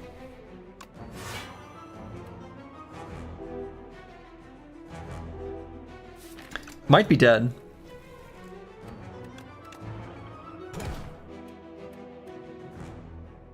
gonna be close. Uh-oh. Now, are we dead here? I think we're dead here. I guess we're gonna Lizard Tail. Alright, so we got 14. Yeah. So proc the Lizard Tail. But then do we die here?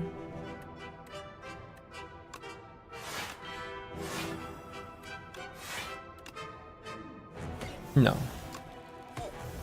Good time for Defy. Defy has been on time.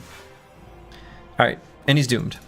So, expended the Lizard Tail, which is not exactly what we would have wanted.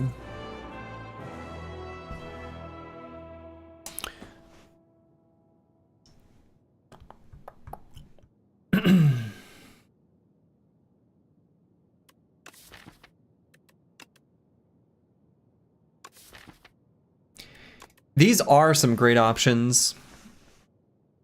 They really are. I think I'm between Banshee's Cry and Domain.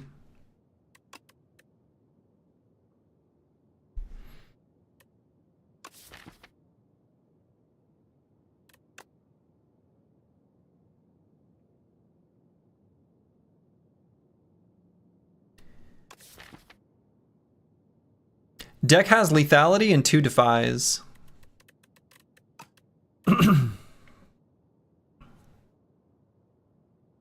Given the booming conch and the fact that I want to take more elite fights in Act 2, same kind of idea, fight as many as possible. I actually kind of feel like Banshee's Cry might be the bigger deal. Yeah, it's a really good Banshee's Cry. It feels bad not picking Domain just because it's so strong.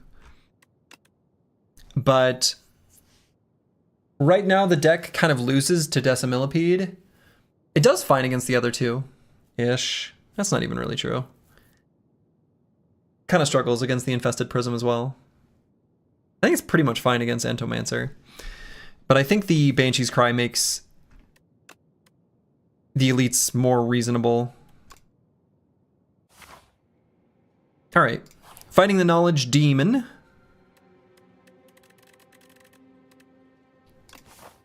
Okay.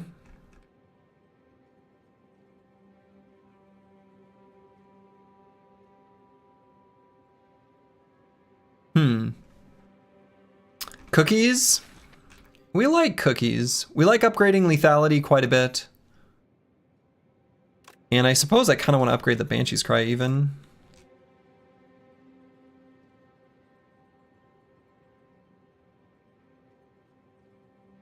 I want to make use of this booming conch and fight more than 2 elites. Upgrading Negative Pulse can be great too. It can. It's not super high on my list though. I think it's kind of low on my list actually. With the deck in its current state anyway. Banshee's Cry and lethality I think are pretty high. It might just be cookies. And we go shopping.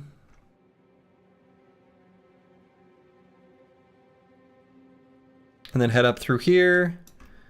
Do a couple of elite fights.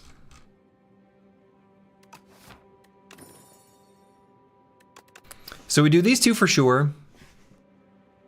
And I'm kind of leaning towards... like, we always play Finesse. We always play the Defies. We pretty much always play the Grave Wardens.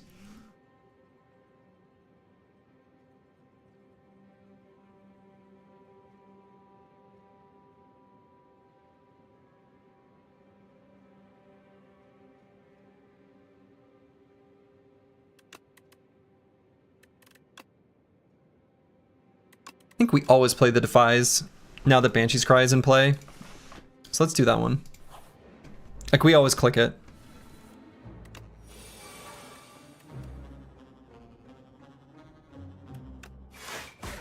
Bodyguard isn't bad either. I mean, that's true.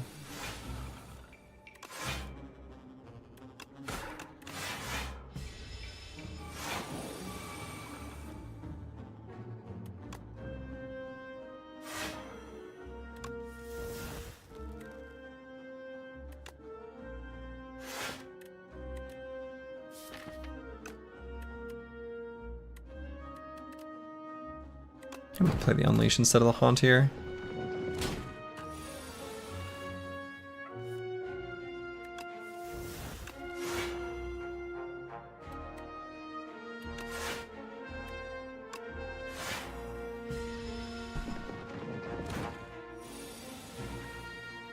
Okay, found our Banshee's Cry. And it's free. Oh, that's a nice new... I don't think it... Did it look like that before, where he's like sort of stuck in the ground? I think that's new. That's a new animation, at least to me.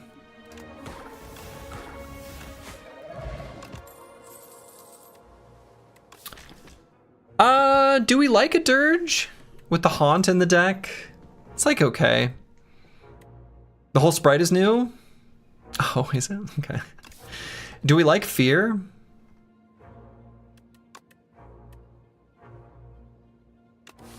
Everything is new if you have dementia? True.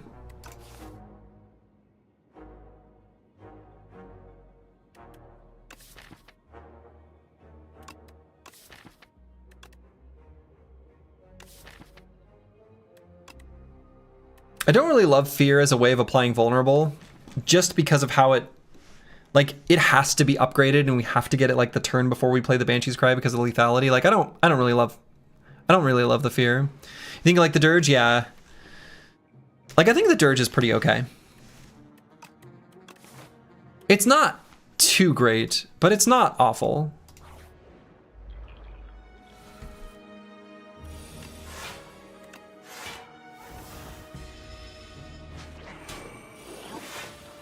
Oh, I want that finesse back. Give me my finesse back.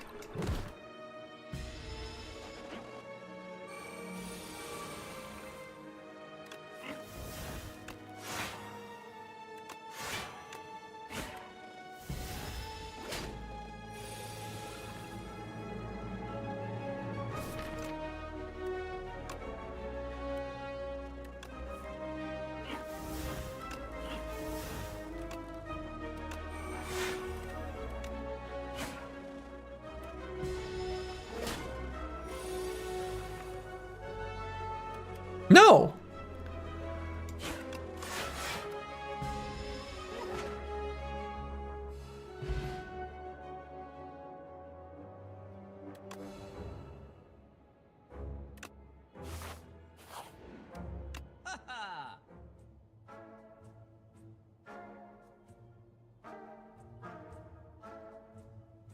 Rainbow Ring. I love Rainbow Ring. Kind of hard for us to really pull off many Rainbow Ring things though, because we just don't have that many attacks, so we're gonna get rid of the strikes.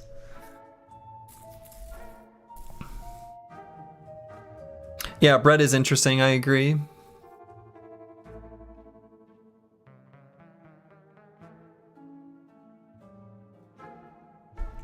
Bread Conch is UG.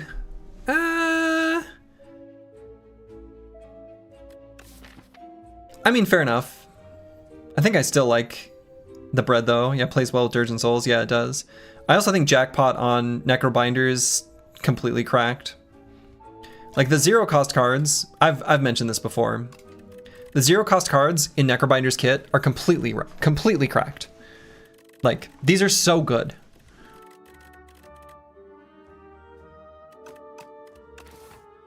So I really like the Jackpot. I don't think I've taken Jackpot on Necrobinder and lost a run. This could be the first.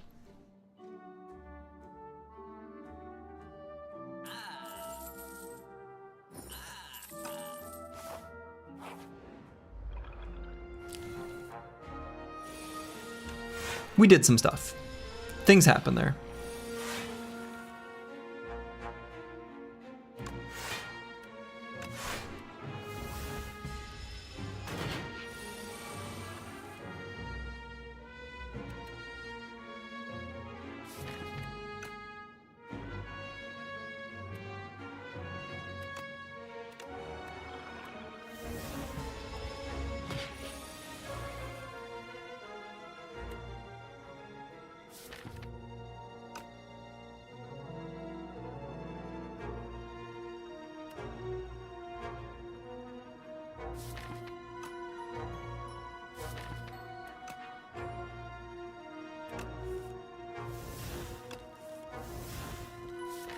Come on, defy.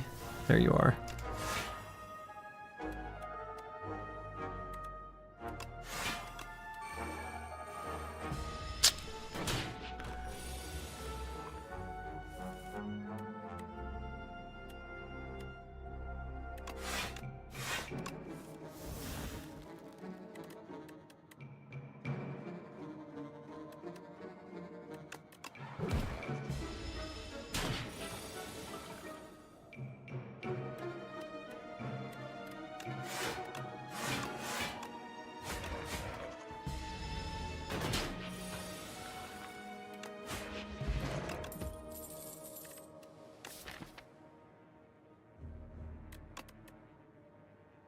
I'd take another Grave Warden.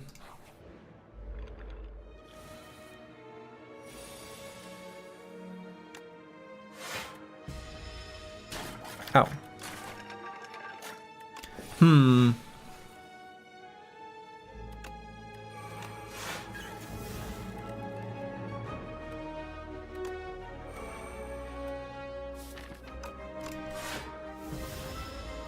Little worried about the amount of hit points that have been lost.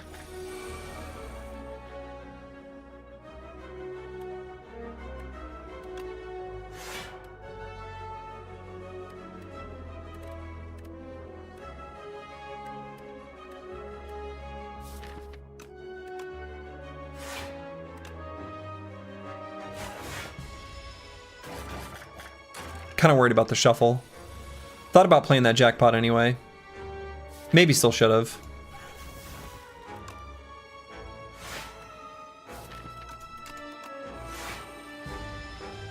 That's all right. We're gonna just do a big old dirge with our Tauric toughness in play. And everything will be fine.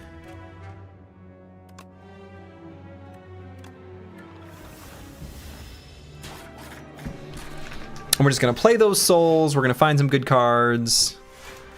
We're just gonna block instead. But there's more souls in the draw pile now. There's like 1 billion souls in this draw pile.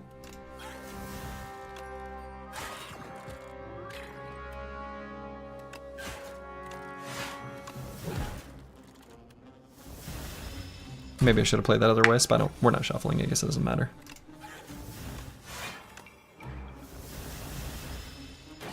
Don't worry about a thing. Don't worry about a thing. Shared Fate is here. We love Shared Fate. Does make our Banshees Cry a little bit weaker, but we still like it.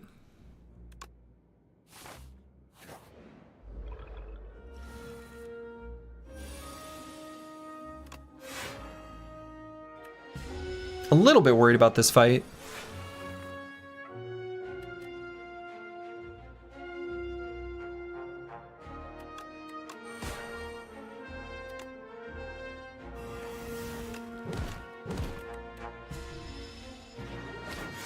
Those were not the best zero cost cards.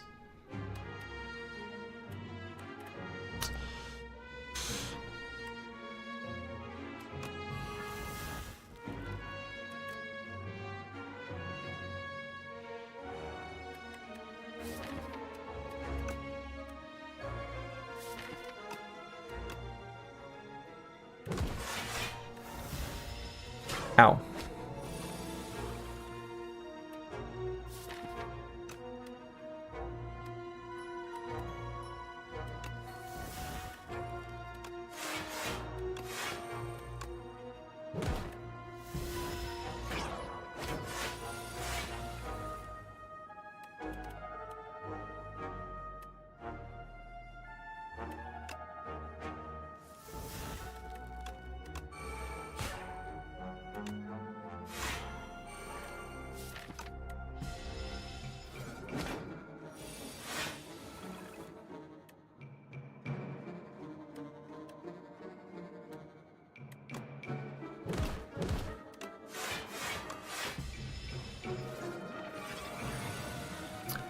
Just need to find our big old Banshees Cry.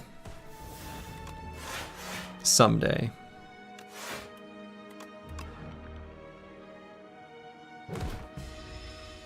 And by someday, I mean next turn, right?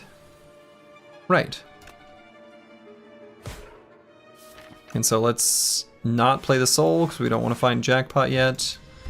because Jackpot will finish off the Obscura. Putrefy. All right, that's more my speed. Do they not scale anymore? Did those ever scale?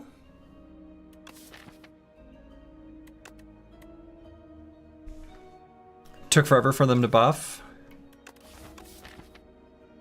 I don't remember.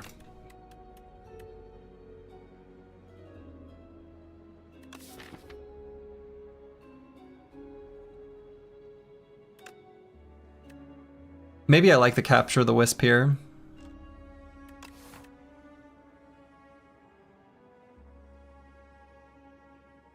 We'll have to remove the decay, which...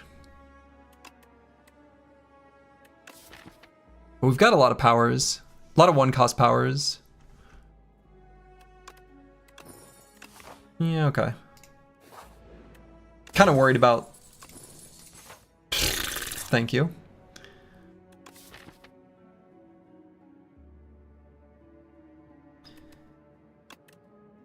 We'll combine 2 strikes into the ultimate strike.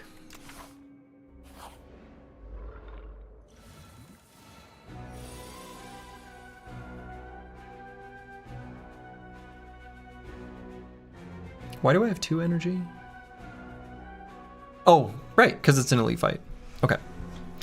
I am smart.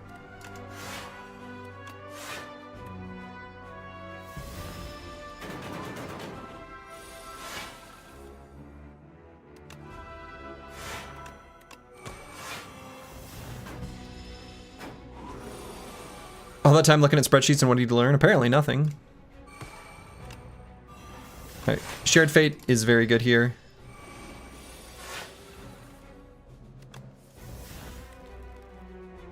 Let's hit him with a Jackpot. Oblivion. Another Shared Fate.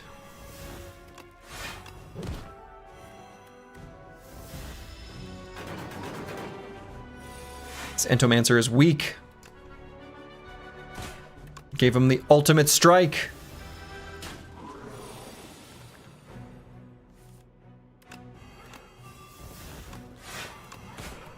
Goodbye, Entomancer.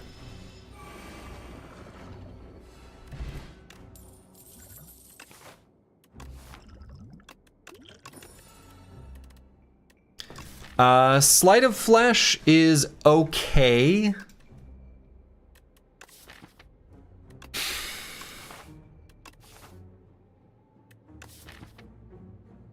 Deck kind of lacks direction a little bit. Feels that way. It's because of the pilot. You probably already have enough damage, no?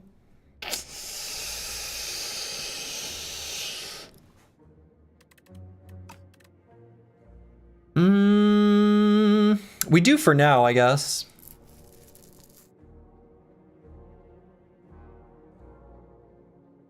You think Sleight of Flesh probably gets in? I mean, there's a lot of reasons to like it.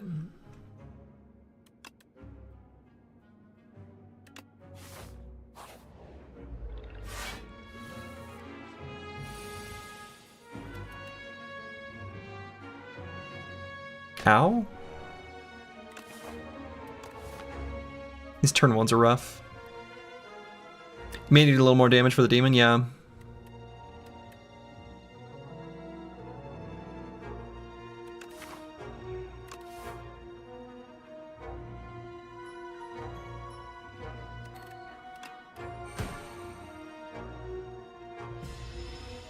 Ow.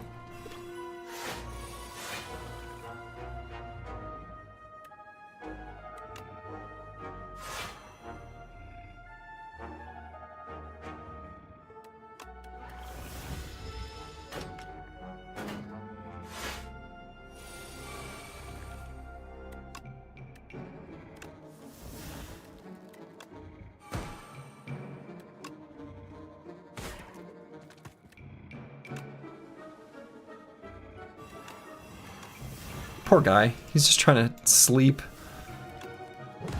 And I'm like making him weak and hurting him and making him doomed.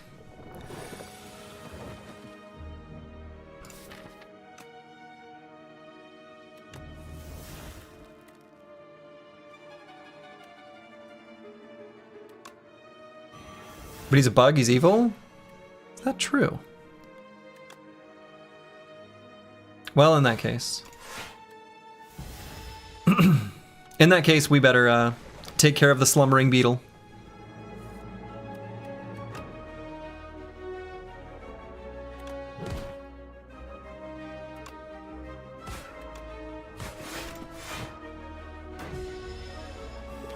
I don't think I've ever killed that like beetle before the silk bug? Bullbug? Silk bullbug. Okay. Didn't know what to call this thing. Ah, I could have done an attack. You heard him say that he's killing peasants is wrong because they're not bandits yet? That sounds pretty evil. Who would say that kind of thing? Sounds like something an evil person would say. I think we grab a putrefy. Oh boy. Uh-oh. Uh-oh. Uh-oh. Uh-oh.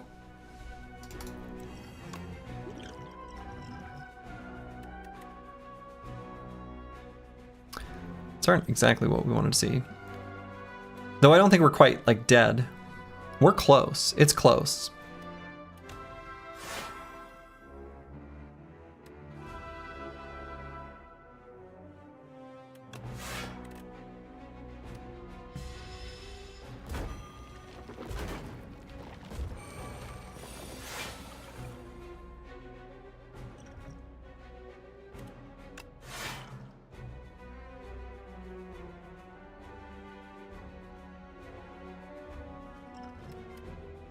Well, I suppose if I do the shared fate here, he's not dead.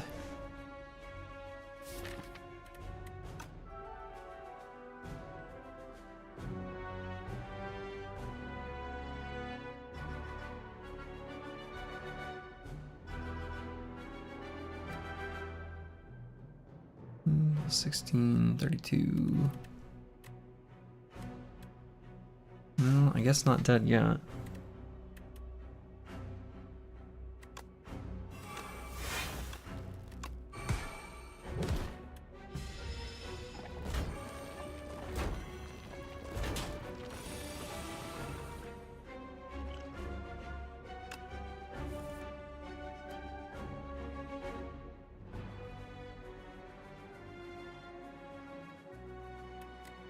Team, I've got bad news.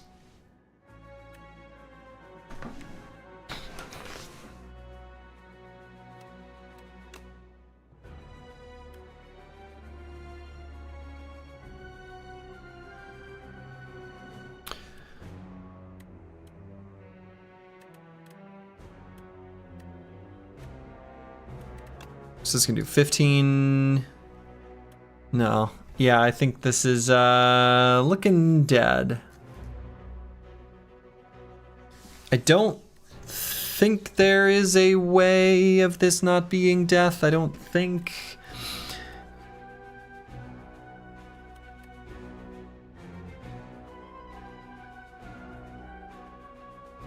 Not that I'm seeing. So let's think just for a minute though.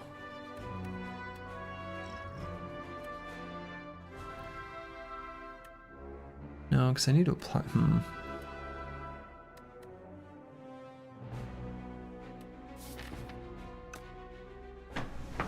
Yeah, no, I think it's death here.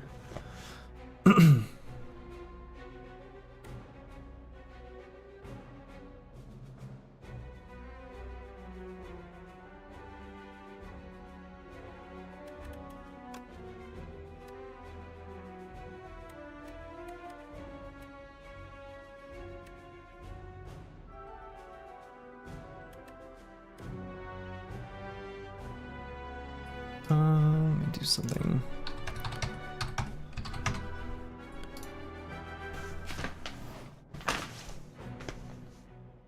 Yeah, interestingly, we actually can kill the front one.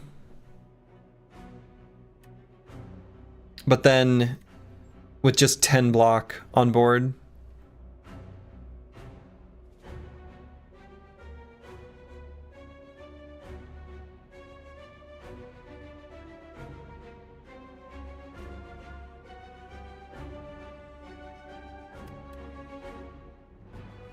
Unless, can I do...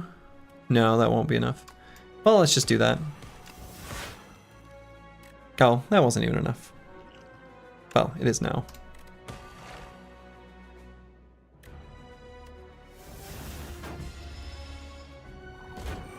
Adios. Just barely killed, though.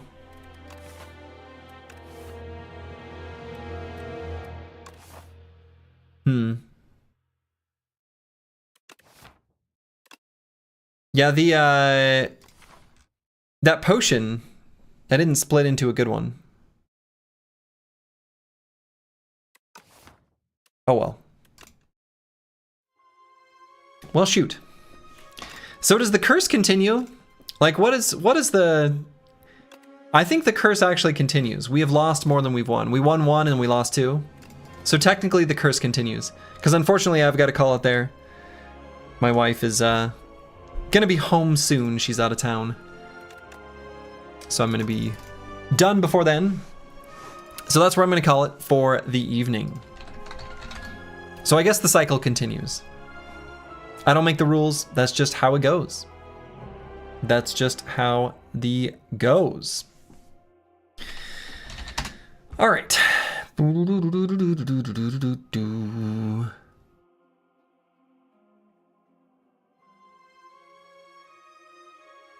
All right, that's where I'm going to call it, and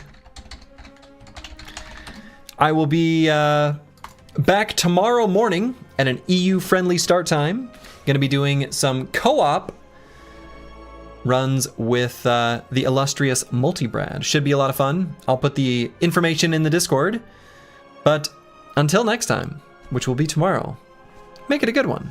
Ta-ta.